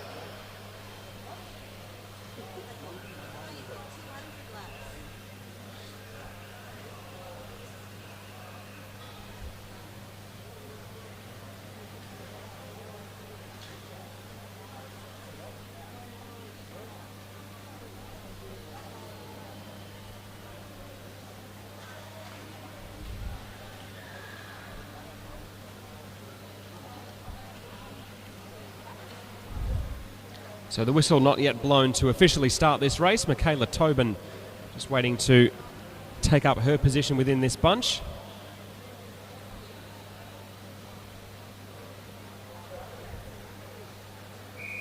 So as Tobin gets up to speed, 10 laps for our women's C-grade scratch race. So Teresa Gallagher from Bathurst Cycling Club in the blue leading them to start with. Ellie Lambden from Canberra is in the white jersey with the black stripes around it. The 2 riders behind her are wearing Masters World Champion jerseys. They are Samantha Bradbury and Emma Jackson. Samantha Bradbury from St Kilda and Emma Jackson from Castlemaine. Crowned Masters World Champions this year in the team sprint. So 172 now at the front, Emma Jackson from Castlemaine. Just behind her, Samantha Bradbury from St Kilda.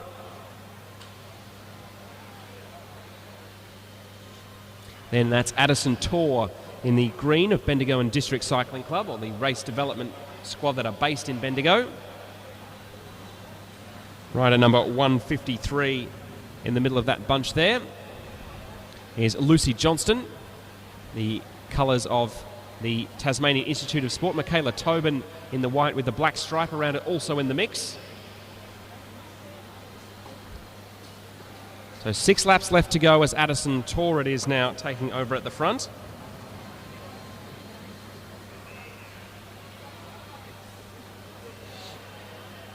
That's actually Tony Abasogni, the teammate of Addison Tor in the green.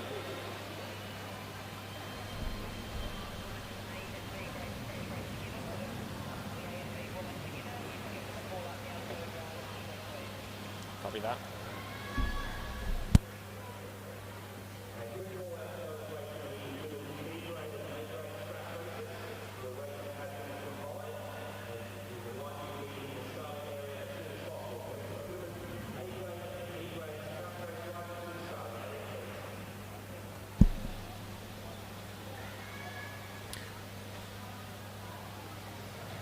So our women's C-grade bunch about to come through. 3 laps to go now, as it's Lucy Johnston, the Tasmanian, on the front there. She's got the Masters World Champion, or one of them.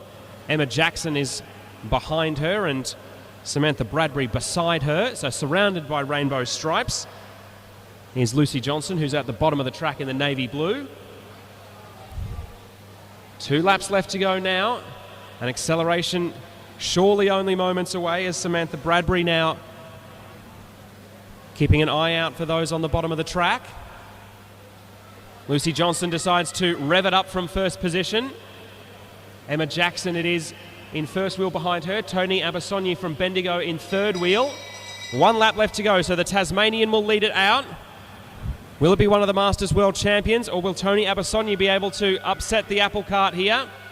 Lucy Johnston still holding strong as she comes into turn 3. Very nearly a coming together there, but they keep it upright.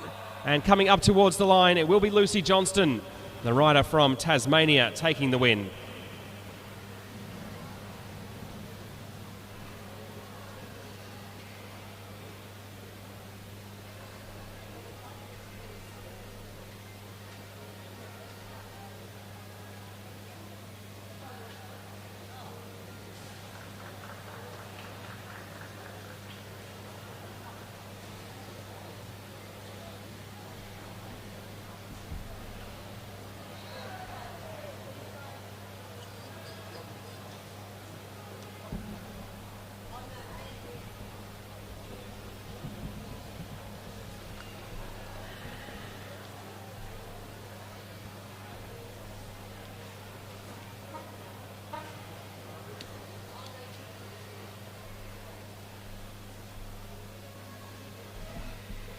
So due to a few withdrawals from the start list, our women's B grade and A grade races have been combined.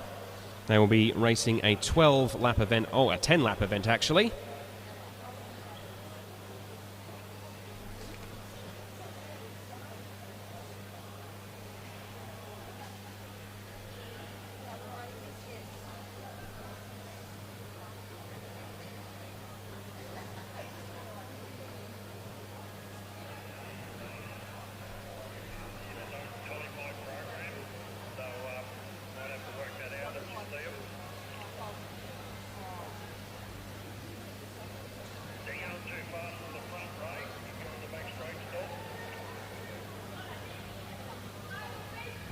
So the call just coming from the commissaires for our riders at the front to ease up a little bit until we have one continuous peloton to get started.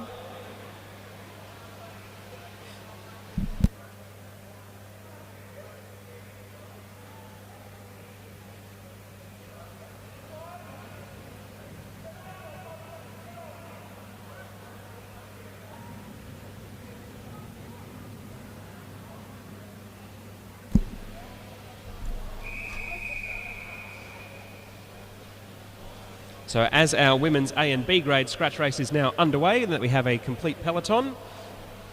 Something else that's just gotten started, service at the Bridge Road Brewers Bar, which you might be able to see in the centre of the track there. So if you're looking for something a little stronger than the coffee you can get from the Volks coffee van in the back straight, head to the Bridge Road Brewing area in the centre of the track via the underground stairwell, and they'll be happy to serve you one of their beverages, if you're over the age of 18, of course.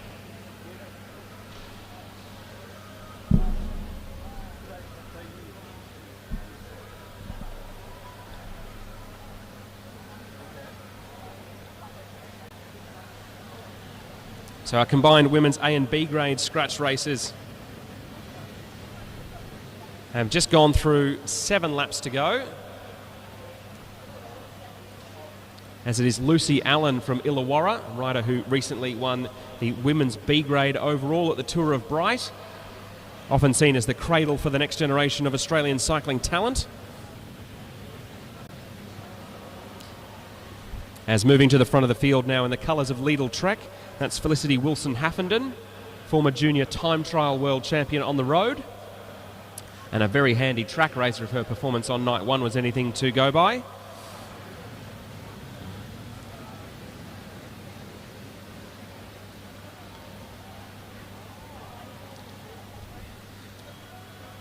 So a number of riders from overseas. We've got at least a couple of New Zealanders in amongst this pack in the striped jersey and white torso up near the front.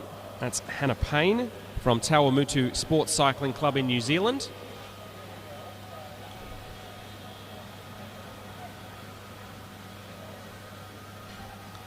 Three laps to go now, as on the front number 107, Maeve Plouffe, wearing the colours of the Australian Endurance Track national team. A move down the inside now. This might well be Elena Worrell, another of the Kiwis here. As they come through, it is rider number 121. So Amelia Sykes it is who is attacking off the front. Another of our riders from Counties Manukau, I think that's Tegan Faringa, trying to bring her down. It is Tegan Faringa. Lucy Reeve, another of the Kiwis on the start list, now moving quickly across to Amelia Sykes. Amelia Sykes trying to hold on here. Coming into the home straight now, Lucy Reeve it is, who comes around at the last. The Kiwi will get the win. Second place for rider number 150, Bella Potts from Balmoral. And I think it may well have been Maeve Plouffe taking third spot from the bunch.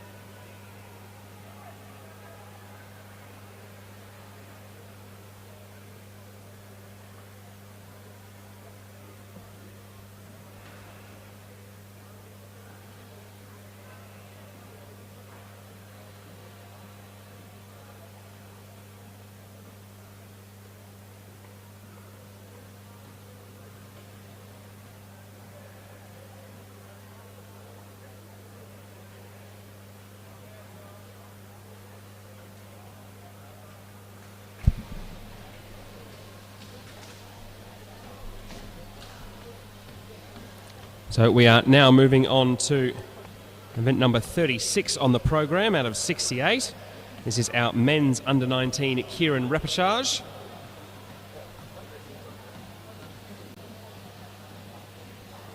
So 7 riders on our start list. The top 3 will progress to round 2.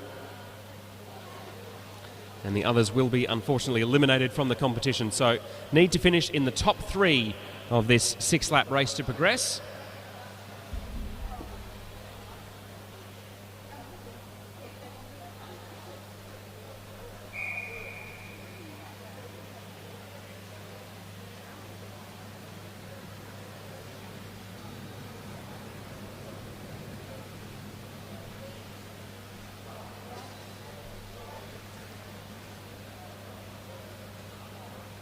So as our riders get into formation behind the Derny, we'll just run you through the start list.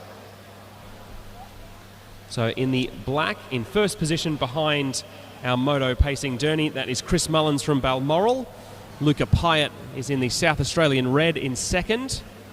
In third wheel in the white, that's Mitchell Stevens of Adelaide Hills Cycling Club. 2 riders from Brunswick in fourth and fifth.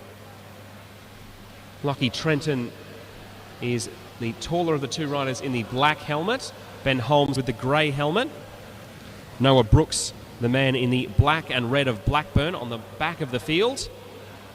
And moving up the outside now, also in the colours of the South Australian state team, that's Ewan Grierson. So Derny pulls away. An early move here from the South Australian Mitchell Stevens, the Adelaide Hills rider, keen to lift the tempo early on. So 7 riders in competition here for only 3 spots in round 2 of our Kieran for under 19 men. Stevens still holding strong with 2 laps to go, checking over his shoulder to see if anyone is rushing up quickly from behind. Lockie Trenton in position there, as Chris Mullins from Balmoral in the black on the inside is also in a good spot. Luca Pyatt from South Coast Cycling Club, the South Australian, now coming down the outside, nearly clips Lockie Trenton as he comes past. Mitchell Stevens has held the front for the past 3 laps, and he's still looking good as they come up towards the line. The late charge, and it is number 92, Chris Mullins, taking the win. I think Mitchell Stevens' hard work and the early stages of that race was rewarded. And we'll wait for the commissaire's confirmation as to who our final qualifier for round 2 of the under-19 men's Kieran will be.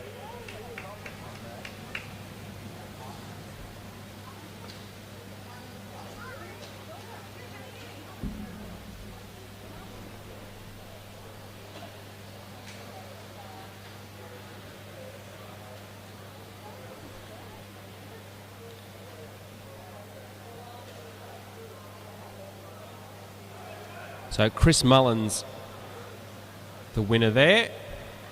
Mitchell Stevens and Noah Brooks. Noah Brooks, the 3rd rider to progress.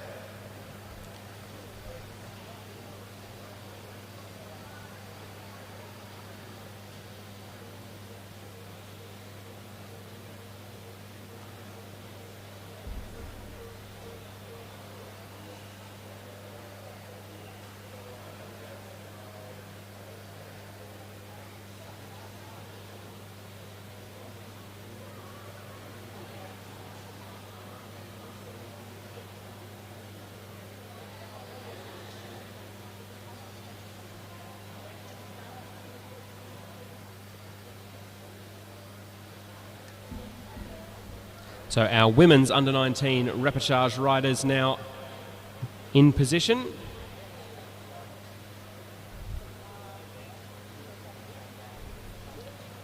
Top 3 riders from this race to progress through to our round 2. Sophia Backer, the first of them, the rider in the all black with the white helmet. In second place, in the all-black skin suit with the black helmet, that's Milan Bradshaw. Michaela Tobin in the white is in third wheel. Alexis Phillips from Canberra in the navy in fourth. And the rider on the back is Maddie Pitt from X-Speed Cycling Club in Western Australia.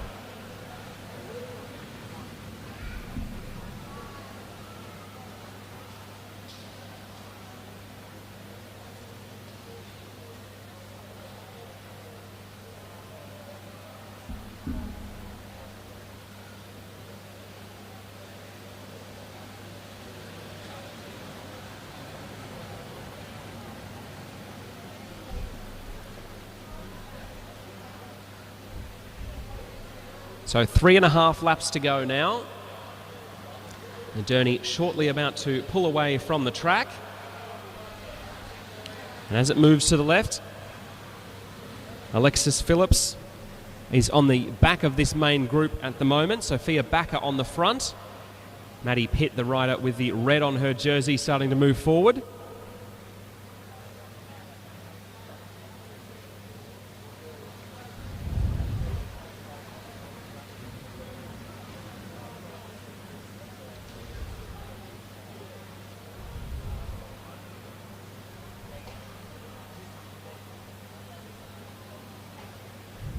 Coming in towards the bell now. No rider fully committed to their sprint just yet. Sophia Backer opens it up, the rider from South Coast Cycling Club in South Australia. Milan Bradshaw, the Queenslander in the all black, now moving down the right-hand side. Maddie Pitt from X-Speed also there. Coming into the line, Milan Bradshaw. Looks like she's going to take the win. Maddie Pitt in second.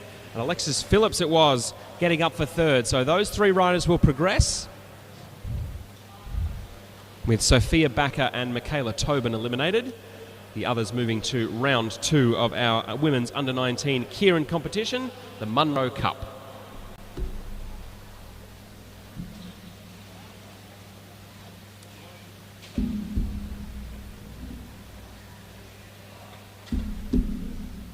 Go ahead.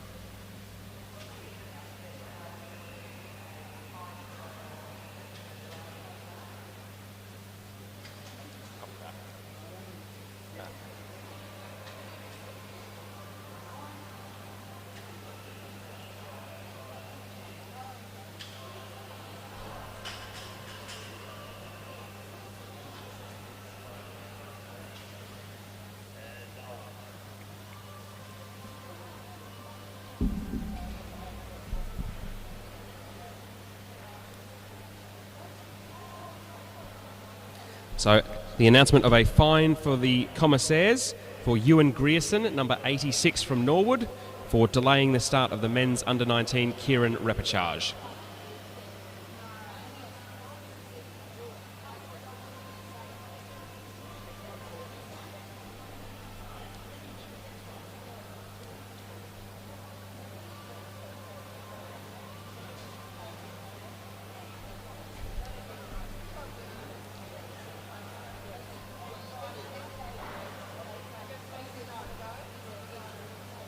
So the first of 2 Kieran repechage heats for our elite women now on the track.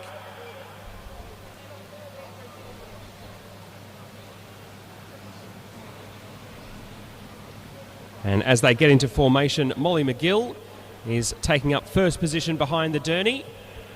The rider from Queensland, part of the Australian squad that won team sprint bronze at the Track World Championships in Santiago de Chile earlier this year. In second wheel, rider number 109 in the maroon of QAS. That is Sophie Watts from Balmoral Cycling Club in Queensland. 2 riders in this race here from the WA Institute of Sport, Maya Dillon and Christine Perkins. They're wearing exactly the same kit, but Maya Dillon is wearing white socks, Christine Perkins wearing black socks, and then the rider on the back in the blue and white of the Australian Track Endurance National Team is Chloe Moran.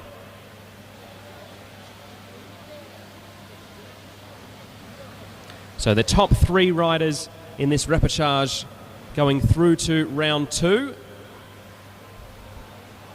As it is the Queenslander Sophie Watts now making a move. So coming into 2 laps to go now. Sophie Watts being joined by Chloe Moran. So Chloe Moran from Central District Cycling Club in the blue, making her bid. Heading down the back straight there, that's Christine Perkins in the yellow, just on the wheel of Chloe Moran. Sophie Watts still holding position at the front, the Queenslander. And Molly McGill from Balmoral is trapped against the bottom of the track. She's boxed in at the moment, is Molly McGill. So an acceleration up around the outside of the bunch by Christine Perkins as they come into the turn 4. Sophie Watts leading them as they come up towards the line. It will be Sophie Watts progressing along with Molly McGill and Christine Perkins.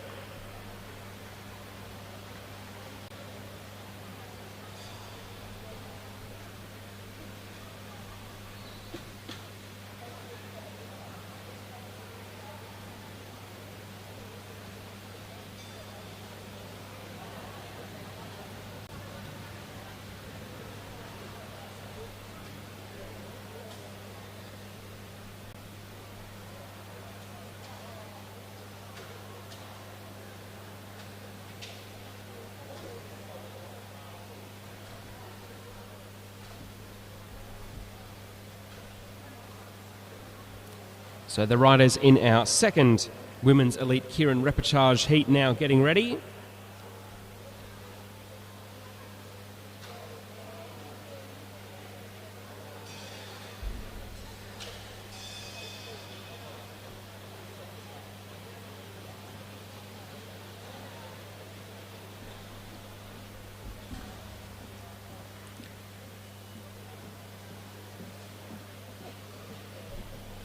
So 5 riders in this heat as well, with the top 3 progressing through to round 2.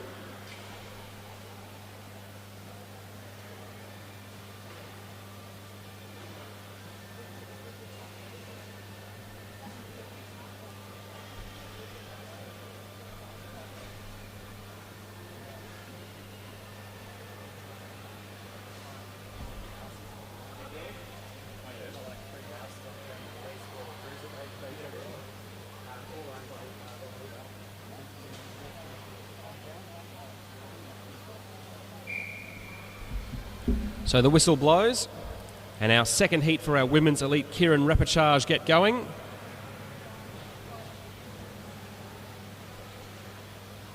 So as they bunch up behind our lead pacing Derny, Ning Chen from Blackburn, the rider in the black and red in first wheel. In second wheel in the Victorian blue and white, that's Ruby McLean from Bendigo and District Cycling Club.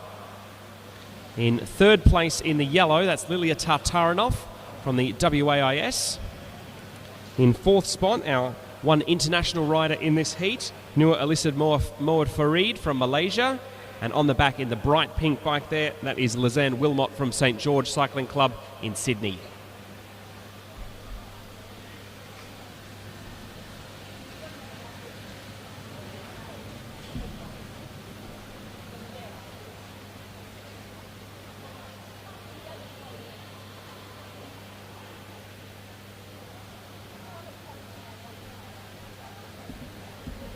So the Derny pulls away, 3 laps to go now.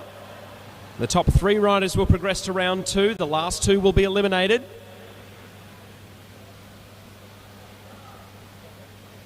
Ning Chen it is leading, as the field is still in the same order that they rolled out in. The rider from Blackburn checking over her shoulder, but the attack now coming from the Malaysian in the black, Nur Alisad Moed Farid. So Farid it is, attacking down the back straight there. Lilia Tartarinov, the rider in the West Australian colours, accelerating up to her back wheel now. 1 lap to go. So Farid will lead them into the last lap. Tartarinov well positioned. Ning Chen pinned against the bottom of the track at the moment. Ruby McLean also trying to move up. So Farid now leading them in as they come out of turn 4. Lilia Tartarinov challenging late, won't get there. So Farid takes the win in that repechage heat. Tartarinov doing enough to progress in second place. And then I think it might have been Ruby McLean who came across the line in third, but we will await confirmation.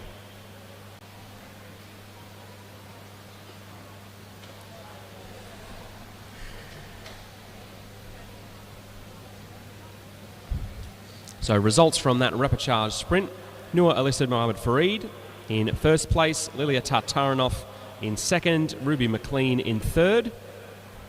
So those 3 will qualify for round 2. Ning Chen of Blackburn and Lizanne Wilmot, the riders who we will have to say goodbye to.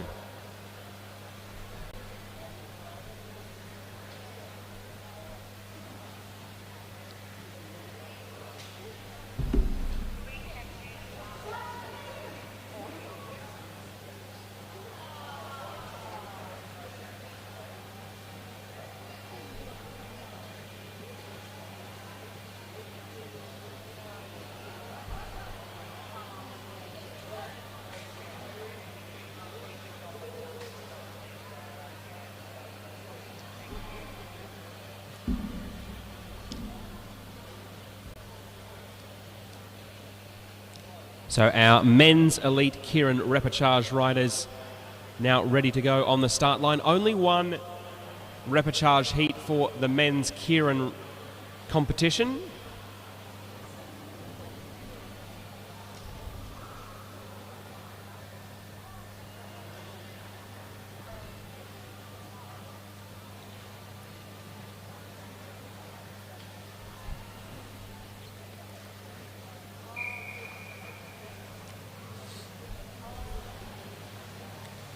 So as the journey accelerates past the riders, we will run you through our start list.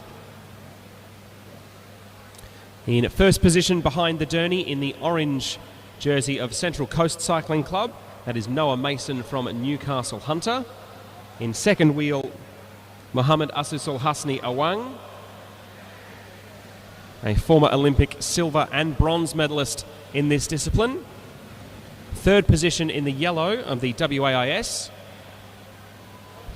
that is Finn Carpenter from Coburn BMX Club in Perth. Fourth spot in the maroon of Queensland, that is Mitchell Louis from Balmoral Cycling Club. The South Australian towards the back there, number 35, that's Max Lieberknecht. And the rider in the Victorian blue is Ruben Smith of Wangaratta.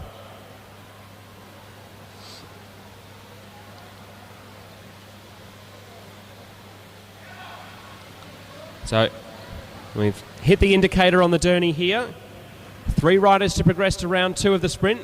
Ruben Smith likes his chances of going long and holding them off here. So the rider from Wangaratta accelerating early. Noah Mason now getting things moving as he now comes past Ruben Smith, the Victorian. Mitchell Louis, the rider from Queensland, moving up the outside. Mohammed Asusul Hasni Awang still in a good spot here. Asusul Awang, a very experienced Kieran rider, now coming to the front, the Malaysian, as he leads them into 200 to go. So Asusul Awang leading down the back straight, putting together a very, very powerful sprint. So he will qualify for round 2, as will Max Lieberknecht and Noah Mason.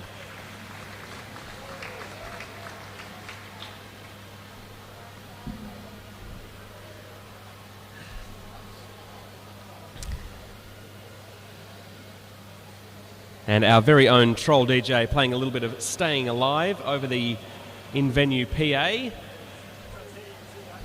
to celebrate the repechage there and those riders who have kept themselves alive in the competition by placing well in their heats.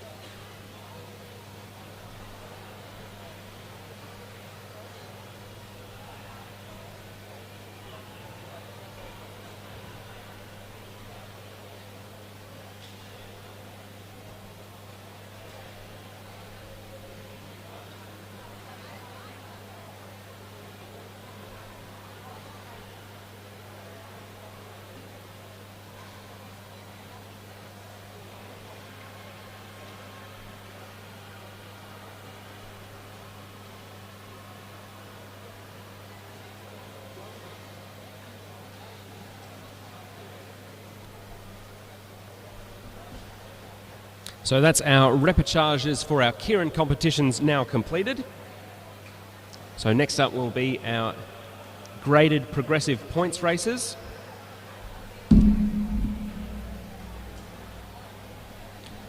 So named because as the race progresses, more points are available for the first rider over the line, but only the first rider over the line. So 1 point if you lead the field over the line on lap 1, 2 on lap 2, and so on.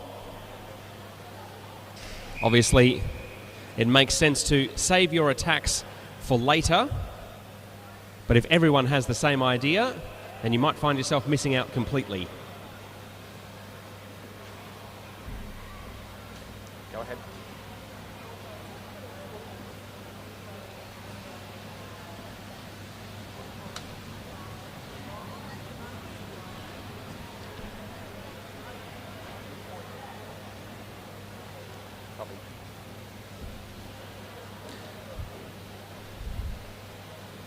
So as we come through here with 8 laps to go, that looks like Angelo Siriani, rider number 59 from Preston. So he gets himself 2 points after Andrew Sluter of Brunswick got the first point available. This is now Emerson Julian from Bendigo and District Cycling Club going on the move. So Emerson Julian just checks over his shoulder to see if anyone's coming from behind.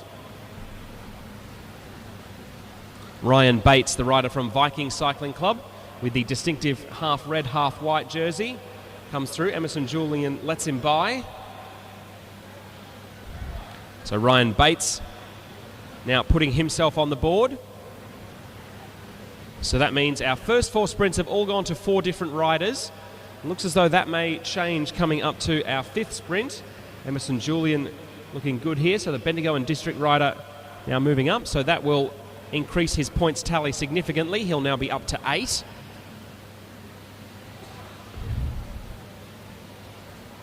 Ryan Bates of Canberra looking good here to also increase his lead. And they come through 4 laps to go. He just checks over his shoulder. So it will be 6 points for Ryan Bates there. So that will take him to 10. So he's now leading on 10. Emerson Julian with 8, Angelo Siriani 2, and Andrew Sluter 1. As is the rider now from Bundaberg Cycling Club, Bradley Davis, winner of the scratch race earlier, coming through and grabbing 7 points as there are now 2.5 laps to go. So Ryan Bates also there, as is Shay Dungy of Brunswick. Davis challenging again here as they come through 2 laps to go. So he gets himself another 8 points, the rider from Bundaberg, and he's attacked off the front now. So Shay Dungy and Ryan Bates unwilling or unable to come across. And the man from Bundaberg is going to come through and get the bell here. So Davis now taking the penultimate sprint, 9 points for him. That will take him up to 24. And he looks in good position to take the last sprint available in this progressive points race. And will give him a comfortable victory. He will go out the winner with 34 points in total.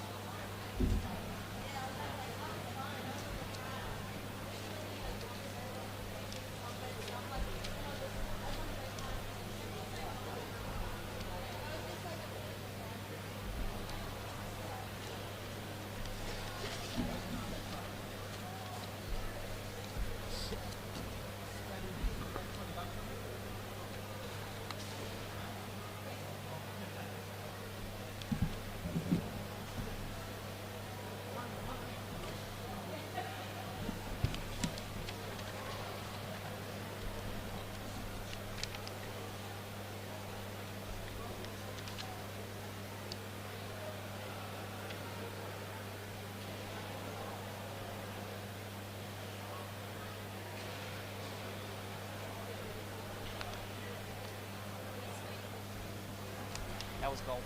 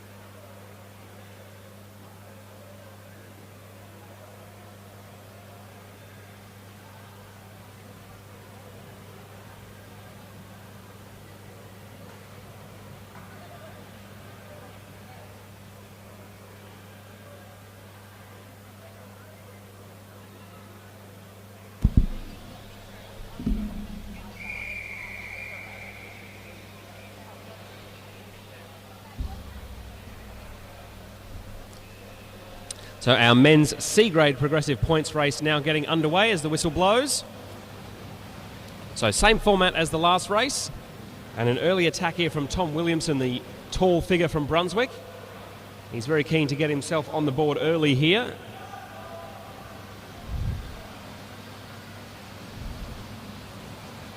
So Tom Williamson gets himself 2 more points there. And he also won the first sprint, so that's 3 points so far for the man from Brunswick.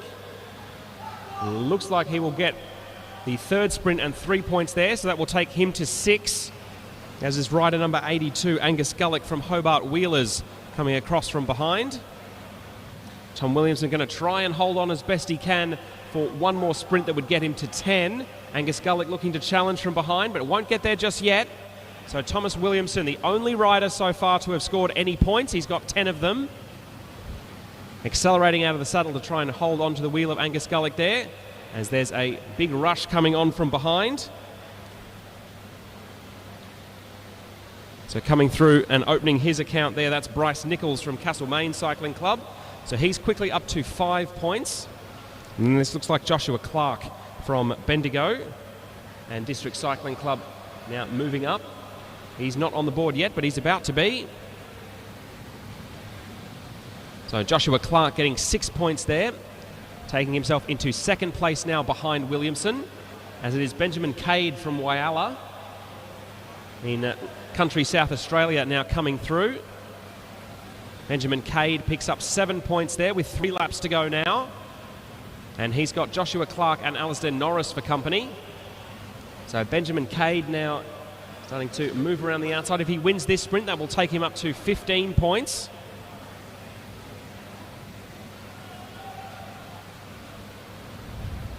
So 15 points now, as there are only 2 sprints left. Alistair Norris in the grey of Royal Bikes coming through to take the bell, but also the sprint for 9 points with 1 lap to go.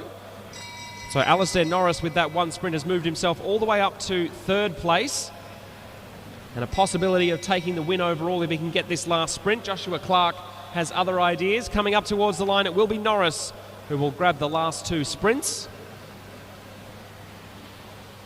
and take the win overall.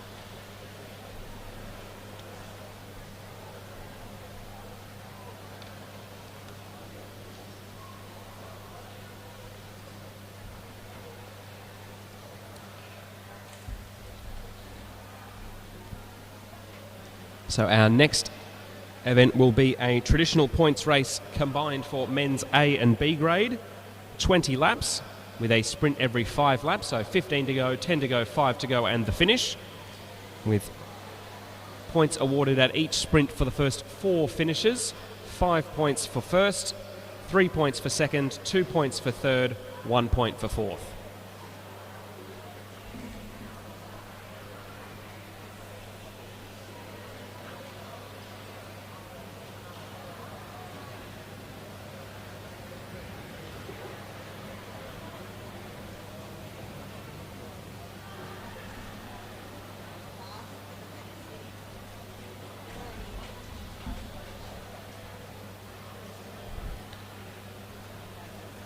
So just waiting for the group to all be together before the whistle is blown.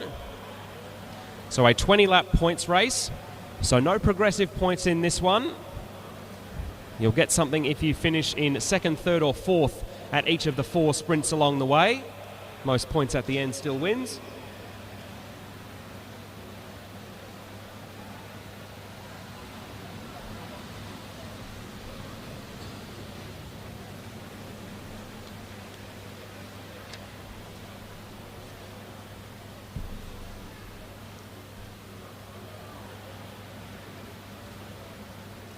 So Hamish Keast towards the front there as rider number 71, one of our racers from New Zealand.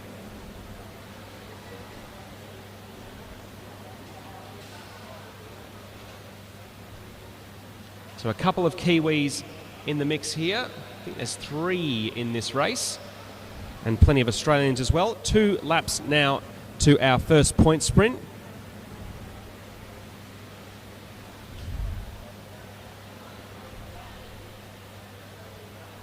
Logan Taplin in the grey of Duda Racing now coming towards the front. 1 lap to go until our first sprint of 4.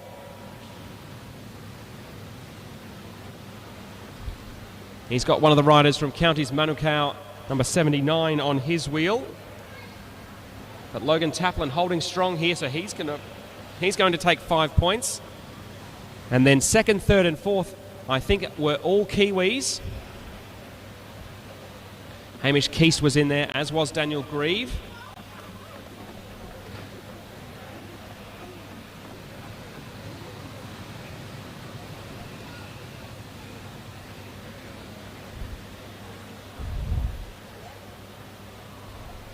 So as the pace continues to be pushed at the front here, one of the riders from the South Australian Sports Institute, that's Alec Guglielmucci, just flicks the elbow. Rider number 76, Riley Crampton, another of the Kiwis in this race, comes through for a brief turn, then swings away.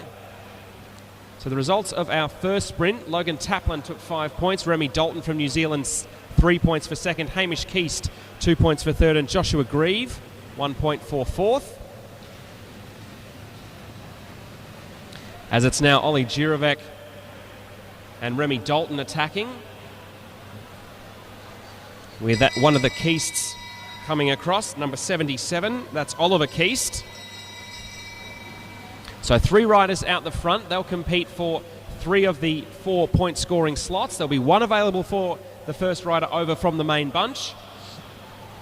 As Oliver Keast, the Kiwi, gets 5 points. Ollie Girovec gets 3 points for second. Remy Dalton in the all black there gets 2 points for third. And Riley Crampton it was, leading the sprint home from the main bunch for fourth. So our 2 attackers, Oliver Keast and Ollie Girovec, now with almost half a lap's lead on the main field.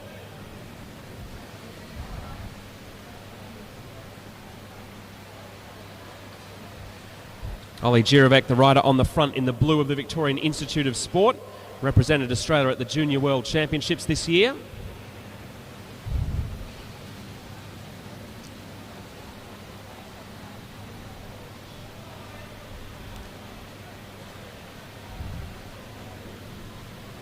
So our 2 riders still with a decent gap here, as it's Logan Taplin and Daniel Grieve who have tasked themselves with bringing them back.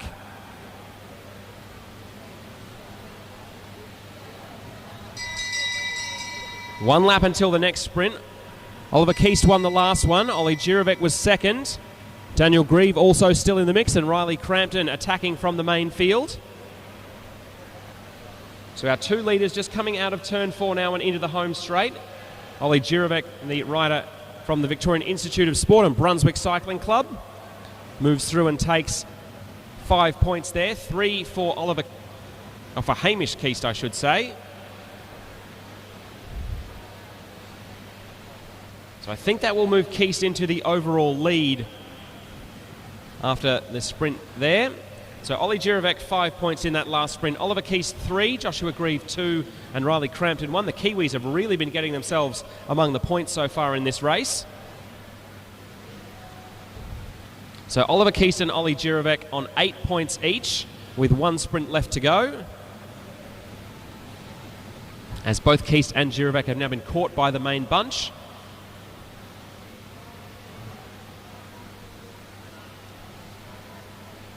So Remy Dalton, the Kiwi in the all black, perhaps fitting for a team from New Zealand, coming towards the front, as it is Daniel Grieve, the rider from Cycling Otago, now giving it a spin. And Riley Crampton, another of his fellow men from Aotearoa, taking up the mantle of chasing with 1 lap to go. Ollie Girovec is in 3rd place. He just needs to score here to ensure that he will take out the overall win, I think. So Grieve leading them into turn 3. And straightening up towards the finish. A great race for the New Zealanders there.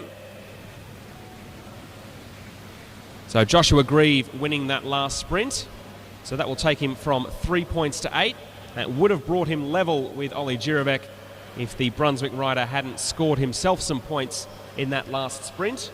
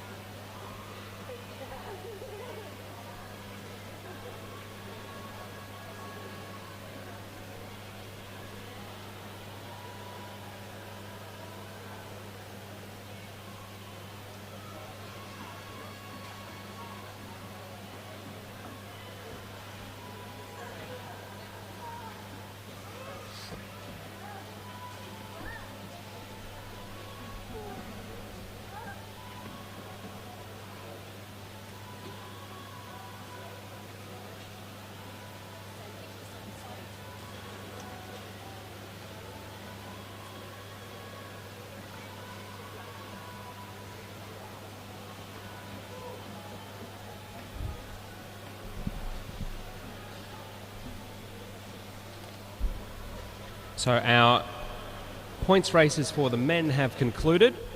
We will shortly have a progressive points race for women's C grade.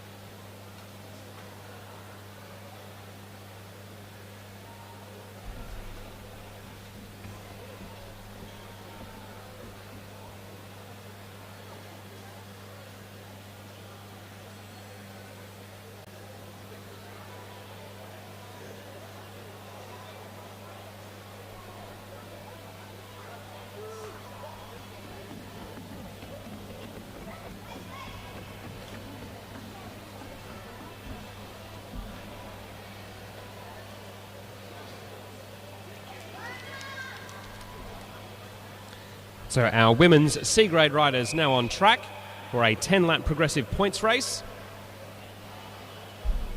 So 1 point available for the first rider over the line on lap 1, 2 points on lap 2, 3 points on lap 3, and so on.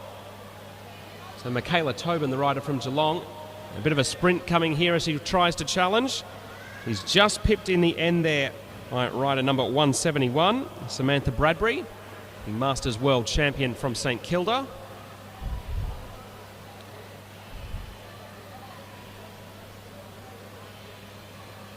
So Tobin it is, just checking over her shoulder there, as Bradbury will come through and take the second available sprint. That will move her up to 3 points now. Bradbury's taken 3 points so far, and she wants another 3. So the rider from St Kilda now stretching her legs at the front of the peloton, so that will take her to 6, as it is Tony Abisogni from Bendigo and District Cycling Club in the green, chasing across. The young rider from the Race Development Squad, team based in country Victoria, helping folks who might not have too many other riders near them to ride, race and train together, as Tony Abisogni comes across, becomes the second rider on the board. So 4 points there for Antonia Abisogni. But Samantha Bradbury still at the front of this race and still hungry for some more points. So coming up towards the line. Oh, close one there. I think Abisogni might have just gotten it. And it was indeed Abisogni getting 5 more points for her tally. So she now moves into the lead with 9. Lucy Johnston there from Hobart Wheelers Dirt Devils in the navy blue of the Tasmanian Institute of Sport, trying to move around the outside now.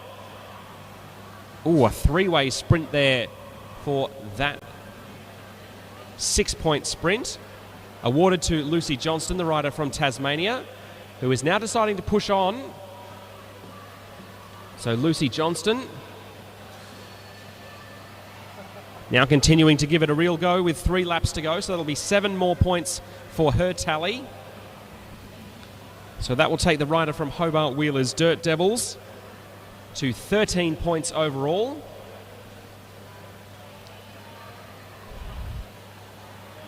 So Johnston now coming up, 2 laps left.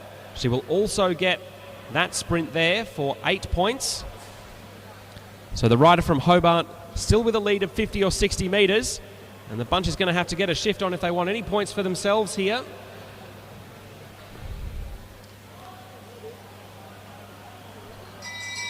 So getting the bell now, Lucy Johnston, rider number 153, coming through to get 9 points. That will take her to a total of 30. She might be able to increase that to 40. This has been an excellent race here from the Tasmanian. So Lucy Johnston just checks over her shoulder, but the chasers are a long way behind, and she will come up and she will take the final sprint in this progressive points race. She will go out our overall winner with 40 points to her name.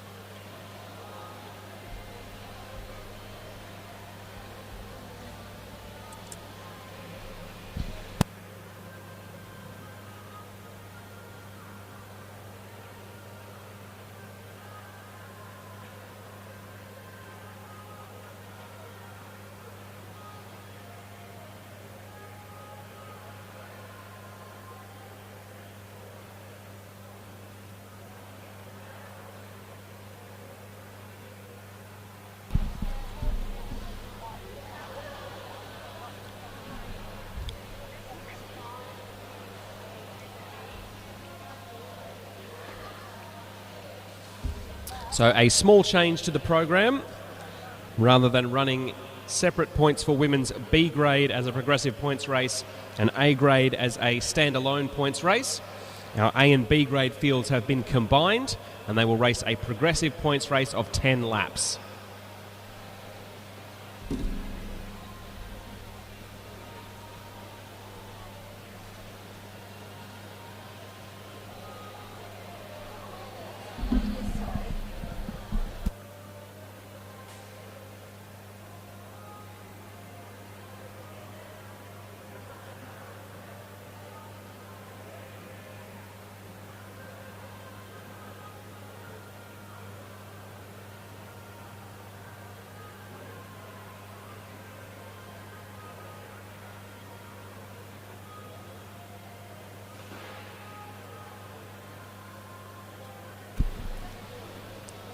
So a combined women's A and B grade field here, taking on a 10-lap progressive points race.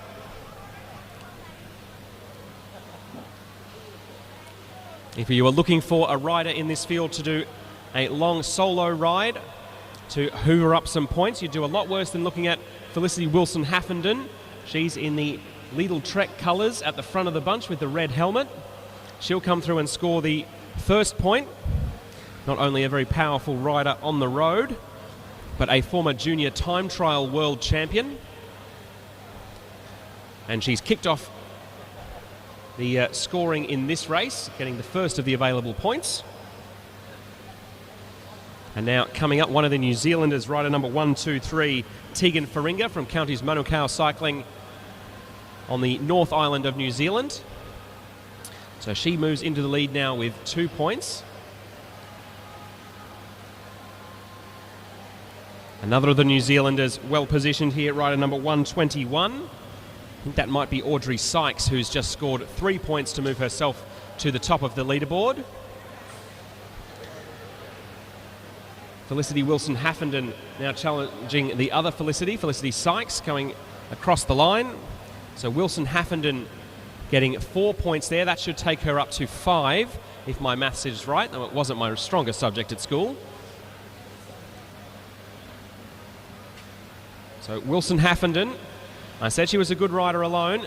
Happy to stay on the front for a bit longer. Flicks the elbow now and encourages Tegan Faringa to come through. One of the riders there in the bright orange, that's the young star from Illawarra, Lucy Allen. A real name to watch for the future is Lucy Allen. She's challenging as they come up to the line. Oh, very close indeed between Lucy Allen and Helena Worrell from Counties Manukau in New Zealand. Counter move coming now from the rider from Balmoral Cycling Club. Looks like this is Bella Potts. Oh, Sienna Monteith, I've been informed. Sienna Monteith, the winner of the Under-17 Omnium National Championship a couple of days ago. As Maya Wolfenden, another of the New Zealanders, now coming around the outside to challenge. Maya Wolfenden gets on the board as there are now 2 laps to go. So a lot of points been shared around quite a few riders here. So Felicity Wilson-Haffenden leading with 2 sprints left, coming up towards the bell now. And it is Lucy Reeve now coming past Felicity Wilson-Haffenden. So Lucy Reeve has left her run late, but might be able to take this whole thing home if she's able to win the final sprint as well as the penultimate one. So Lucy Reeve in the black. Very fitting that the Kiwi in the all black is going to come through and take out the win. So Lucy Reeve will go out the overall winner with 19 points. Felicity Wilson-Haffenden, the Tasmanian from Lidl Trek, in second with 10 points. Maya Wolfenden with 8, Sienna Monteith with 7, Lucy Allen with 6, 3 for Amelia Sykes, 2 for Tegan Faringa.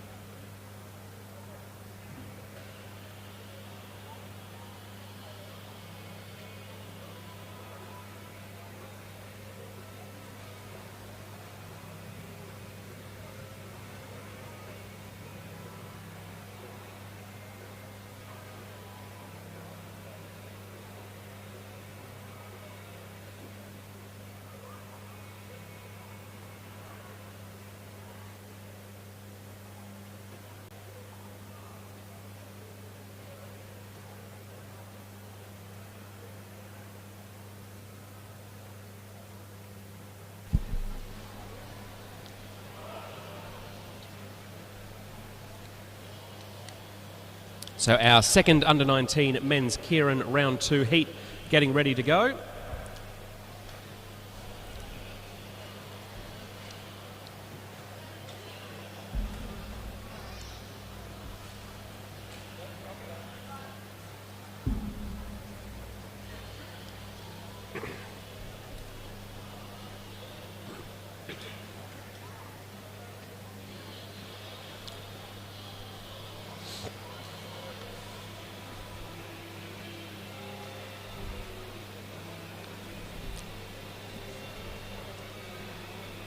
So as the Derny comes around the track, there's a bit of Seven Nation Army on the PA here at Disc. If that doesn't get you ready to go eyeballs out for a sprint, I don't know what will. So as our second men's under-19 Kieran heat for round 2 gets into formation, we'll run you through the starters. In first position in the maroon jersey of the Queensland Academy of Sport behind the Derny, that's Seb Topping from Balmoral. Just behind him in the royal blue of the ACT Academy of Sport is Angus Withington. Third place at the moment in the red of the South Australian Sports Institute, that's Luca Pyatt from South Coast Cycling Club. In the bright orange is the Dutch registered man from Central Coast Cycling Club, Ravi Hermkens. Ravi Hermkens will be benefiting because he came up to the broadcast area yesterday and helped us out with some of the camera work. So he'll have some bonus watts for volunteering. Then the two riders at the back in the Tasmanian kit, that's Max Woodruff. In second last wheel, the dark blue. And then on the back, the blue with the black sleeves, that's Isaac Byrne of Brunswick.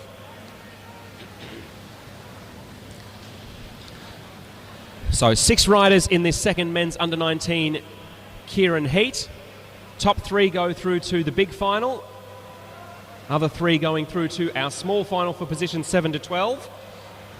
As that's now the Tasmanian Max Woodruff moving his way to the front of the field. Isaac Byrne of Brunswick in the blue and black helmet now. A full standing sprint from Isaac Byrne. That's pulled out a couple of lengths for the man from the VIS. So Isaac Byrne leads them into 1 to go. Angus Withington was our under-19 sprint champion from the other night. So he's got a good turn of speed, but he's got a big gap to make up to Isaac Byrne. So Isaac Byrne will lead them out of turn 4. He looks good to qualify. So Isaac Byrne will qualify for the big final, as will Angus Withington and Seb Topping. So Ravi Hermkens, Luca Pyatt and Max Woodruff will be headed to the small final for positions 7 to 12.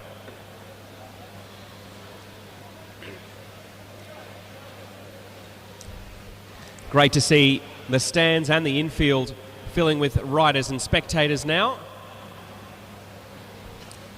There is still time to buy general admission tickets for tonight's Austral Wheelrace session. Though please bear in mind they are standing room only. All the seated tickets are sold out. But we want to have an absolutely packed house here tonight. There are a number of great standing spectating positions all around this great venue. And we're looking forward to having you watch what should be fantastic racing.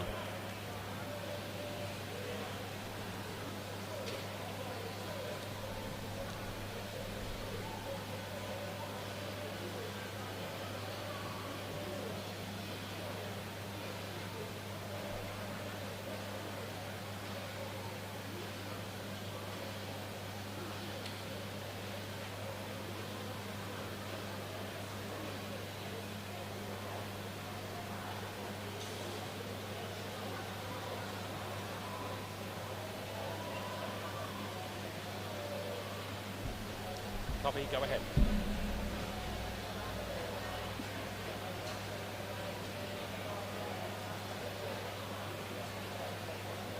No worries, I will refit my radio.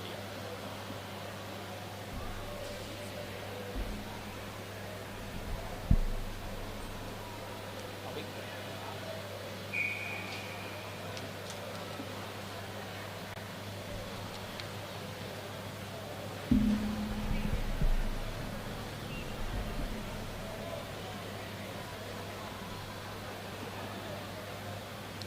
That. So as our first of our round 2 heats for the women's under-19 Kieran now underway. So right behind the Derny, rider number 167, that's Milan Bradshaw from the University of Queensland. Just behind her in the Victorian blue and white is Alana Lake. In the maroon of Queensland, that's Ella Liang in third wheel. In fourth wheel in the navy blue, Alexis Phillips from Canberra. Hope Harnetti from Castlemaine Cycling Club in Victoria is in the yellow in second last wheel. And on the back of this group, Paige Squire from Norwood, rider number 166. And a note from our friendly team of commissaires, Madison teams who are racing later tonight can now collect their numbers from the registration desk. So Madison teams can now collect their numbers from the registration desk.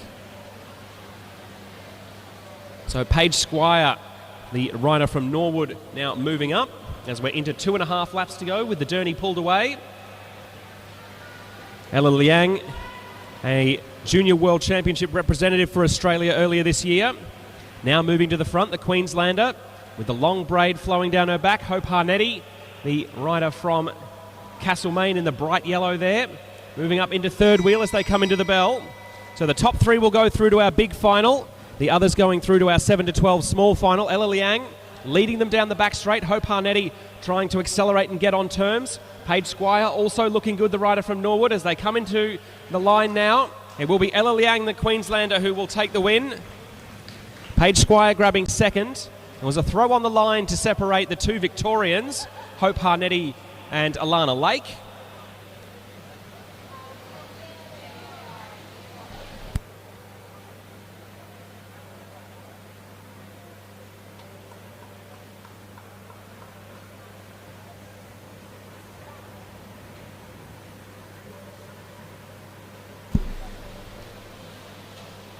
So confirmation of the results from that first Kieran heat of round 2 for our under-19 women. Ella Liang first, Paige Squire second, and Hope Harnetti third. They will go through to our big final.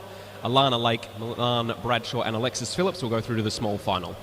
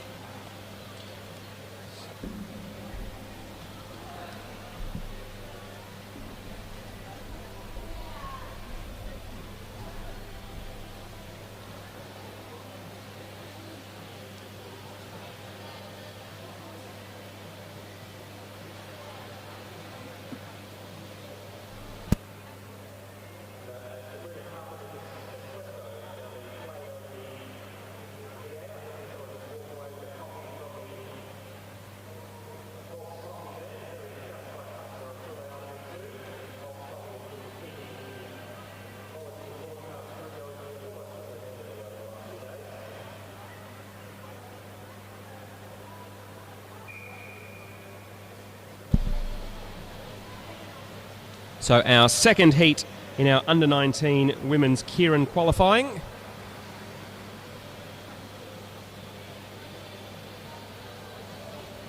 So as they form up behind the Derny, the first rider in the line is Maddie Pitt of X-Speed Cycling Club in Western Australia. Second wheel there in the blue and white sleeves of Balmoral. That is April Patty. In third wheel in the maroon of the QAS, that's Olivia Wright. Fourth place, another Queenslander from Gold Coast Cycling Club in the all black is Madison Smith.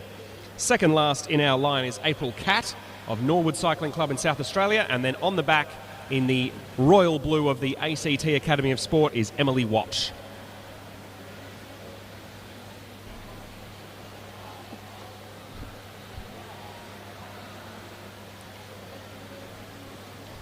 So the Derny swings away, 3 laps to go, and 3 positions in our big final for grabs here. Olivia Wright, the Queenslander, moving herself forward. So 3 Queenslanders, 1 from South Australia, 1 from the ACT, 1 from WA here, as they go through 2 laps to go. And it's 2 of the Queenslanders, Olivia Wright and Madison Smith there, as it's now the South Australian April Catt making a charge down the far side. April Catt with a good jump here over the rest of the field as they come through the bell. So 3 3 positions available in our big final. April Cat has gone early to try and get one of them for herself. Olivia Wright trying to chase across in the QAS colours. April Paddy also there for Balmoral. So April Cat will come through. She will definitely qualify. And then it was April Paddy and Maddie Pitt grabbing positions 2 and 3. So they will head through to our big final. Olivia Wright there, the rider in the maroon of QAS, just missing out. So she will head to our small final along with Madison Smith and Emily Watch.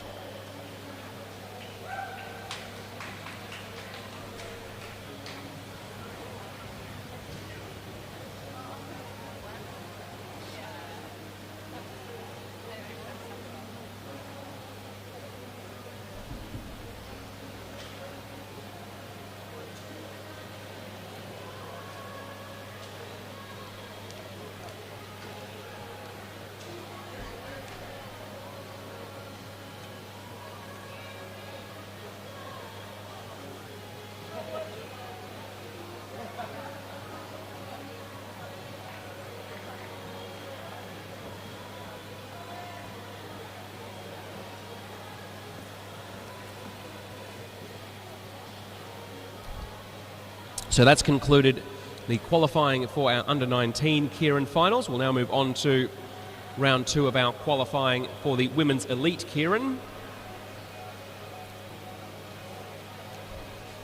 Same structure as last time, 6 starters, 6 laps of racing, 3 riders to go through to our big final, 3 to go through to our small final.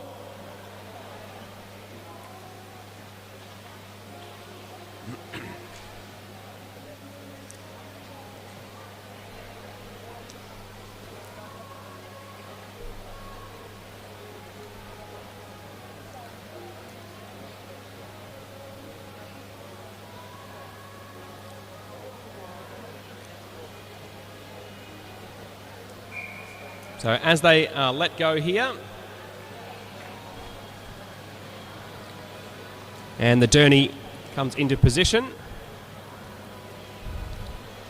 So as they form up, the first rider in line behind the Derny, the yellow kid of Western Australia with the black socks, that's Christine Perkins, a veteran of track racing in Australia, winner of one of the first editions of the women's Austral race back in 2002.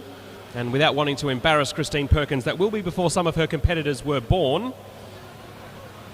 In second wheel in the green and gold, one of those competitors at the most tender age is Alessia McCaig.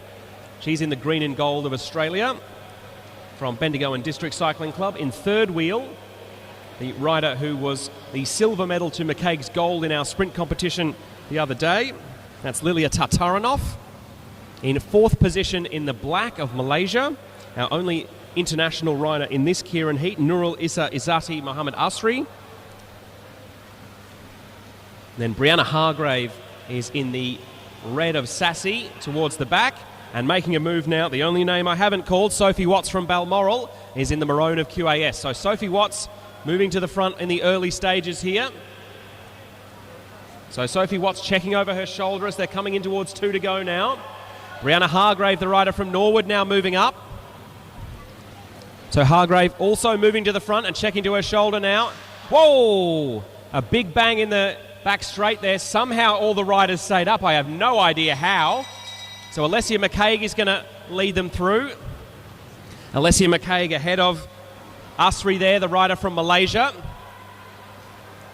As it is the riders from WA and South Australia challenging for third position there. So Alessia McCaig will progress, as will Nura Issa Izzati Muhammad Asri. Third place, I think, may well have gone to Brianna Hargrave. And that was an extremely concerning noise. I think that came from the bike of Sophie Watts there. So I don't know if that was a crash with riders moving into each other side to side or something breaking in the machine of Sophie Watts, but it sounded serious, whatever it was.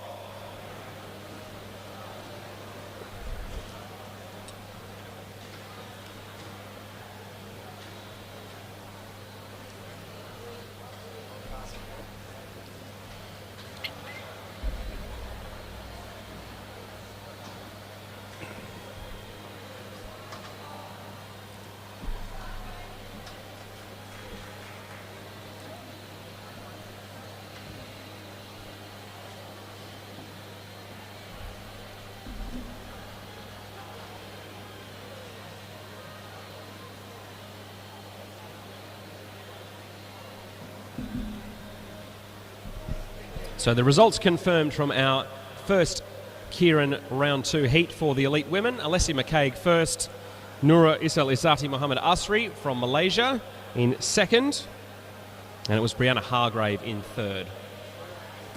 So our second qualifying heat for our women's elite Kieran final ready to go. The journey is signalled.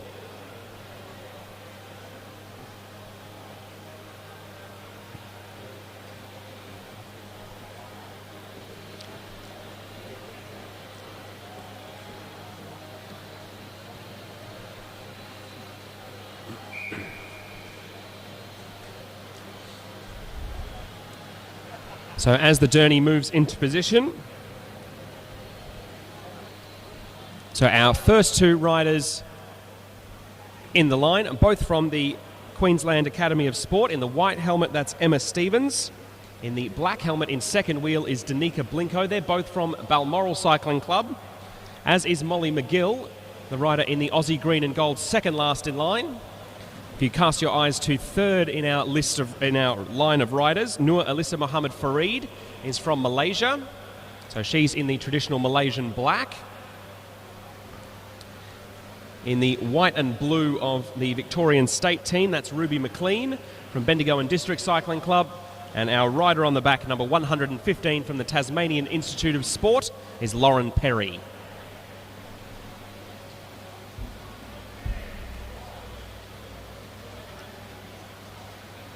So Dernie about to come away from the track. Emma Stevens just checking over her shoulder. Winds it up very early here, does Emma Stevens, reminiscent of the attack that won Jason Kenny the Olympic gold in Tokyo in 2021. Now I have to say there's a bit more looking around in that race than in this one. Everyone very keen to chase that down. 2 laps to go now as Danica Blinko now comes forward. Danica Blinko from the Balmoral Cycling Club and the Queensland Institute of Sport leading them down the back straight. Emma Stevens still in a good position.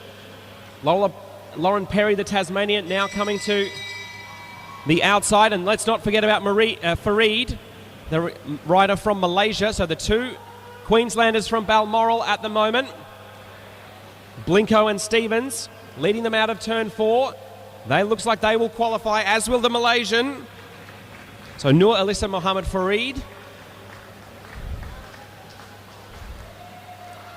will grab the third and final qualifying spot. They'll go to the big final.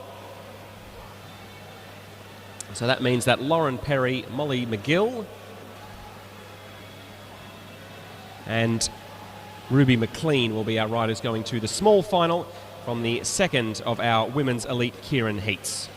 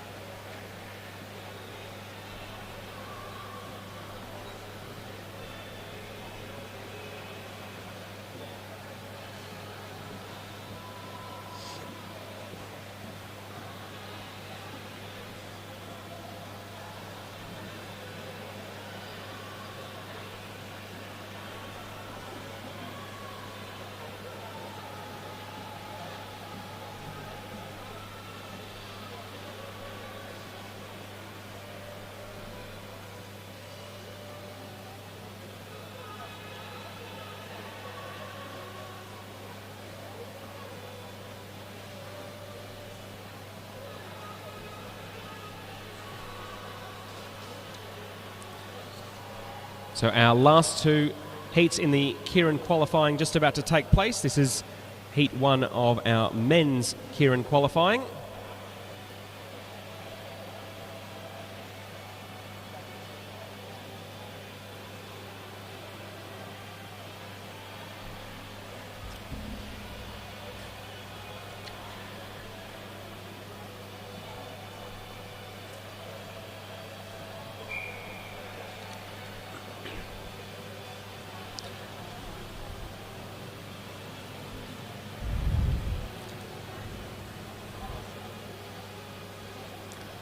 So our 6 riders getting into formation behind the Dernie here.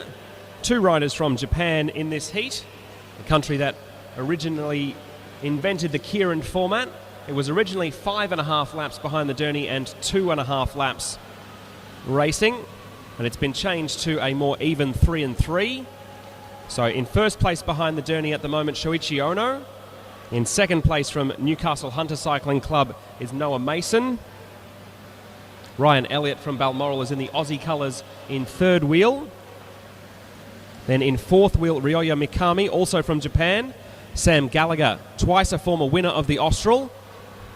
He's in the Victorian colours in second last, and in the two-tone blue of New South Wales on the back, Xavier Bland.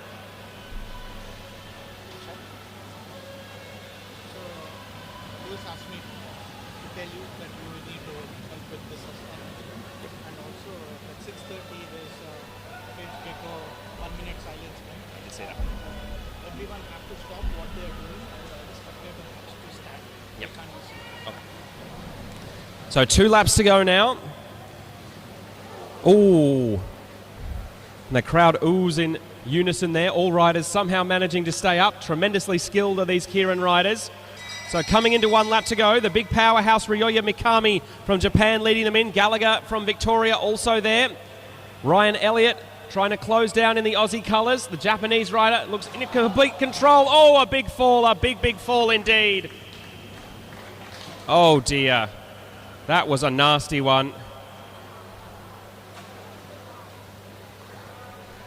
And one of the Japanese riders has lost a decent chunk of skin suit there.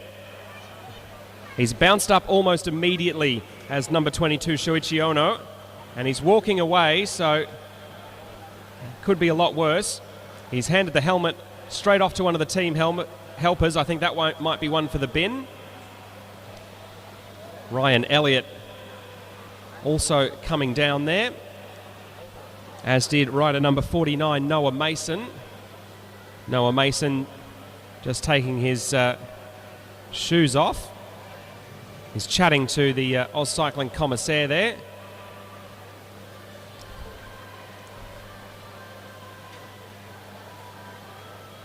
Thankfully, our medical team are on hand. So Ryan Elliott from Balmoral limping away.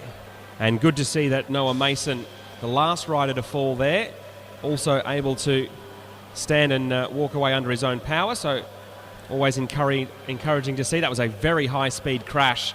They would have been going at well above 50 k's an hour there.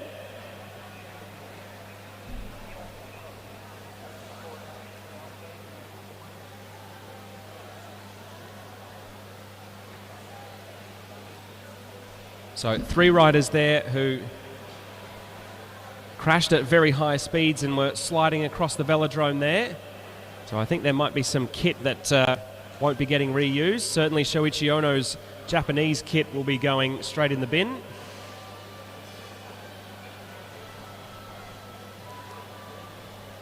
So after all of that, Ryoya Mikami, Samuel Gallagher and Xavier Bland, the 3 riders who qualify there.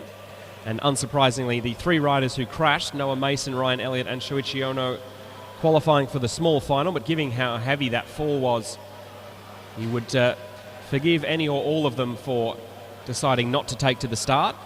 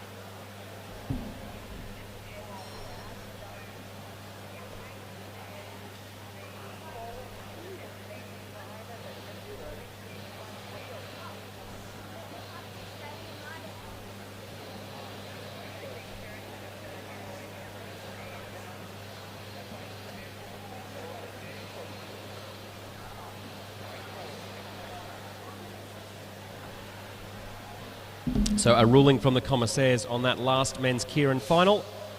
All of the body contact and crashes there deemed to be racing incidents. No disciplinary action necessary. So our second and final qualifying heat for our men's elite Kieran. So 3 riders here from the South Australian Sports Institute as they form up behind the moto. They will be Max Lieberknecht, Tate Ryan and James Brister. 2 international riders there in the black and red of the Terengganu cycling team. Probably the greatest cyclist Malaysia has ever produced, Azizul Hasni Awang. Olympic medalist in this discipline in Rio de Janeiro, where he took bronze, and Tokyo, where he took silver. Second last in line, the Japanese rider Ryuto Ichida. And on the back of the train at the moment, the Australian Daniel Barber from Dubbo.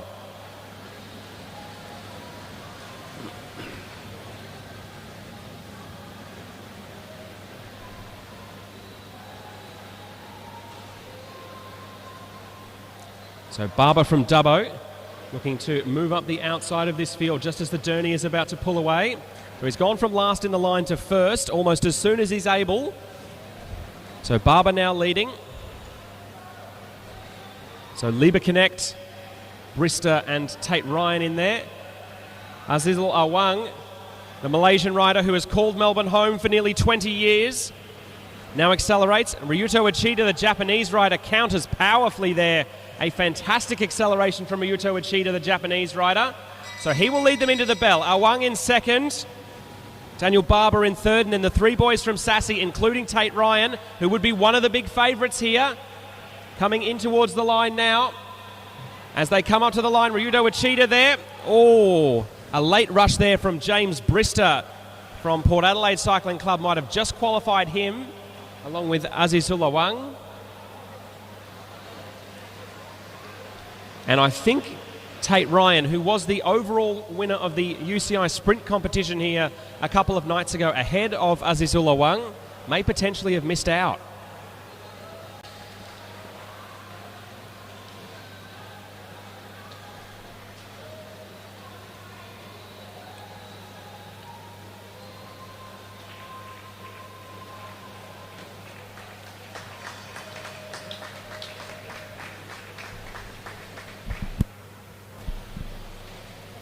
So confirmation of the results of that heat there.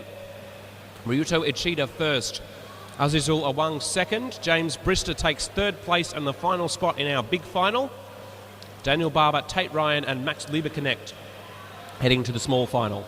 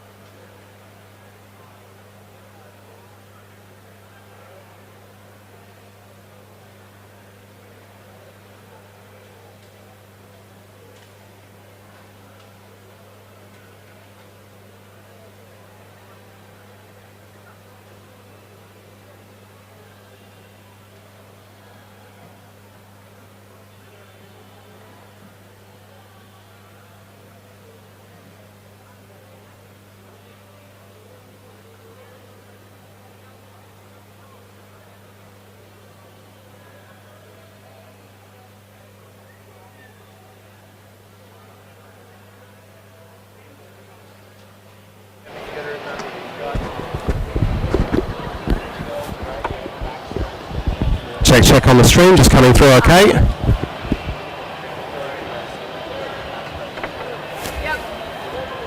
Yes, please, it's all seated.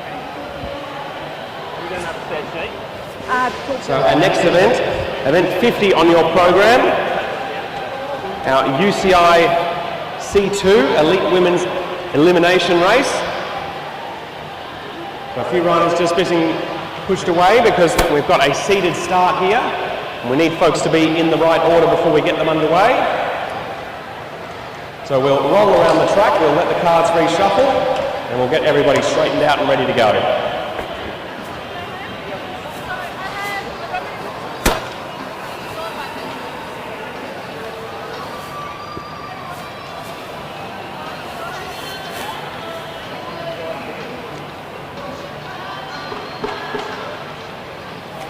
I use the radio solution in the background to play with these other.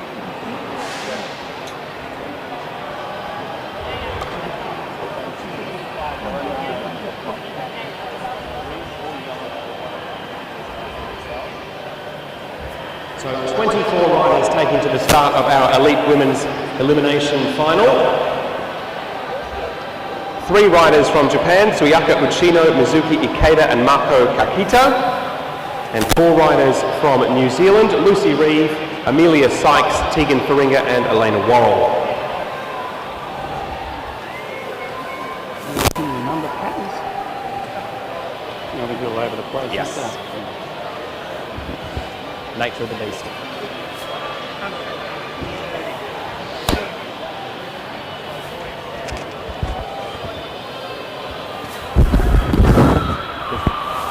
While we're here.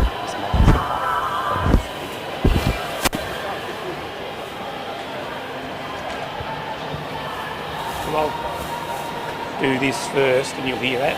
Yeah, that's fine. I'll stand close enough to hear.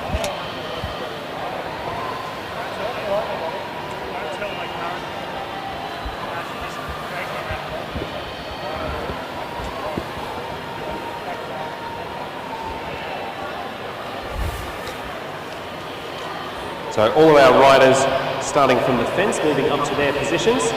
You might hear some thumping as riders hop themselves into place so they can place their feet at 9 and 3 o'clock for the start.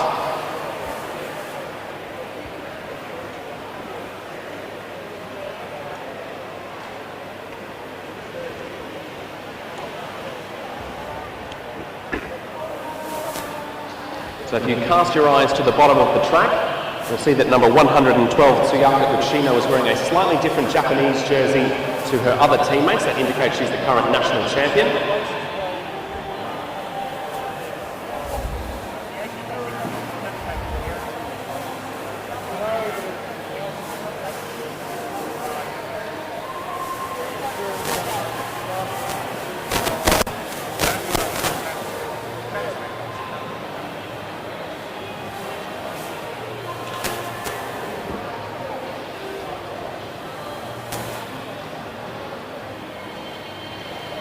Once our riders are all in position and ready to go,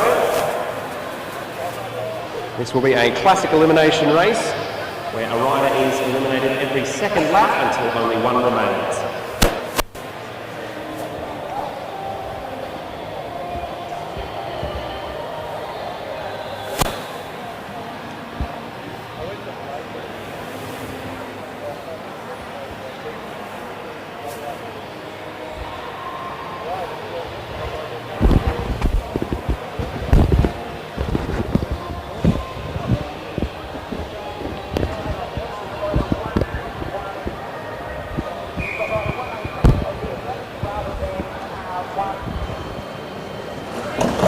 Oh, there's a fall almost immediately there. So I think the whistle is going to blow and we'll have a restart.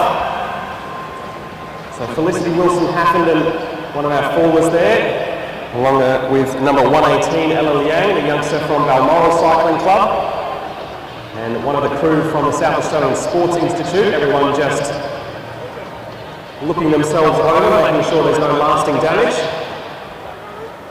Felicity Wilson-Haffenden already has some bandages on her left leg from an earlier fall, as it was rider number 106 from the South Australian Sports Institute who was the faller there.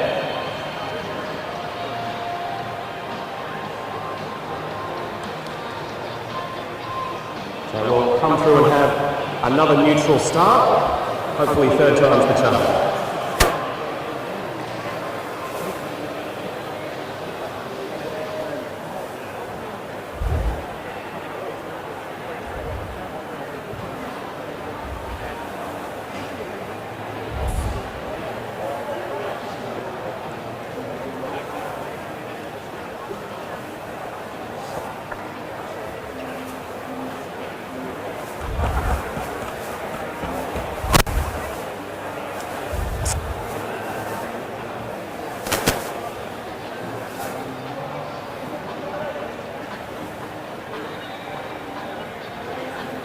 So if we had been halfway through our race and a crash like that had happened, our bunch would have continued to roll around in a neutral start as they were barely out of the blocks.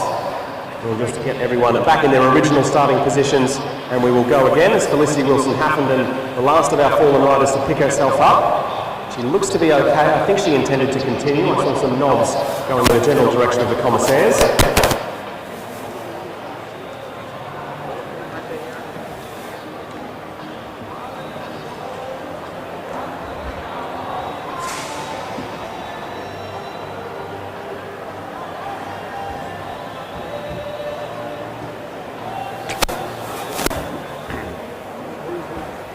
So it was Odette Lynch from the South Australian Sports Institute who was the faller earlier on. I think she's okay. I think everyone is intending to retake the start. Emma Liang is in the line and Felicity Wilson-Haffenden now moving into position.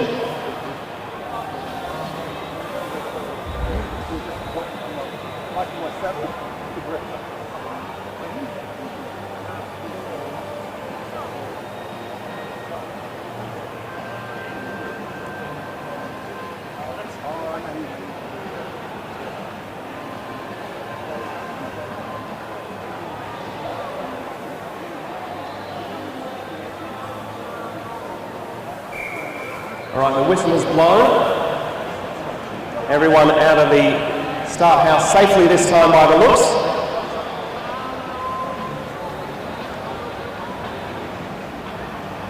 And there'll be a few riders in there with a bit of extra adrenaline they might have planned after that fall. And we've got to wait for the bunch to be all together in one big blob for our neutral rolling start to be given.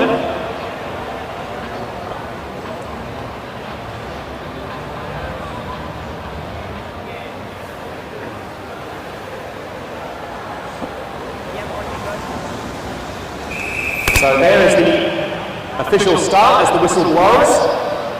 So you'll hear the bell on this lap. That will signal that there will be a rider eliminated the next lap through. And one of my personal favourite track cycling disciplines, the elimination. A beautiful blend of power, strategy and tactics. You'll see riders rushing up the high side of the peloton there, trying to find room wherever they can. We're coming into our first elimination now.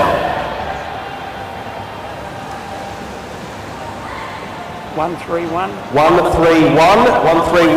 Ava Schmidtke, the rider from South Coast Cycling Club and the South Australian Sports Institute. The first rider eliminated. As they come up to the line now, the bell will ring again. As Amelie Sanders, the young wonderkin from Queensland, moves herself to the front of the field. Owner of 2 under-19 national championship jerseys on the road this year.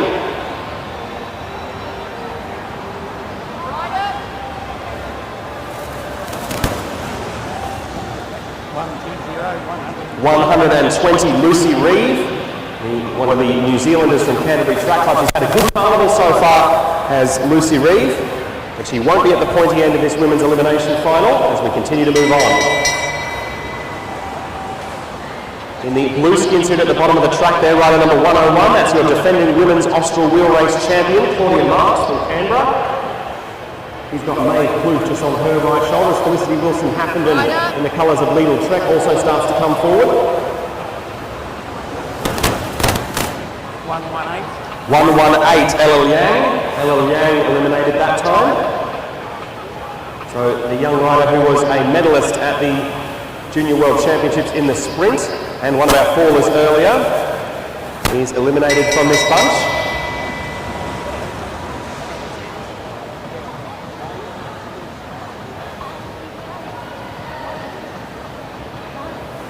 So plenty of movement around the top end. There's plenty of space at the top, but you have to burn more energy to get around people. Right up. 1-2-1. 1-2-1, Amelia Sykes, the next of the Kiwis to be eliminated. So that's 2 of our 4 Kiwis still remaining in the race. So still in the mix for New Zealand, Amelia Sykes and Elena Wong.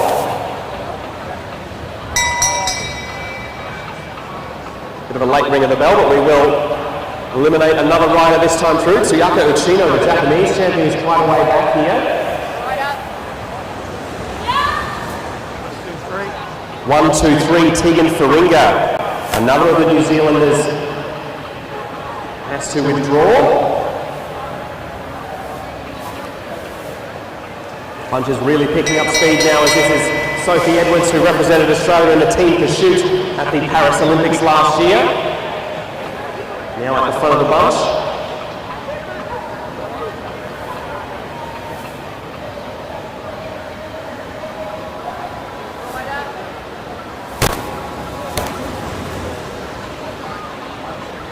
(130) 130. Madeline Wasserback, the under-19 gravel national champion.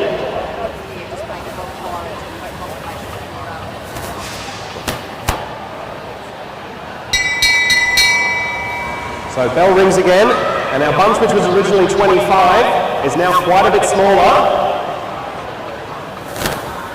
All 3 Japanese riders still in this field.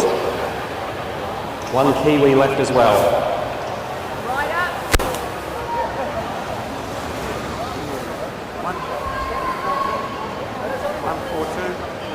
1-4-2. Riley McMullen eliminated that time through.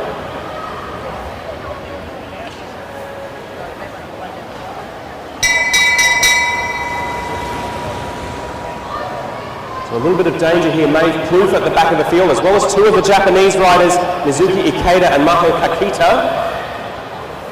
Sophie Edwards in the black and white helmet there, in the colours of the Australian track endurance team. 1-2-4. 1-2-4, Elena Worrell. That's the last of our Kiwis. So all of the 4 Kiwi riders who started this race now eliminated. All 3 Japanese riders who started still in there. So bell rings again. Last year's Austral champion Claudia Marks now at the front. She had a fall in her Omnium during the tempo race yesterday morning, but her legs seem to be working just fine as she's leading the bunch now, coming down to elimination. 1-3-5, Leonie van der Berg from Norwood Cycling Club in South Australia and the South Australian Sports Institute. Winner of the points race here a couple of days ago. 1-3-8, our rider now at the front of the bunch. That is Nicole Duncan from Central Coast Cycling Club, a junior world champion on the track in the past.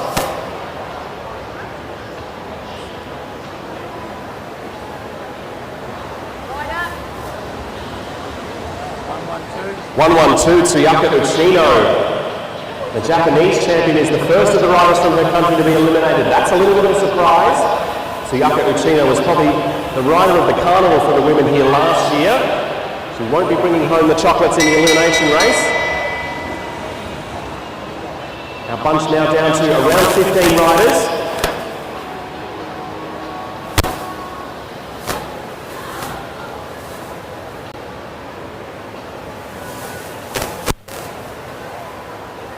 Maeve Plouffe looking comfortable at the front there.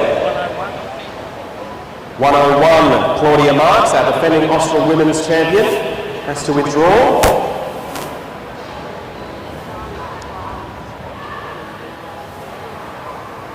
As this is now a move off the front, this is Emily Sanders.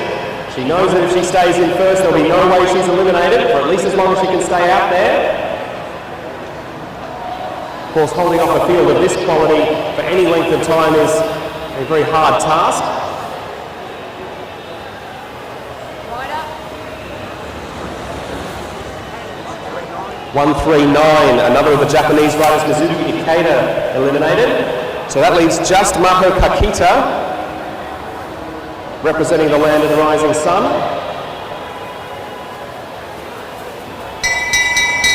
So 11 riders left now. You can still see the two riders from the New South Wales Institute of Sport with the bright blue on their sleeves.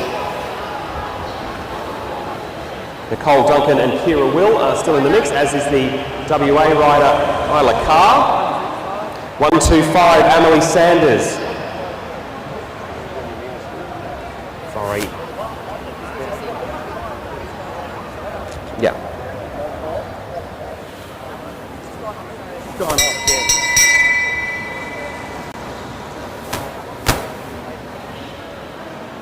So into 10 riders now. So both riders in the blue with the white shoulders of the Australian Track Endurance National Team, Sophie Edwards and Maeve Plouffe, patrolling the front there, right next to Nicole Duncan. 128, eliminated that time. Felicity Wilson-Haffenden, so one of our earlier fallers before the race began.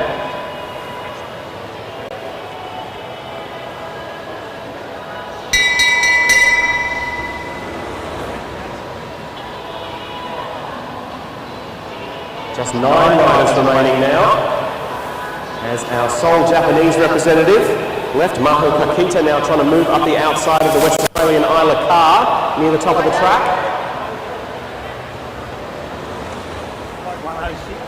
106, Odette Lynch. Eliminated off the back of the race, as there's now a move at the front from Maho Kakita from Japan. Maeve Plouffe and Sophie Edwards in the Australian colours moving across. Georgia Baker from Tasmania in fourth wheel, a name I've barely mentioned since this race began. She's been keeping herself towards the front, but never on the front.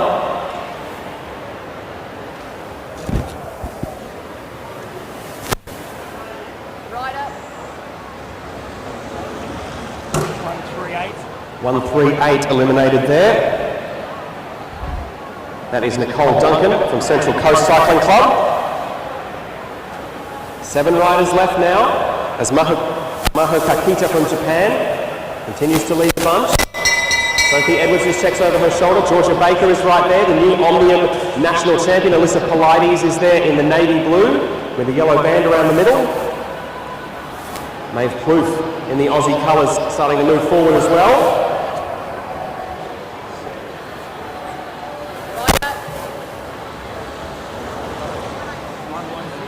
116, Georgia Baker. Sorry, better that time. Georgia Baker eliminated that time through. So she was almost invisible getting into the top 10. Won't make it onto the podium today.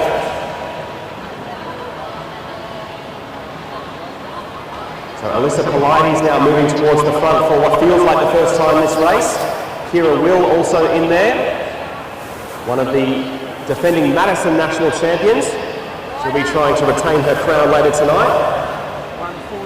140, Maho Kakita, the last of the Japanese riders to fall. So 5 riders left. Alyssa Polides is in first position. Kira Will is in the light blue sleeves. Isla Carr in the yellow. Maeve Plouffe on the back, and Sophie Edwards, her Oz Cycling track teammate. Now going off the front, or at least trying to. Alyssa Polides is on some super form this week, looking really, really strong, the rider from the Victorian Institute of Sport. Rider. 102, Sophie Edwards from Adelaide University Cycling Club. So she has to make way. So that leaves Alyssa Polides, Isla Carr, Maeve Plouffe, and Kira Will in the mix. Alyssa Polides recently posted to Instagram after her Omnium national title win that she had her nonna's pastor to thank for it. So this bunch getting quite tactical here. Ooh, A hang up there for Kieran Will. It almost looked like she pulled a foot out of the pedal there. Definitely a unexpected issue for the rider from New South Wales. 127, Kieran Will is indeed eliminated, and just 3 remain. So Alyssa Polides on the front, your new Omnium National Champion as of yesterday. Isla Carr, the Western Australian with the yellow sleeves.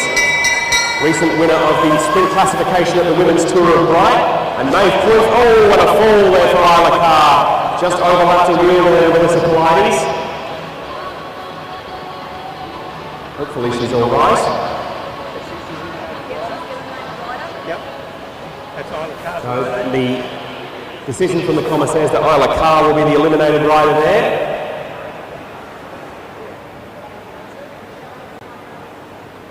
So our 2 riders left, Alyssa Polides and Maeve Cliff, will get the bell next time through, as Isla Carr is now standing trackside, so that's a good sign.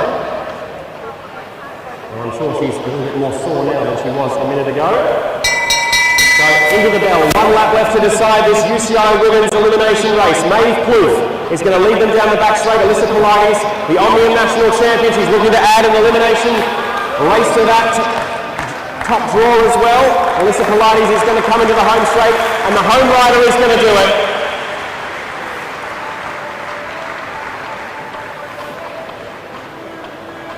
A big result there for Alyssa Polides. Maeve Cliff crossing the line in 2nd place. Isla Carr made it to the last 3 but unfortunately crashed out.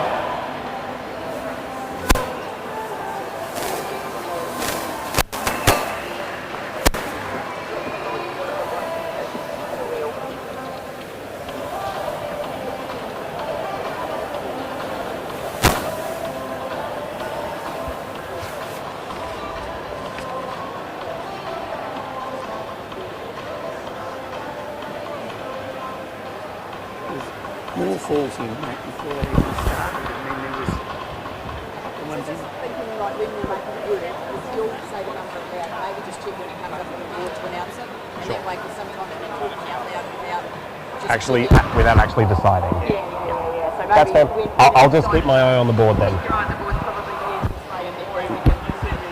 If you see a thumb up, Okay. yeah, yep.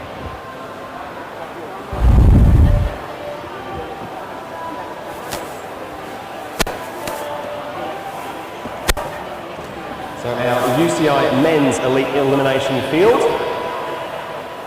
now getting themselves into position. Might need a couple of extra hands to hold some riders here to give them a stable start.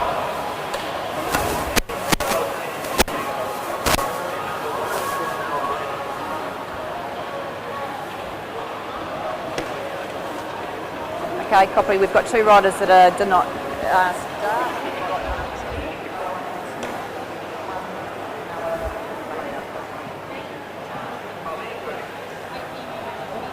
So riders in this race representing Australia, Japan, New Zealand and the United States of America.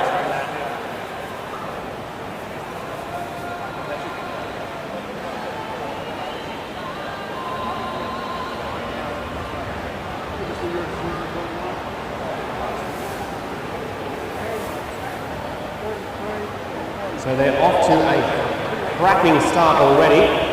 No need to worry about the pace not being high early on. Even before the whistle is blown, they're up to a good pace. This is Magnus Jamison from New Zealand in the white and black on the front here. He's got the Japanese champion right on his hammer. It'll be Shunsuke Imamura.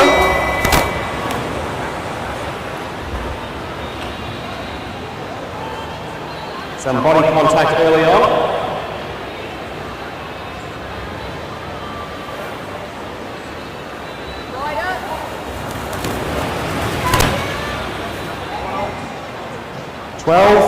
Number 12, Blake Quick from Balmoral, the first rider to be eliminated. Oh, a big fall down the back there. Oh, I didn't quite see who it was who fell.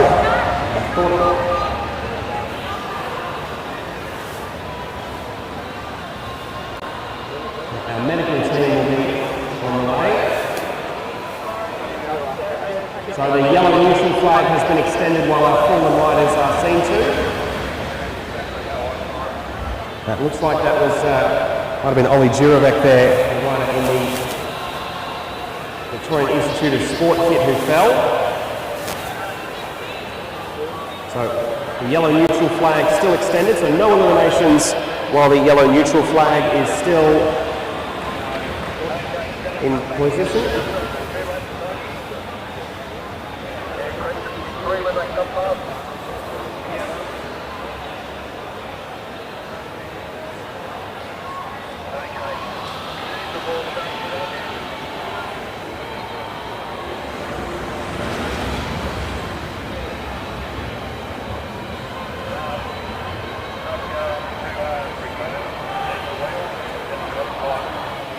Okay, copy that. What number, please, Laurie?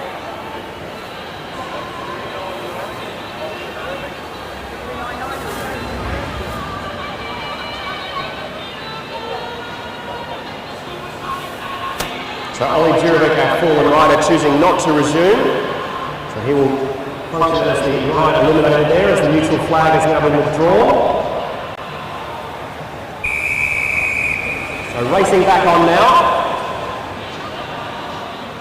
And folks seem just as keen to have a very fast race as they were the last time through. So bell rings again, 1 lap to the next elimination. Quite a bit of jockeying for position already, as one of the New Zealanders is towards the back there. It might well be Magnus Jamison. Some movement from Tom Cornish up on the high side. 30, 3-0. Number 30, 3-0. Joshua Grieve from Otago. One of the New Zealanders has to pull the colours in. 1 lap to the next elimination as it's rider number 6, Joshua Duffy from Launceston City Cycling Club, in the colours of the Australian Endurance Truck National Team. A couple of his teammates also moving forward there.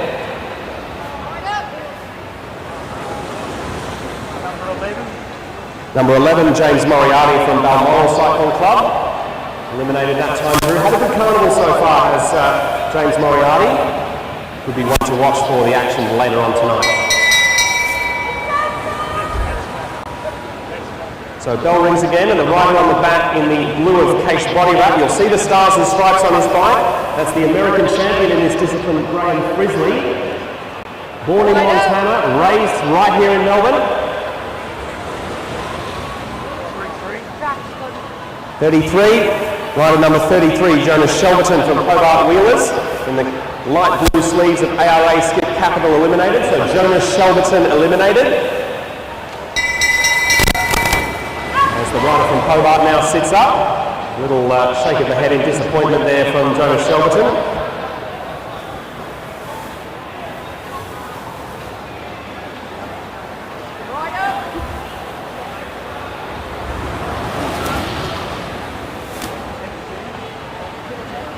Number 17, Hamish Keast from Canterbury in New Zealand.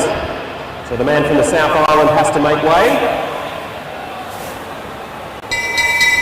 Still 2 Japanese riders and 1 New Zealander, as well as the American champion Graham Frisley still left in this field by my count.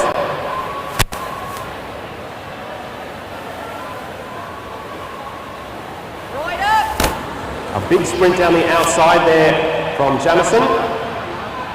Number 31, it's not enough to save Magnus Jamison, as the man in New Zealand white and black has to end his race early. So the 2 Japanese riders on the front. Shunsuke Imamura is the rider with the classic Japanese rising sun on his back, with the red stripe around the centre. That's Kazushige Kuboki, who won the silver medal in the Omnium at the World Championship in Santiago de Chile earlier this year.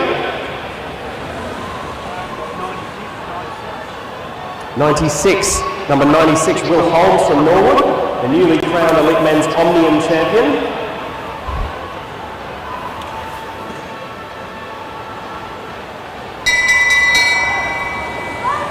As Graham Frisley now coming forward in amongst this bunch. So with the man nicknamed Grizzly leading them as they head up the back straight there. Plenty of movement up on the high side of the peloton as riders try to stay safe.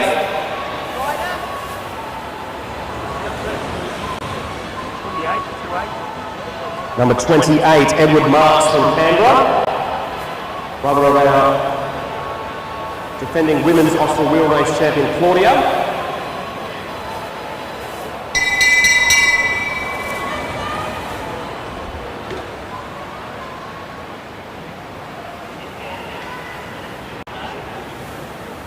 So the bell rings again. We're down to about our last 10 riders now.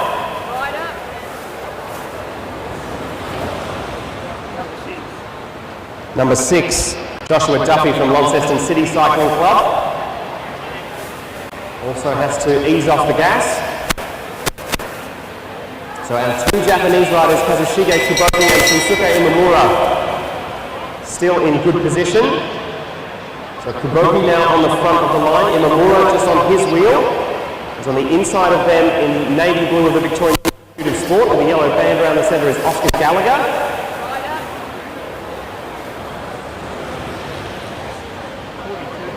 Number 42, Samuel Washington from the WAIS and X-Speed Cycling Club from over in Perth.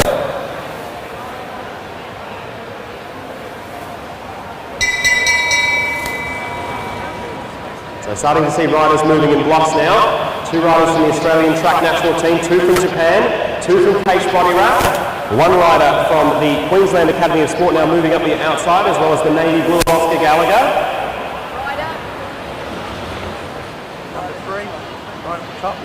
Number 3, Graham Frisley, so the American champion. Well, I'm sure there are still plenty of his home club of Buzzlink Cycling Club who would claim him as an Aussie. Has to content himself with a spot inside the top 10.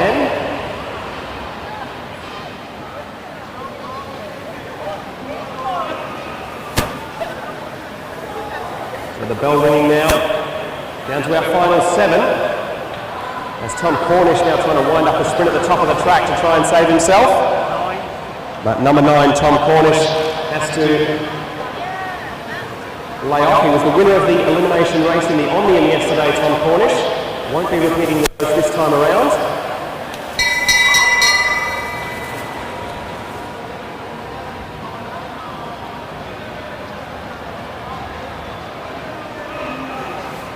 So our riders on the back in the odd jerseys out here with no team support from Queensland and Victoria. Number 27, Oscar Gallagher, the new Victorian individual pursuit state champion, which he won here last weekend. Has to finish 6th overall when it's all said and done. So 5 riders left. The 2 Japanese riders. Number 23 there, Connor Leahy, I barely mentioned his name all race long, but he's got an Olympic gold medal to his name in the team pursuit. Moving up around the outside, the 2-time national champion in this discipline, Kurt Ether. Number 23, as soon as I did mention Connor Leahy's name, the Olympic champion unfortunately was eliminated. Classic example of the commentator's curse there. So 4 riders left now. 2 Japanese riders. Kurt Ether, and the youngster on the back, number 13 there from the Queensland Institute of Sport. I think that may well be Alex Hughes. So a rush coming on. The Japanese riders have gone to the front and stayed there and tried to keep themselves safe for as long as possible. Number 4 eliminated that time, Kurt Ether. So the man who's won the last 2 national crowns in this race. Not going to take the win in this UCI C2 elimination today. So 2 Japanese riders and 1 Australian. So Shinsuke Imamura leading down the back straight there. Kazushige Kiboki, the Japanese champion, swings up the track. He concedes that he won't make the final sprint here. So Shinsuke Imamura comes across, checks over his shoulder. There's just 1 rider left now, rider number 13 from Queensland. So 52, Kazushige Kiboki officially eliminated. And as they come into the home straight, Shunsuke Imamura from Japan is going to try and time trial his way to the elimination race win here. The Japanese rider checks over his shoulder. He's got a gap of 40 or 50 metres here as he comes down into turn 3. It's a big gap and he will not be headed, so as he comes up towards the line, he salutes the crowd there. An excellent win for Shunsuke Imamura from Japan. A very creditable second place there for rider number 13 in the maroon of QAS.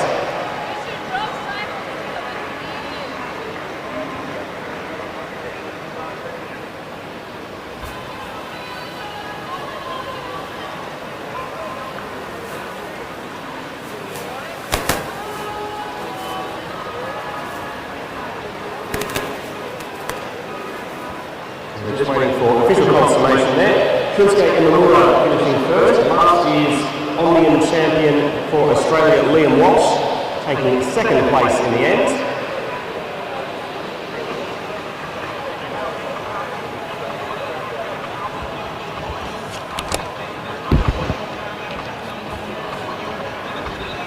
This is about the British Road. Just, do you want to throw that into some of the... Seems a bit quiet down there at the moment.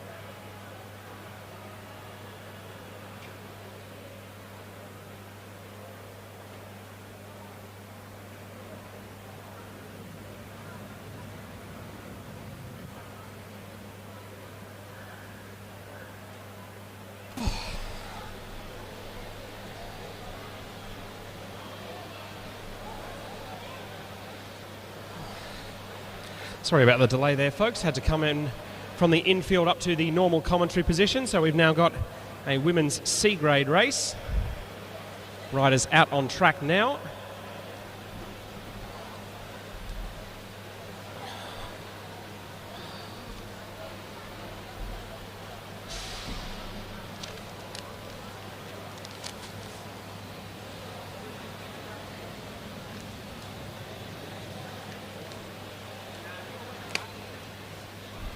So Lucy Johnston, the rider from Hobart Wheelers Dirt Devils, leading them at the moment. She swings up the track as it's now Toby Abasonyi from Bendigo and District Cycling Club. She's just in front of rider number 108 there, Ellie Lambden from Canberra. And right behind her, she's got two Masters Track World Champions in the team sprint. Samantha Bradbury is in the white from St Kilda Cycling Club with the white disc wheel. Just behind her in the yellow of Castlemaine, that is Emma Jackson. So they won gold at the Masters Track World Championships earlier this year along with Genevieve Jordan from Brunswick.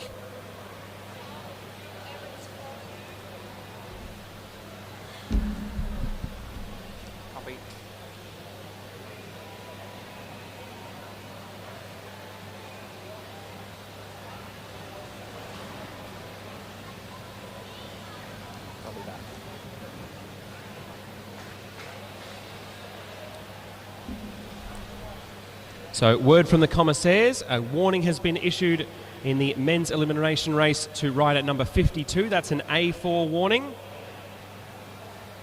for unsafe action in allowing a rider to pass.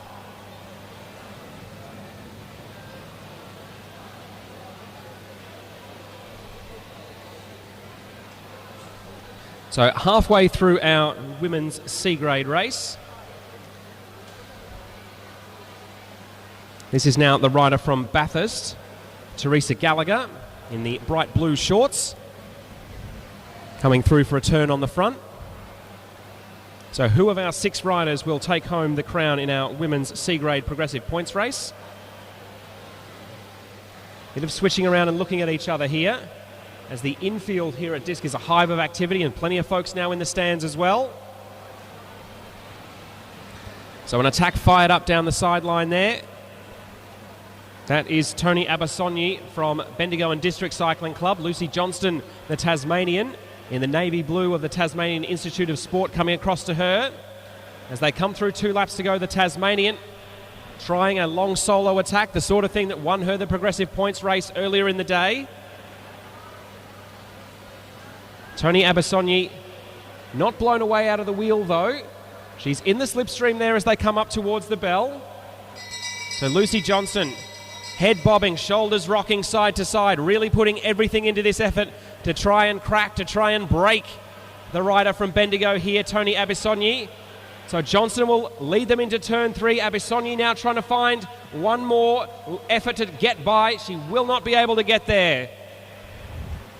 So Lucy Johnston, the rider from Hobart, takes home the win there. Second place it was in the end for Tony Abasonyi from Bendigo.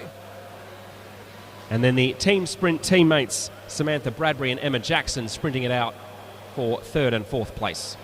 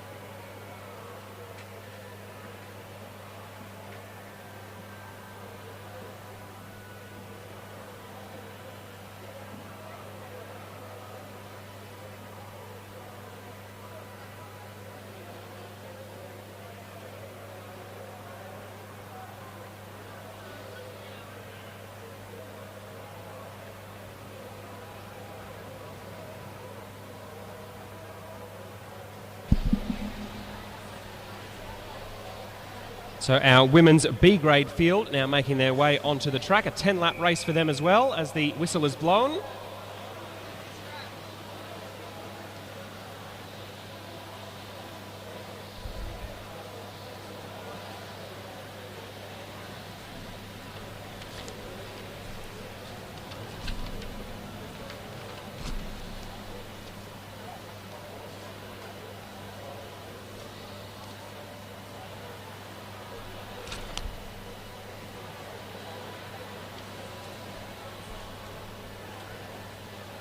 So our B-graders now out on track with 8 laps to go, being led at the moment by the rider in the orange colours. That's Lucy Allen, recent winner of 2 stages and the overall title, as well as the sprint jersey and the mountains jersey at the recent Tour of Bright, often seen as Australia's top amateur road race, and a chance for the stars of the future to really show themselves off.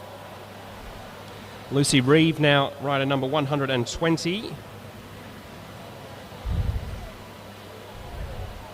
The rider in the all black from New Zealand. one of 4 New Zealanders in this race, 5 actually. It might even be, I'm actually looking at it now, and I think Lucy Allen in the orange is the only Australian in this race. So 2 riders here from Counties Manukau. They're in the pink and purple. Lucy Reeve is in the all black. She's from New Zealand as well. Hannah Payne from Tawamutu Sports Cycling Club is just following the acceleration there of rider number 123. That's Tegan Faringa. So yes, Kiwis in the first 6 positions of this race, and only one Australian to cheer for the home crowd.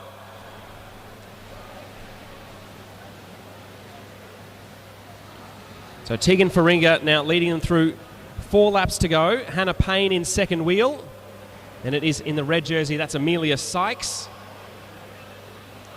Elena Worrell now also towards the front in the pink and purple jersey of Counties Manukau. Just checking over her shoulder. Lucy Reeve is there, as is Maya Wolfenden, another Kiwi in the light blue.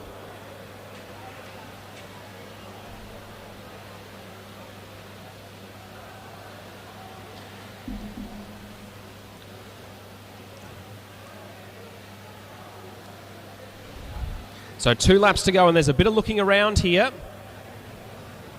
So 6 Kiwis and 1 Australian. Can Lucy Allen beat the odds here? As another Lucy Reeve attacks in the black off the front of this bunch. Being chased down now by Amelia Sykes as they come through 1 lap to go. So Lucy Reeve is going to lead them into turn 1. Amelia Sykes there chasing hard behind her.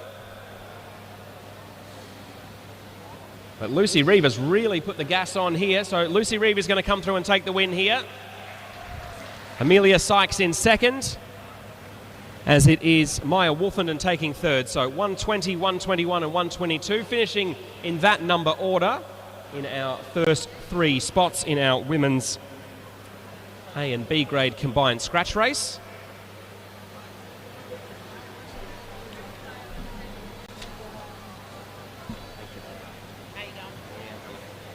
Do you need anything else? No, I'm good.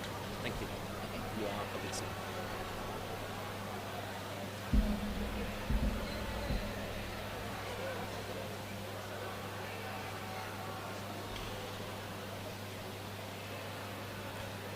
So with our graded scratch races now concluded, our next event will be the first of our qualifying heats for the men's Austral Wheelrace.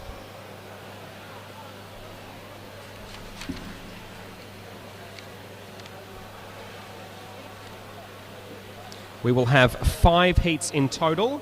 The first 4 riders will progress from each heat to the Austral Wheelrace final, which will be one of the highlights of tonight's racing. So there is still time to book tickets for tonight's racing. All the seats are gone, but there are still standing room only tickets available. There is a QR code in the foyer to the entrance. So if you are looking for a last minute ticket, you're enjoying the track action, you want to keep the joy going into tonight, then there's a QR code in the foyer. Feel free to use that or visit the Oz Cycling website.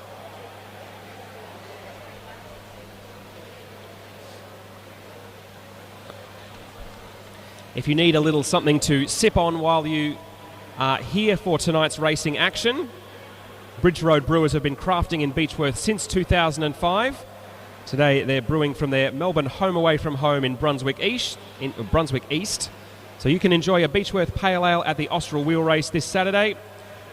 We recommend the New World Ale with old school integrity and the beer lover's favourite. Come down to the track centre. You'll see the orange banners there. From mid-afternoon and try the beers in their range. You can get to the track centre via the tunnel that you can access via the stairs in the foyer. So they've got a range of beers as well as wine and non-alcoholic beer. So if you're looking for something to drink, head on over that way, if you're over 18, of course. So we'll need some holders spread around the track at various points for our Austral Wheelrace qualifying heat. So we'll run you through our starters for Heat 1, starting from 245 metres. Our limit rider from Blackburn Cycling Club, Angelo Siriani. Starting from 240 metres, 2 riders from Brunswick. Andrew Sluter in the black, Che Dungy in the orange and purple. From 220 metres, Benjamin Holmes, also of Brunswick. From 200 metres, Ben Metcalf of Park Orchards Cycling Club. From 180 metres, Liam Underwood of Norwood. From 165 metres, Lachlan Trenton of Blackburn. From 150 metres, Riley Boyd of Brunswick.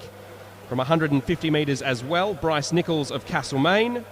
Lockie Walters of Hamilton Wheelers will start from 130, as will William Brown, fitting considering that they were inseparable until the very end of last night's under-19 Omnium.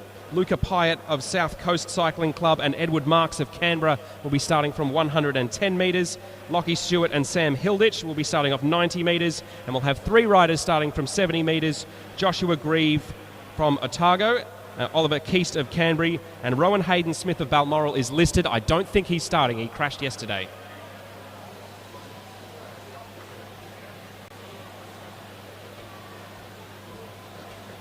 So just waiting for everything to be ready before we get going. It will be an 8-lap race.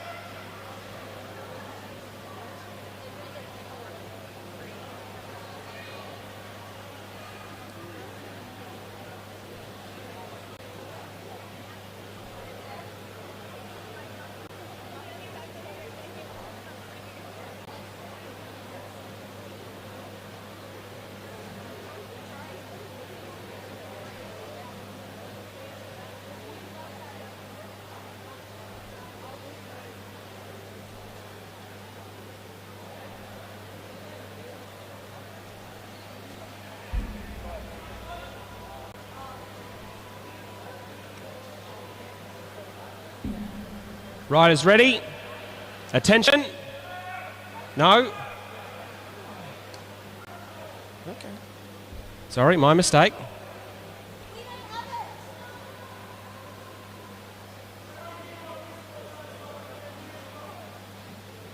So I just waited for the music to be turned off.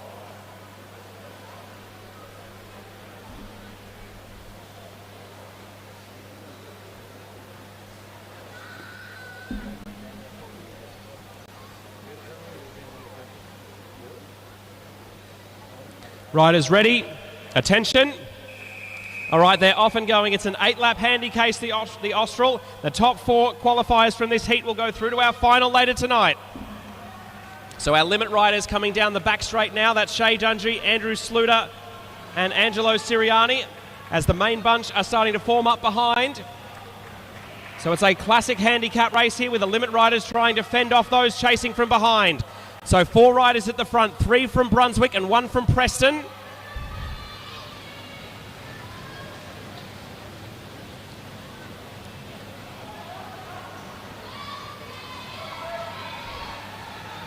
So coming through 5 laps to go now. Our 3 riders from Brunswick, Che Dungy, Ben Holmes and Andrew Sluter, are leading up the back straight now. They got a gap of about 100 metres to the chasing bunch, who are starting to close quickly.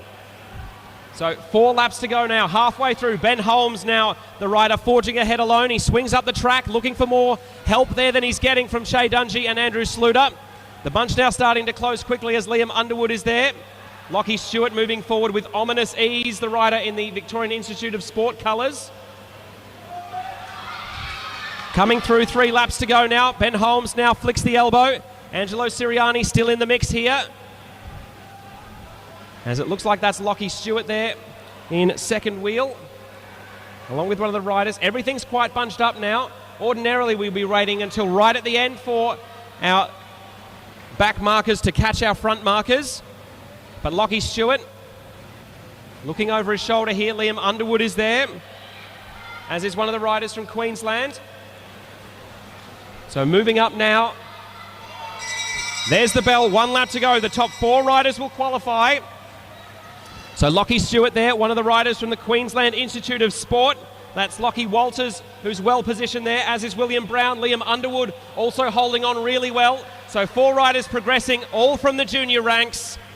So Lockie Stewart, Lockie Walters, Liam Underwood, and William Brown, I think, will be our riders who will make it through.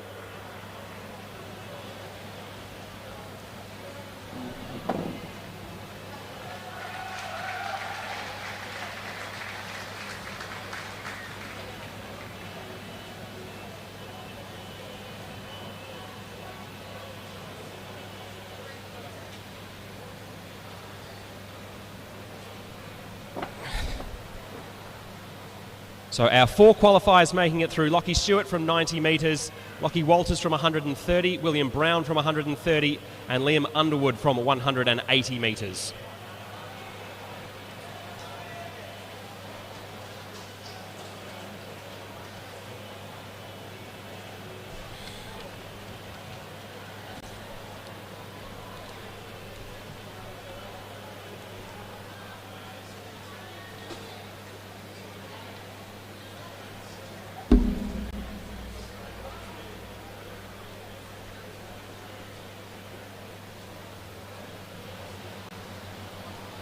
So that's our first heat of 5 qualifying heats for our men's Austral wheel race completed.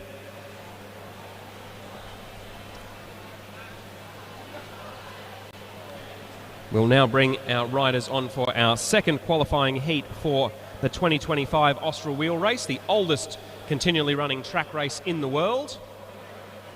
The first edition was run in 1887 at the Melbourne Cricket Ground on penny farthings, and the prize for winning overall was a grand piano valued at £2,000, but the grand piano was seen as a gift in a time when taking money for sporting performance was seen as crass.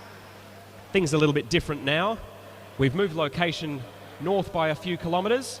The bikes are carbon and their wheels are the same size, and people are more than happy to take some money for winning overall.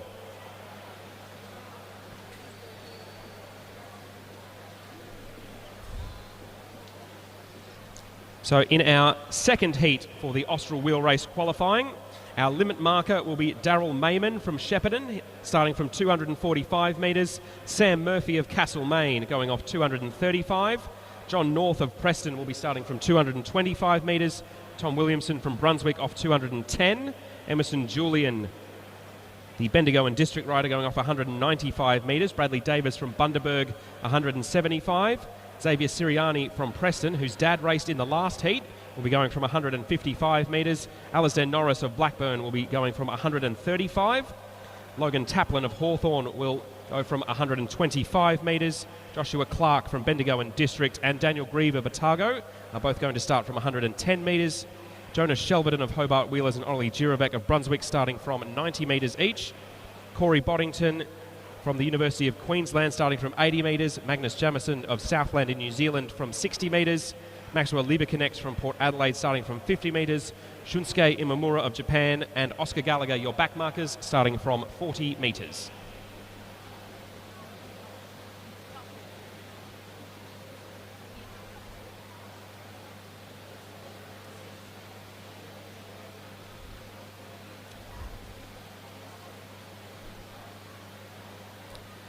Riders ready. Attention. Whistle is blown and we're underway. So Daryl Mayman and Sam Murphy from Castlemaine will be your limit riders. They're already through 7 laps to go. As further back, some of our internationals, including Magnus Jamison and Shunsuke Imamura, starting to close the gap in. Will they be able to get all the way across by the end of this race? So 6 laps to go. Daryl Mayman in the green and white of Shepparton is first. Sam Murphy of Castlemaine second. John North in the all black of Preston is now up to them and riding past. As a little bit behind, Tom Williamson and Emerson Julian are trying to come across. Our 2 limit riders, our 2 back markers, Shunsuke Imamura and Oscar Gallagher together, they are about 30 metres behind a main chasing peloton. As our leaders go down the back straight now. John North from Preston still leading. Sam Murphy from Castlemaine holding on strong. Emerson Julian from Bendigo and District now moving up to and past them as they go through 4 laps to go. Number 53, Bradley Davis, is in the white jersey there. He's now coming up to our leading markers. Tom Williamson also there. Our main bunch have a bit of a gap to make up. They're going to have to get a shift on our back markers if they want to catch our limit riders with 3 laps to go. So Emerson Julian now going clear of the group of limit riders. So Tom Williamson from Brunswick pushing hard in second place down the back straight as our back markers have now caught the main field. 2 laps to go and Emerson Julian is leading alone. Tom Williamson is there. Xavier Siriani in the black and white is now up to 3rd place overall. And our bunch are closing quickly now. Magnus Jamison, the Kiwi from Southland, Coming across, Emerson Julian takes a worried look over his shoulders. He's got 1 lap to go. His head's bobbing side to side. Xavier Siriani is right there. Bradley Davis from Bundaberg as Magnus Jamison from Southland, the Kiwi, moving ominously forward. So coming around the back straight there, a beautifully timed run from the Kiwi, Magnus Jamison. He will qualify. Number 35, Max Lieberknecht from the South Australian Sports Institute comes through in second. Oscar Gallagher from the VIS, I think it was, who came across the line in third place. And we'll wait for confirmation on our fourth and final qualifier. But a great example of why handicap racing is so much fun.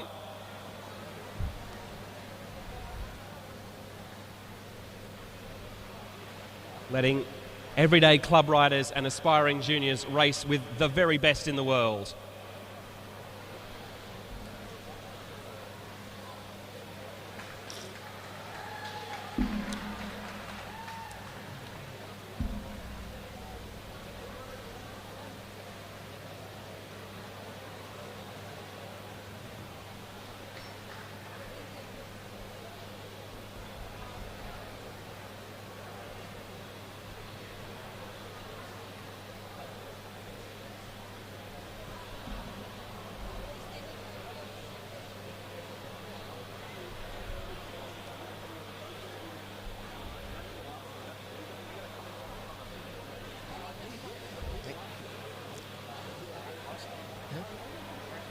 You're a bit close. You want to move a little bit? Hang on, mate.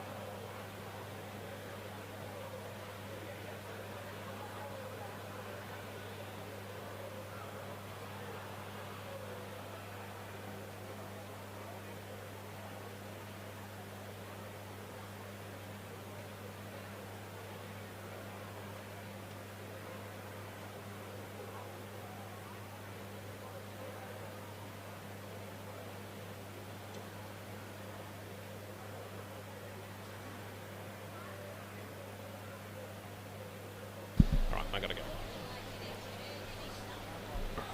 So our third Austral wheel race heat now getting ready to go. So our limit rider in this heat going from 205 metres will be Raphael Howe of Brunswick. From 195 metres, Noah Brooks of Blackburn. 190 metres will be a mark shared by Ryan Bates of Vikings and Sam Hudson of Brunswick.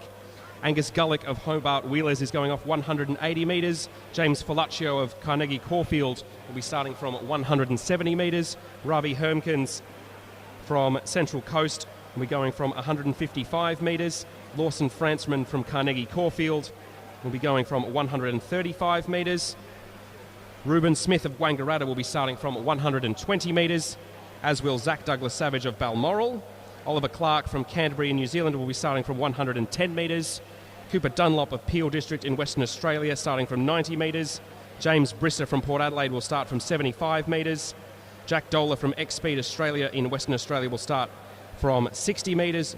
Our defending Austral champion Noah Blanham will start off 40 metres, as will Samuel Washington. And two riders, our backmarkers starting off 30 metres, Joshua Duffy and James Moriarty.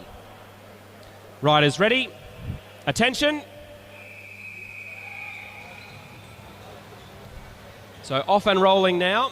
Our limit rider, Raphael Howe from Brunswick, he's in the pink, starting from a little bit further back than he has previously. He's quickly being joined by Ryan Bates from Vikings Cycling Club. So our two limit riders going into turn 3 now, as our big engines at the back of the field really starting to move forward. So Raf Larson, Howe and Ryan Bates lead through 6 to go. Angus Gullick now trying to join our leading 4 as our defending Austral champion Noah Blannon is in that group of back markers. There's 4 of them, and there's about a half a lap between them and our current leader, Ryan Bates, who's just gone through 5 to go. So Ryan Bates leading alone, Angus Gullick in the blue of Bridge Lane, the rider from Hobart chasing solo. Then a group of 4 riders rapidly coming across our mid markers and 4 back markers chasing them. So 4 laps to go. Ryan Bates of Vikings is still in a good position as our back markers Noah Blannon, Sam Washington, Joshua Duffy and James Moriarty have now caught the mid markers. So 1 man alone with 3 laps to go. A bit of a gap to Angus Gullick, the rider from Tassie, in 2nd place. And then our back markers have caught the mid marker, so it's 1 big group all together. So Ryan Bates now coming into 2 laps to go. He had a couple of very good races in the graded events earlier today. He's got a good start here. So 2 laps to go for him now, as it is Noah Blannon, the defending Austral champ, who's been in sterling form over this carnival, driving the main field across, trying to make sure he can get a chance to defend his title. Coming into the bell now, Ryan Bates of Viking Cycling Club has a lead of 50 metres. Noah Blannon knows he has to commit to get across and make sure he qualifies to defend his title. Ryan Bates pedaling squares down the back straight as Noah Blannon is closing quickly. James Moriarty also there. Coming up towards the line now, Ryan Bates won't hold on, but he will qualify. Noah Blannon held it until the last 10 metres. A beautiful piece of timing there from the defending Austral champion. He qualifies for the final tonight and will have the right to defend his crown. So Noah Blannon going out the winner there.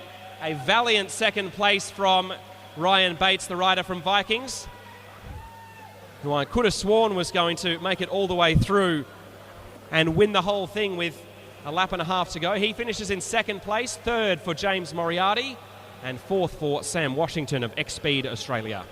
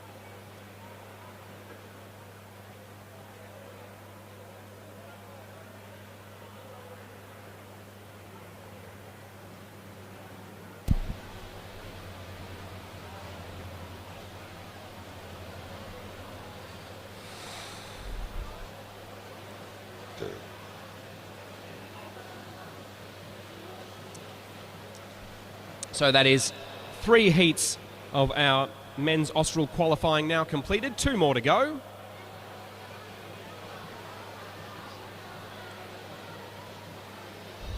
So in our 3rd heat here, our limit rider starting off 155 metres will be Billy Van Hout of Norwood. Starting from 150 metres, Oscar Schoff of Gold Coast Cycling Club. Felix Crossman of Balmoral will start from 140 metres. Benjamin Cade of Whyalla Cycling Club in South Australia will start from 135 metres. Aubrey Price, winner of this year's Melbourne Cup on Wheels, will start from 120 metres, as will Queenslander Sebastian Topping. Starting from 110 metres, Bailey McDonald of Viking Cycling Club. From 90 metres, Andre Dubier of Lidcombe Auburn Cycling Club in Sydney. And the first of our overseas riders, Riley Crampton from New Zealand, will be starting from 75 metres. Mitchell Louis from Balmoral Cycling Club in Queensland starting from 60 metres. Kurt Ether from Dubbo Cycling Club from 40 metres. The second of our New Zealanders in this heat, Hamish Keast from Canterbury Time Trial Association, starting from 30 metres. Blake Quick and Liam Walsh, both from Balmoral, starting from 15 metres. And Kieran Watts from New Zealand, starting from scratch.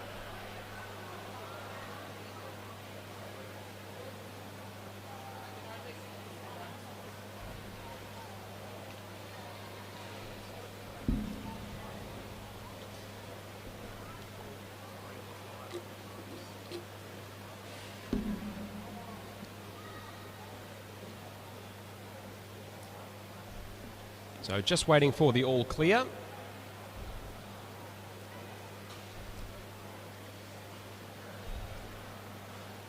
Riders ready. Attention. Off and rolling in our 4th of 5 heats. 4 spots available in our Austral Wheelrace final later tonight. Who will be there to take them? Billy Van Hout is going to lead them through 7 laps to go. Oscar Schoff of the Gold Coast Cycling Club. He's chasing across in the colours of X-Speed Racing, and already there's a group of 5 very powerful back markers together at the rear of this field. So Billy Van Hout coming through, 6 laps to go for him. Oscar Schoff now up to his back wheel. 4 mid-markers now together, as our back markers now catching a second group of mid-markers that includes Andre Dubier and Riley Crampton. So our 2 leaders going through now, that is Schoff and Van Hout with 8 laps to go. Then a little bit of a gap to a group containing Bailey McDonald, Seb Topping, and Benjamin Cade. 4 laps to go now, halfway through this race, and the back markers are closing quickly. So the back markers have mostly had their way so far in the qualifying. It'll be interesting to see if this shakes out the same way.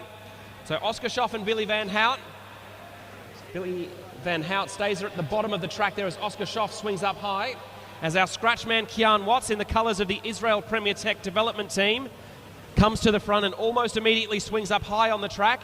He wants to be near the front, but he doesn't want to be at the front just yet. Riders riding high on the track, almost daring someone to swing down to the inside of the track and take a chance here. They go through 2 laps to go. There's a lot of switching and looking around. Everyone being very cautious and very careful here.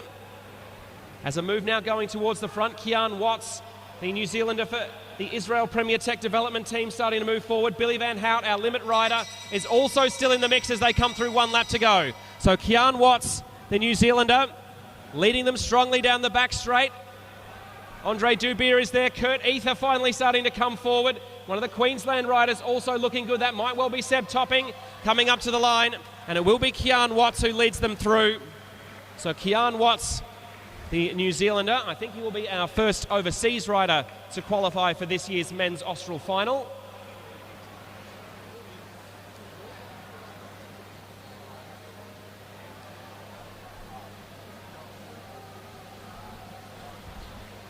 And the Queensland rider who was with him there, that may well have been Liam Walsh.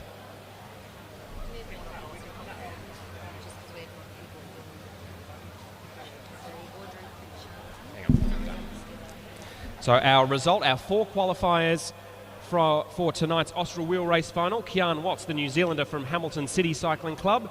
Liam Walsh, second from Balmoral, will be there, as will Kurt Ether from Dubbo. And the 4th and final qualifying spot going to Andre Dubier from Lidcombe Auburn.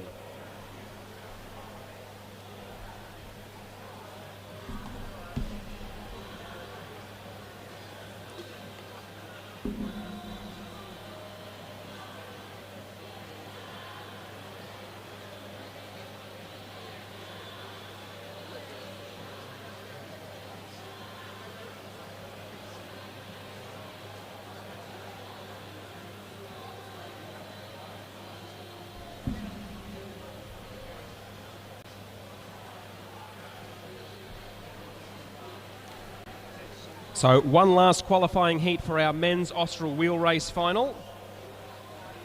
4 spots left in our Austral final of 20 riders. Who will it be? Who will take them?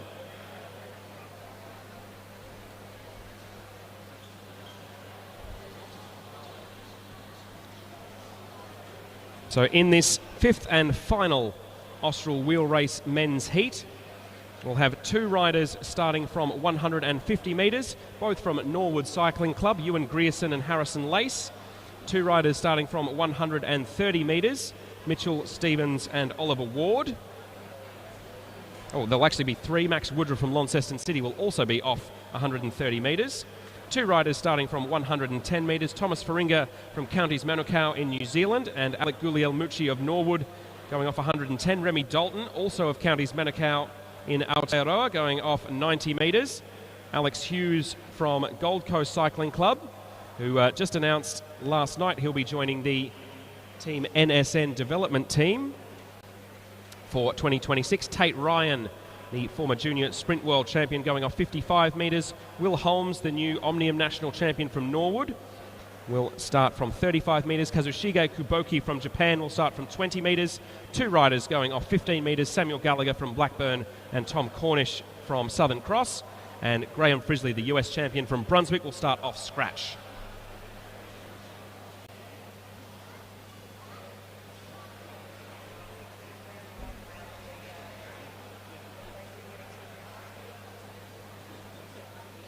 So 1 rider left to take up their spot, and then we should be ready to start.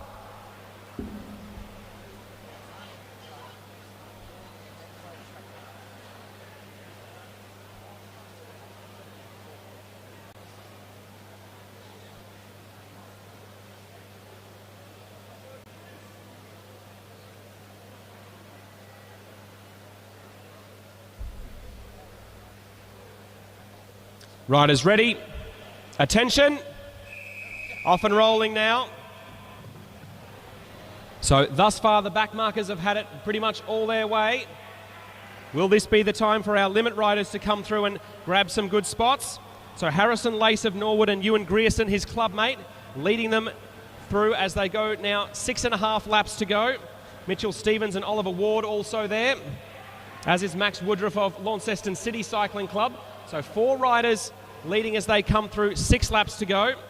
Oliver Ward from Norwood looking very comfortable out in front, as there's now a group of mid-markers that includes Alec Guglielmucci and Tate Ryan.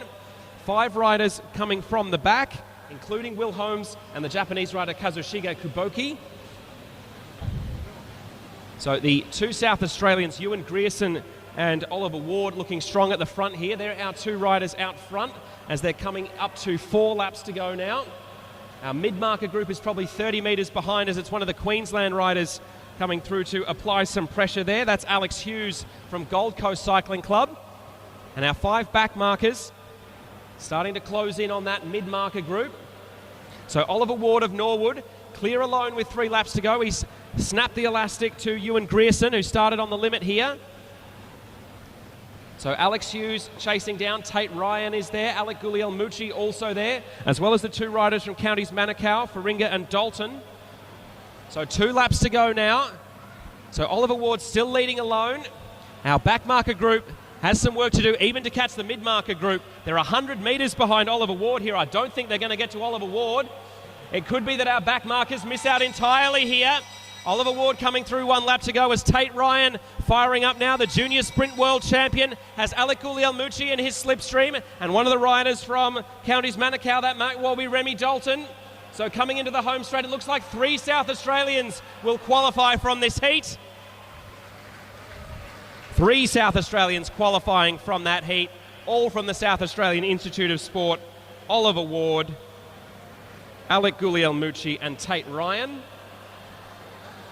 And I think it was one of the New Zealanders who earned the last qualifying spot there. It was indeed. It was rider number 79, Remy Dalton from counties Manukau, one of the Kiwis who won the under-19 Madison here earlier in the Austral Carnival.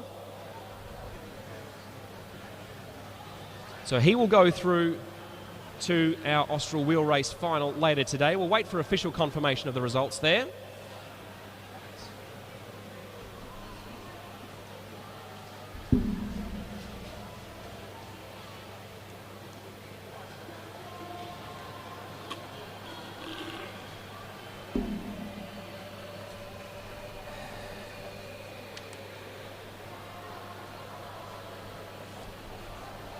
So confirmation of the results.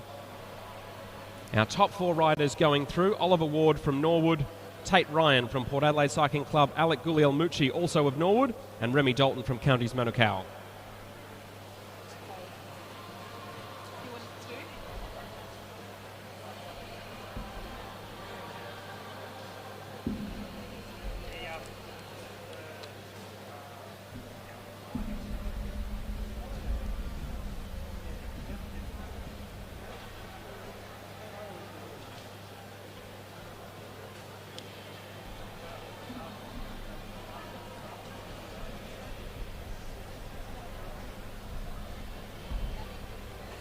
So some big names missing out in that heat. Former two-time Austral winner Sam Gallagher and Graham Frisley, the winner of this race in 2023, not progressing to the final. Nor did Omnium World Championship silver medalist Kazushige Kuboki from Japan.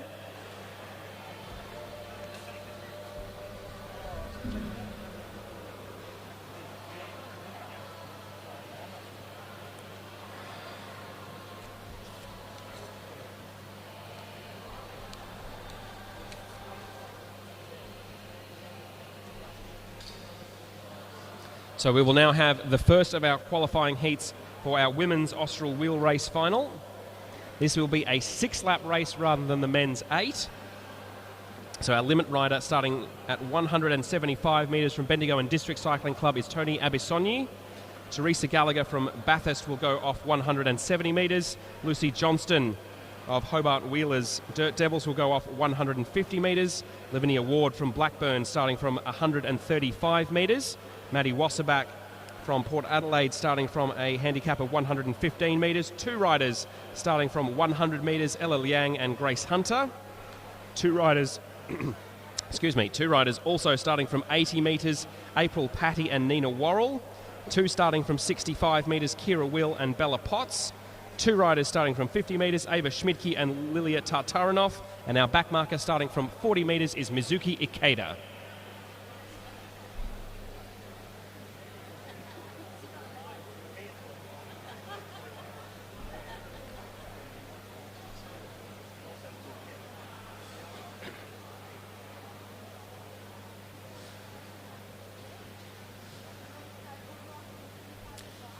Riders ready. Attention.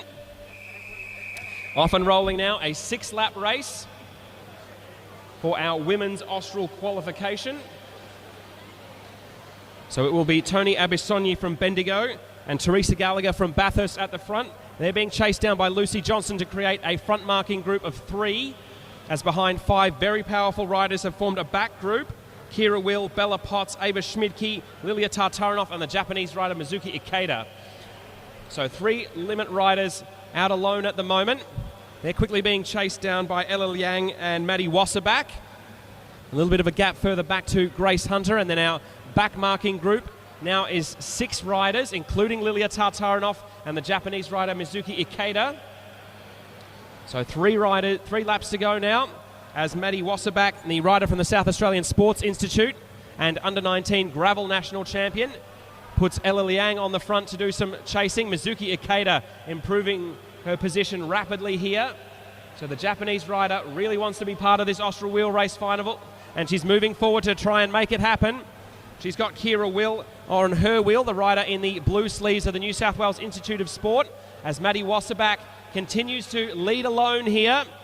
So coming in towards the bell now, Maddie Wasserback, it looks like, will lead them through. 4 riders to qualify, remember, Wasserback. Then it is Kira Will and Mizuki Ikeda. Then another of the riders from the South Australian Sports Institute. That looks like Ava Schmidtke trying to close them down. Lilia Tartarinov is also there from Western Australia. So coming into the home straight now, Maddie Wasserback is going to qualify first here. Kira Will second, Mizuki Ikeda third. And Lilia Tartarinov, who was second in our sprint competition for elite women on opening night, grabs the 4th and final qualifying spot in our women's Austral wheel race final.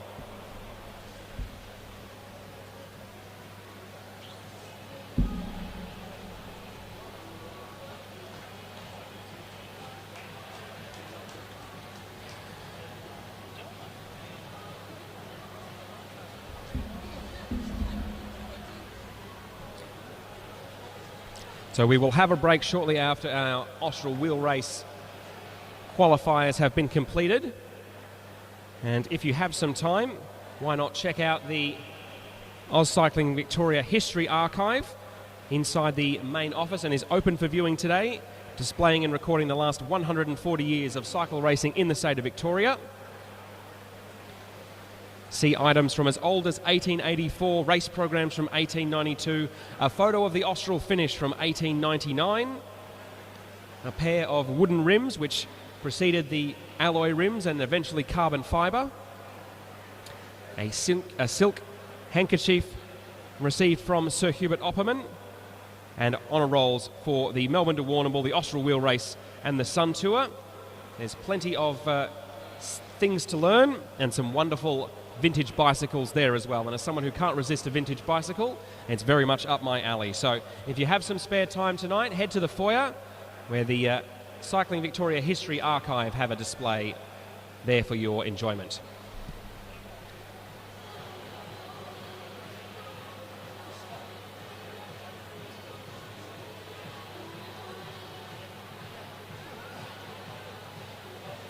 So our riders for our second Women's Austral Wheelrace qualifying heat now coming to the track. So we will have two riders starting from the limit of 170 metres in this race, Audrey Pritchard and Michaela Tobin. Sarah Berger will be starting from a handicap of 160 metres. Emma Jackson from Castlemaine will start from 155 metres. Olivia Wright from Balmoral Cycling Club in Queensland starting from 130 metres. Emily Watch from the ACT will start off a mark of 120 metres. Nur Alyssa Mohammed Farid from Malaysia in the black will start off 110 metres.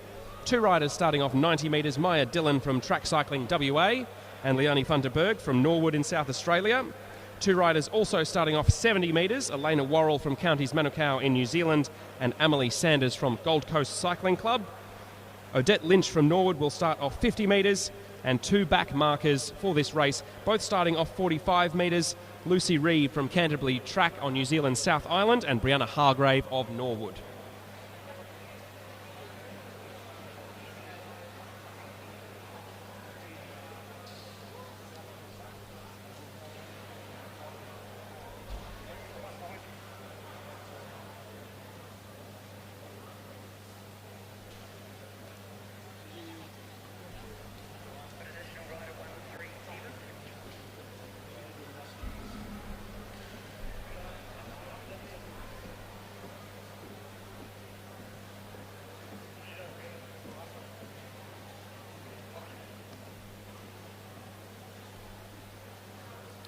Riders ready, attention, off and going now. So Michaela Tobin in the white will be our limit rider here. She comes through and gets 5 laps to go. She's quickly being tracked down. Oh, whistle blows here. And I think we have a red flag out. So we'll await the commissaire's decision here, but I think this will necessitate a restart.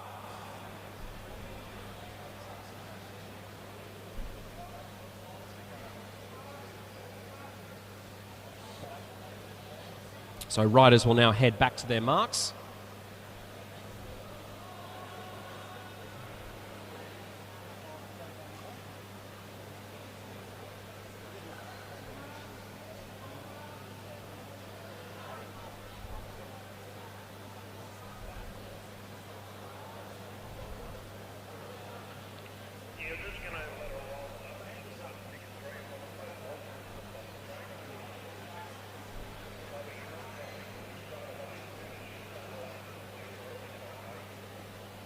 So it looked like it was a small mechanical issue there for Emily Watch from Viking Cycling Club that was the issue there. So hopefully everything's tightened up and okay to go again shortly.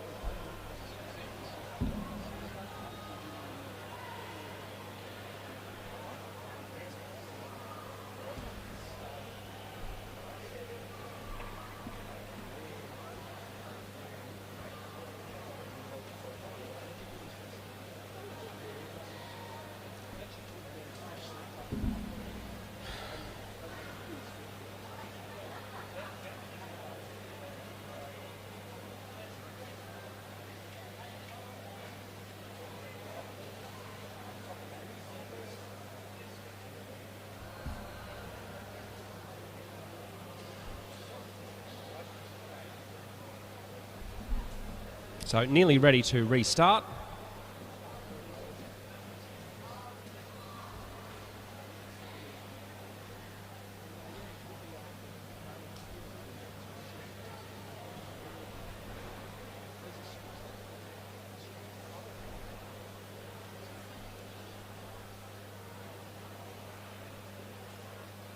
Riders ready. Attention. All right, second time's the charm. So Michaela Tobin, the rider from Geelong, our limit rider, will lead them through 5 laps to go. She will be quickly chased down by Sarah Berger of Viking Cycling Club and the Masters World Champion Emma Jackson of Castlemaine. A group of 4 riders in the middle there, including Emily Watch, who just had that mechanical problem chasing them across. 4 more riders in a third group, and then 2 back markers chasing alone. So rider number 189, Sarah Berger, now coming to the fore here. They've gone through 4 laps to go. Michaela Tobin currently in second. Emma Jackson of Castlemaine now coming past the rider from Geelong. As our group of 4 mid-markers making progress on our limit riders so far. As casting an eye further back around turn 3 now. It is our 6 back markers there coming in together.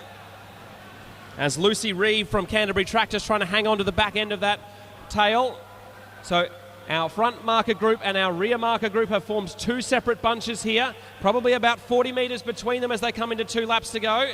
So the rider from WA, number 133, Maya Dillon, originally from the central coast of New South Wales, has come to the front, and it's the Malaysian rider, Nur Alissa Muhammad Farid, who is on her wheel. So it's Dillon and Farid leading out the front here. Coming into the bell now, 1 lap to go, 4 spots up for grabs in this Austral final. So Dillon and Farid leading. Olivia Wright from Balmoral in Queensland in the maroon of QAS in 3rd place. There are a couple of riders from the South Australian Sports Institute starting to line up. That's Leonie van der Berg and Odette Lynch. So coming up to the line now, Dillon will qualify, Farid will qualify, and it will be 2 riders from the South Australian Sports Institute, Odette Lynch and Leonie van der Berg, taking the final 2 qualification spots.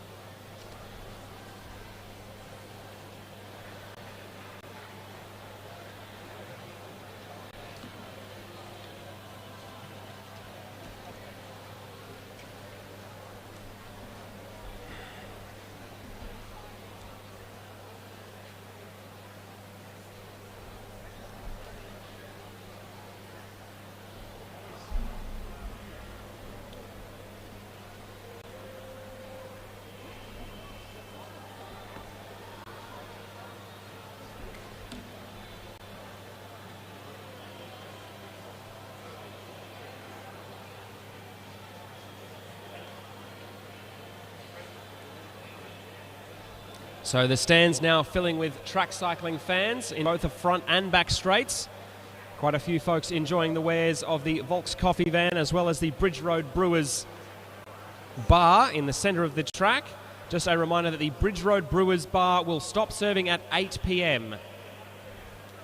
So if you're looking to get a drink, please do so before 8 p.m.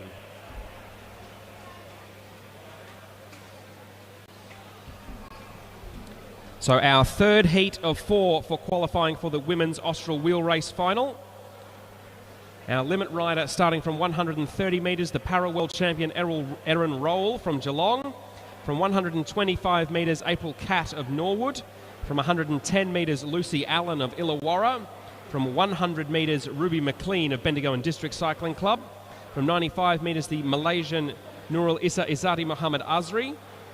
From 75 metres, Hannah Payne of Tawamutu Cycling Sports Club on the North Island of New Zealand.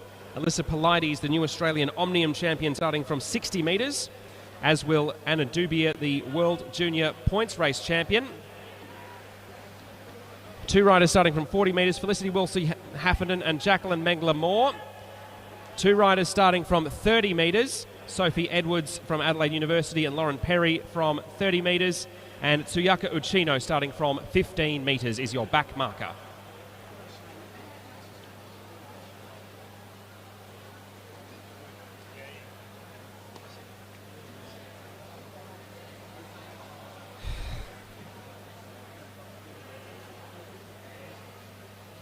Riders ready.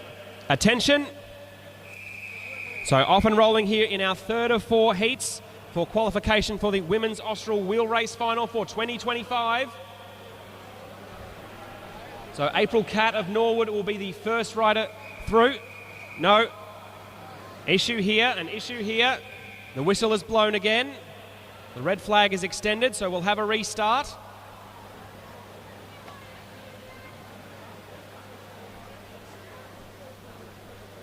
Not sure if that was a mechanical issue for one of the riders, but we will start again.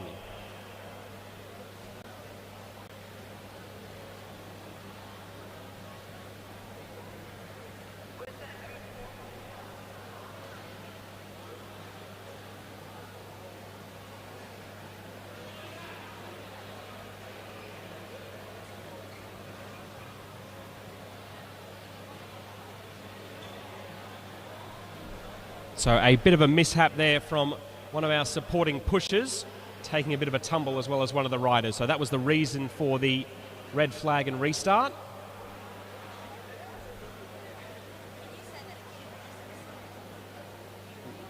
Yeah. So just repeating the reason for that restart.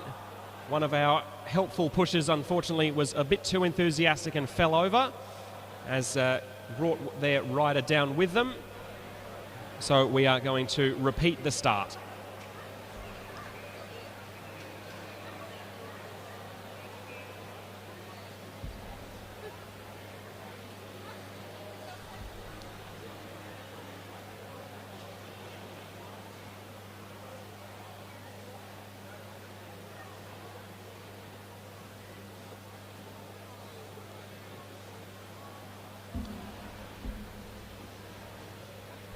So riders finding their way back to their marks, and we're ready for a restart very shortly.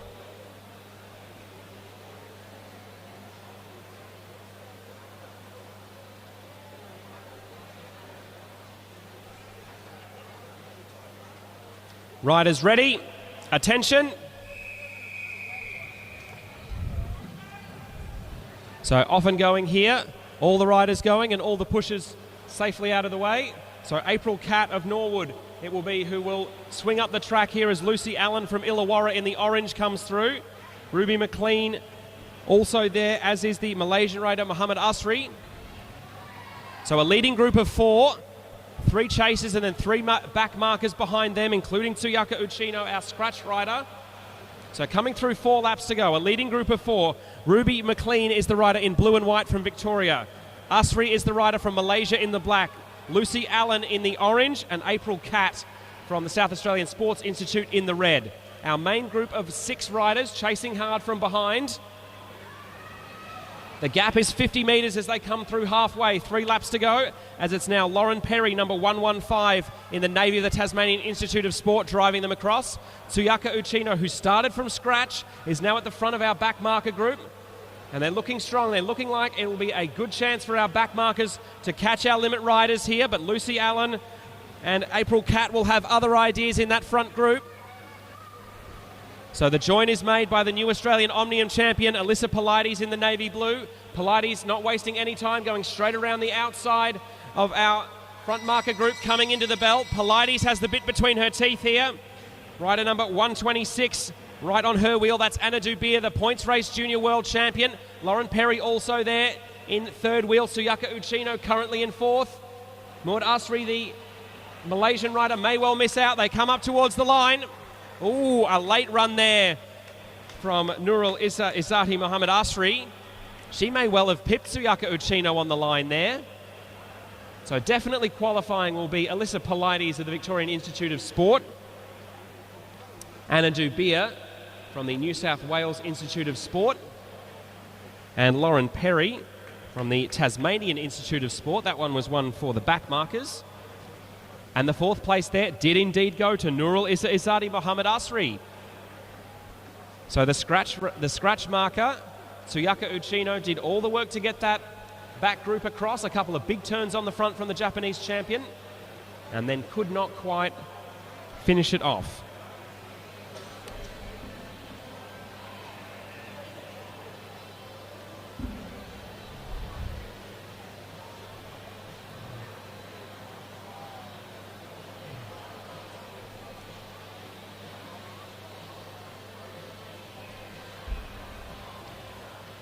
Copy, go ahead.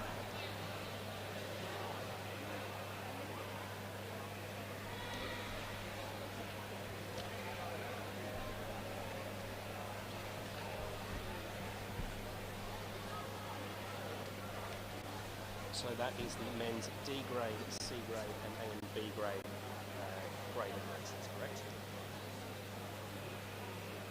Yep. Copy that.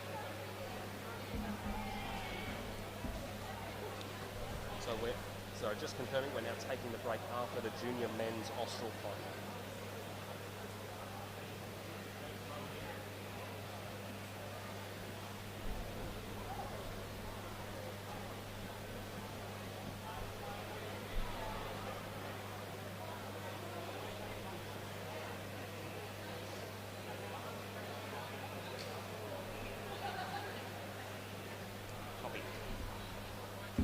So our fourth and final women's Austral wheel race final heat is ready to go. So starting from 150 metres, Addison Tor of Bendigo and District Cycling Club. Sophia Backer of South Coast Cycling Club in South Australia going off 135 metres. Ellie Lambden from Canberra Cycling Club going off 120 metres. Maddie Pitt from X-Speed Australia in WA starting from 105 metres. Sienna Monteith from Townsville starting from 90 metres. Tegan Faringa from Counties Manukau in New Zealand, starting from 75 metres. Maya Wolfenden, also of New Zealand, starting from 60 metres. Danica Blinko and Mako Kakita, starting from 50 metres, one from Queensland, one from Japan. Amelia Sykes from New Zealand, starting from 30 metres. Claudia Marks, your defending Austral wheel race women's champion, starting from 20 metres. And two riders off scratch, Maeve Plouffe and Georgia Baker.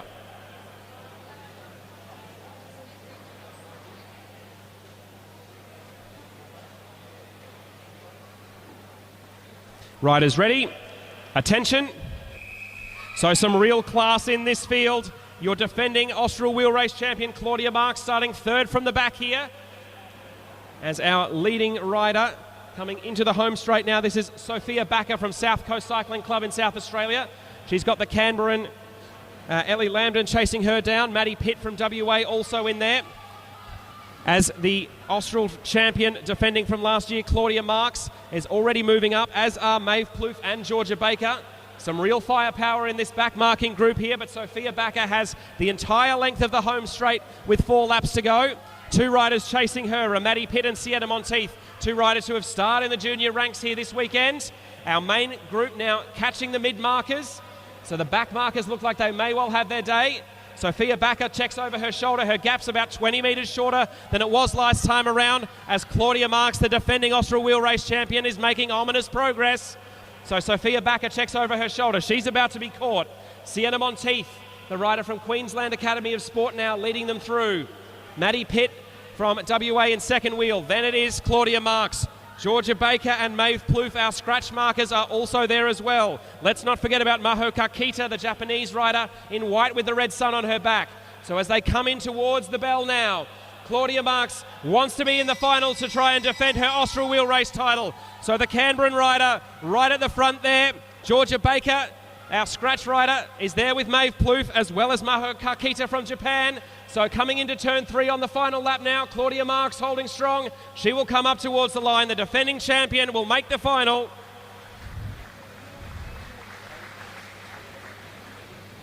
Georgia Baker taking second. I think it was Maeve Plouffe in third place. And Maho Kakita from Japan it was, getting up for fourth on the line.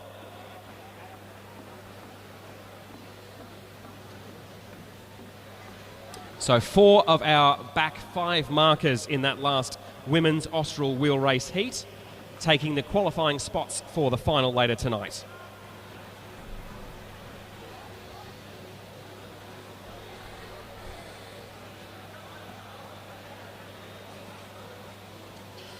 How many cameras will there be? 3?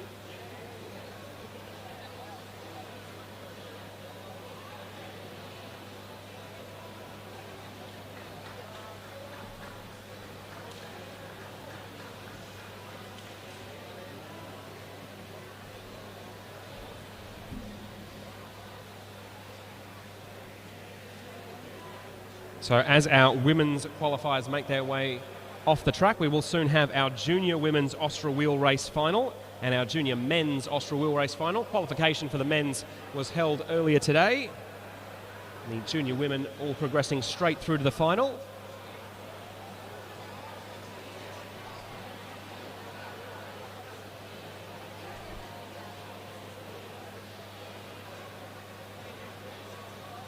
So the crowd building consistently here. We've got a good group of folks at the top of turn one there, looking straight down the steepest part of the banking.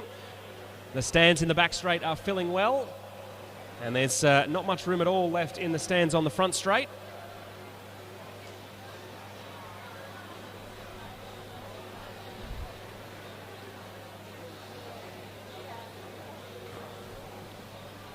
So we will now move through the marks for the junior women's Austral Wheelrace final. Your limit rider starting from 140 metres in this 6-lap race will be Willow Clavel from Norwood Cycling Club.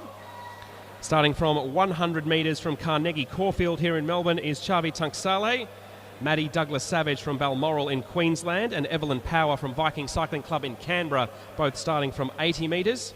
Monica Siebert from South Coast Cycling Club in South Australia starting from 60 metres. Matilda Trevorrow, also of South Coast, starting off 55 metres. Isla Shaw from Shepparton, starting off a mark of 50 metres. Hannah Walters from Hamilton Wheelers, going off 45 metres. Jenna Gallagher from Bathurst in New South Wales, starting from 25 metres. 2 riders going off 10 metres. The Western Australian Sienna Tinkler from Peel District and Ava Gidget-Rogers from X-Speed Australia. And your limit rider starting off scratch, Ava Robbins. Riders ready? Attention. So 6 laps here for our Junior Austral Wheelrace women's final. So Willow Clavel it will be who will lead them through. 5 laps to go for the limit rider from Norwood, as some of the mid-markers are forming a bunch here. Chavi Tunksale checks over her shoulder to see Maddie Douglas Savage right there. Evelyn Power from Vikings also moving forward, as it looks like some of the back markers are going to form quite a powerful peloton. But at the front, Willow Clavel of Norwood is out on her own. Maddie Douglas Savage and Chavi Tunksale now leading the chasers across. Evelyn Power also there. But our back markers, the 2 Western Australians, Tinkler and Rogers, as well as our scratch rider Ava Robbins, now in that back big pack and moving forward quickly. So with 3 laps to go, Willow Clavel from Norwood still out front. Maddie Douglas Savage from Balmoral in the white now coming around the outside of the South Australian. So it's now a Queenslander in the lead, as the main bunch now coming up quickly from behind. Jenna Gallagher in the orange of Bathurst there, moving up around the outside of Evelyn Power, the rider from Viking Cycling Club in Canberra. 2 laps to go for Maddie Douglas Savage. Hannah Walters is there, the rider in the blue of Hamilton Wheelers. Her fellow Queenslander Ava Robbins right near her. Sienna Tinkler, the Western Australian, is in the light blue, moving around the outside. And our back markers have just caught Maddie Douglas Savage as they come in towards the bell now. Our back marker, Ava Robbins, starting from scratch, is going to lead them into the back straight. Sienna Tinkler of Peel District Cycling Club making a charge down the outside. Will the Queenslander have anything left to respond? Sienna Tinkler's had a great week here. Is it about to be a magnificent one? It is Sienna Tinkler. Sienna Tinkler takes first place in the junior women's Austral Wheelrace. 1.5 bike lengths ahead of Ava Robbins. And we'll check the footage to see who will end up on the podium alongside them. Hannah Walters it was, taking the provisional 3rd place there.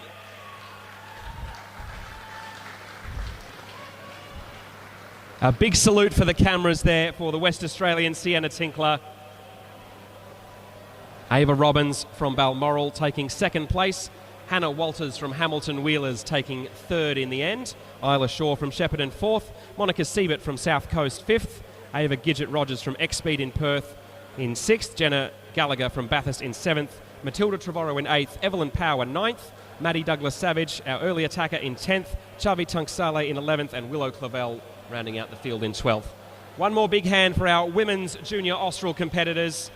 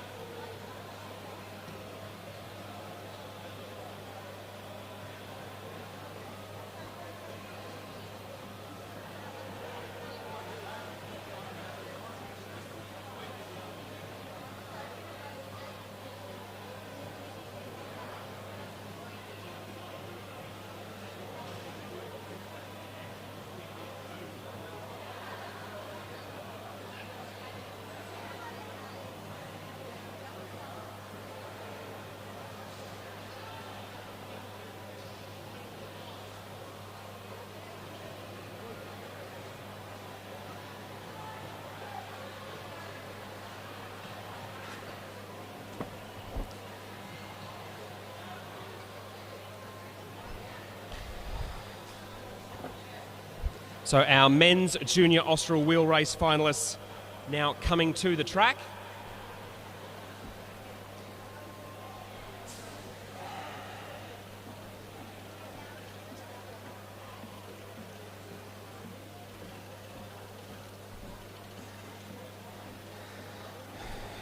So our handicaps for the junior men's Austral wheel race final. Starting from 150 metres, your limit rider, Thomas Stevens from the Adelaide Hills. From 140 metres, Arnav Chakravarthi of Blackburn Cycling Club. Elliot Burney from Brunswick will start from 100 metres. Jackson McDonald from Viking Cycling Club in the ACT starting from 95 metres. Fletcher Mason from Launceston Mountain Bike Club starting from 90 metres. Ewan Brown of Carnegie Caulfield starting from 85 metres. Jake Lesky from Carnegie Caulfield off 80 metres. Jacob McLaughlin from Wagga Wagga Cycling Club starting off 75 metres. Luca Schmidtke of South Coast Cycling starting with a mark of 60 metres. Cruz Kemps from Brunderberg Cycling Club off 50 metres. Joseph Natoli from Blackburn off 45 metres. Two riders off 35 metres. Sid Natera of Hobart Wheelers and Carter Payne from New Zealand. Lachlan Ermert from Blackburn Cycling Club going off 25 metres. Joshua Moore from Neo Cycling Club in Sydney off 15 metres. And Omer Kimizi of Brunswick off scratch. Riders ready. Attention. So 6 laps to glory here. Who will be the rider with the skill, the power and the smarts to bring off the victory? So Thomas Stevens and Arnav Chakravarthi will be your 2 riders who will lead it out. 5 laps to go for our 2 limit riders as the bunch is rapidly forming behind. Elliot Burney swings away as he comes through the finish line, looking to slot into a group. As out front, our 2 riders pedalling hard at the front, Thomas Stevens and Arnav Chakravarthi. They've got a lead of probably 70 metres over a chasing group of about 8, and then the back markers are in a group of 4 behind them. So 4.5 laps to go. No, 3.5 laps to go, actually. 3.5 laps to go for our limit riders as the peloton has come together behind them. So it's 2 riders against the rest of the bunch. Thomas Stevens and Arnav Chakravarthi are friends for now. Will they be rivals by the end? A big move coming from behind. That's Joseph Natoli in the red of Blackburn, who was attacked out of the main bunch. He doesn't want to be there when the main whips get cracking, the likes of Omer Kimizi and Carter Payne. So coming up towards 2 laps to go in our junior men's Austral wheel race final. Thomas Stevens and Arnav Chakravarthi out front as they have been all race. Joseph Natoli in Blackburn is third. The Kiwi Carter Payne checking over his shoulder, moving up strongly from our main group. He's in 4th place, but he could be about to be first as they come into the bell. So coming into the bell now, Carter Payne, the Kiwi. He accelerates into turn 1. Jacob McLaughlin of Wagga Wagga is following him. He is in 2nd place at the moment. Cruz Kemps making a late charge from behind, as is Joshua Moore. Carter Payne, the Kiwi. Jacob McLaughlin from Wagga Wagga. They come up towards the line. Carter Payne takes the win. Carter Payne, the one Kiwi in the field, puts all the Aussies in the shade. So Carter Payne from Tawamutu Sports Cycling Club on New Zealand's North Island is your winner of the Junior Men's Austral Wheel Race for 2025.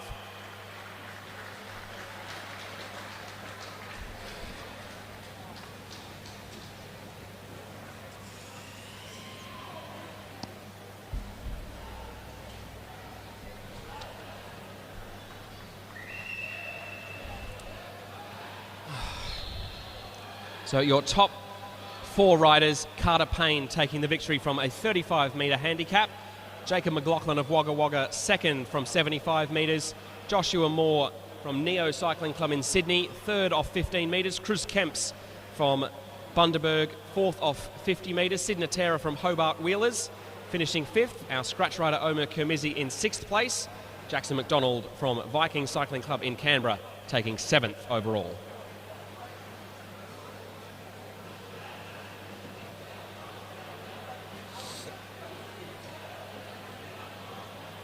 So we will now have a half-hour break in the racing action.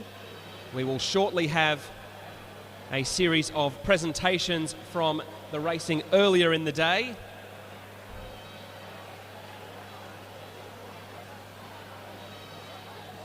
So don't go too far away. We'll be back with some presentations very shortly.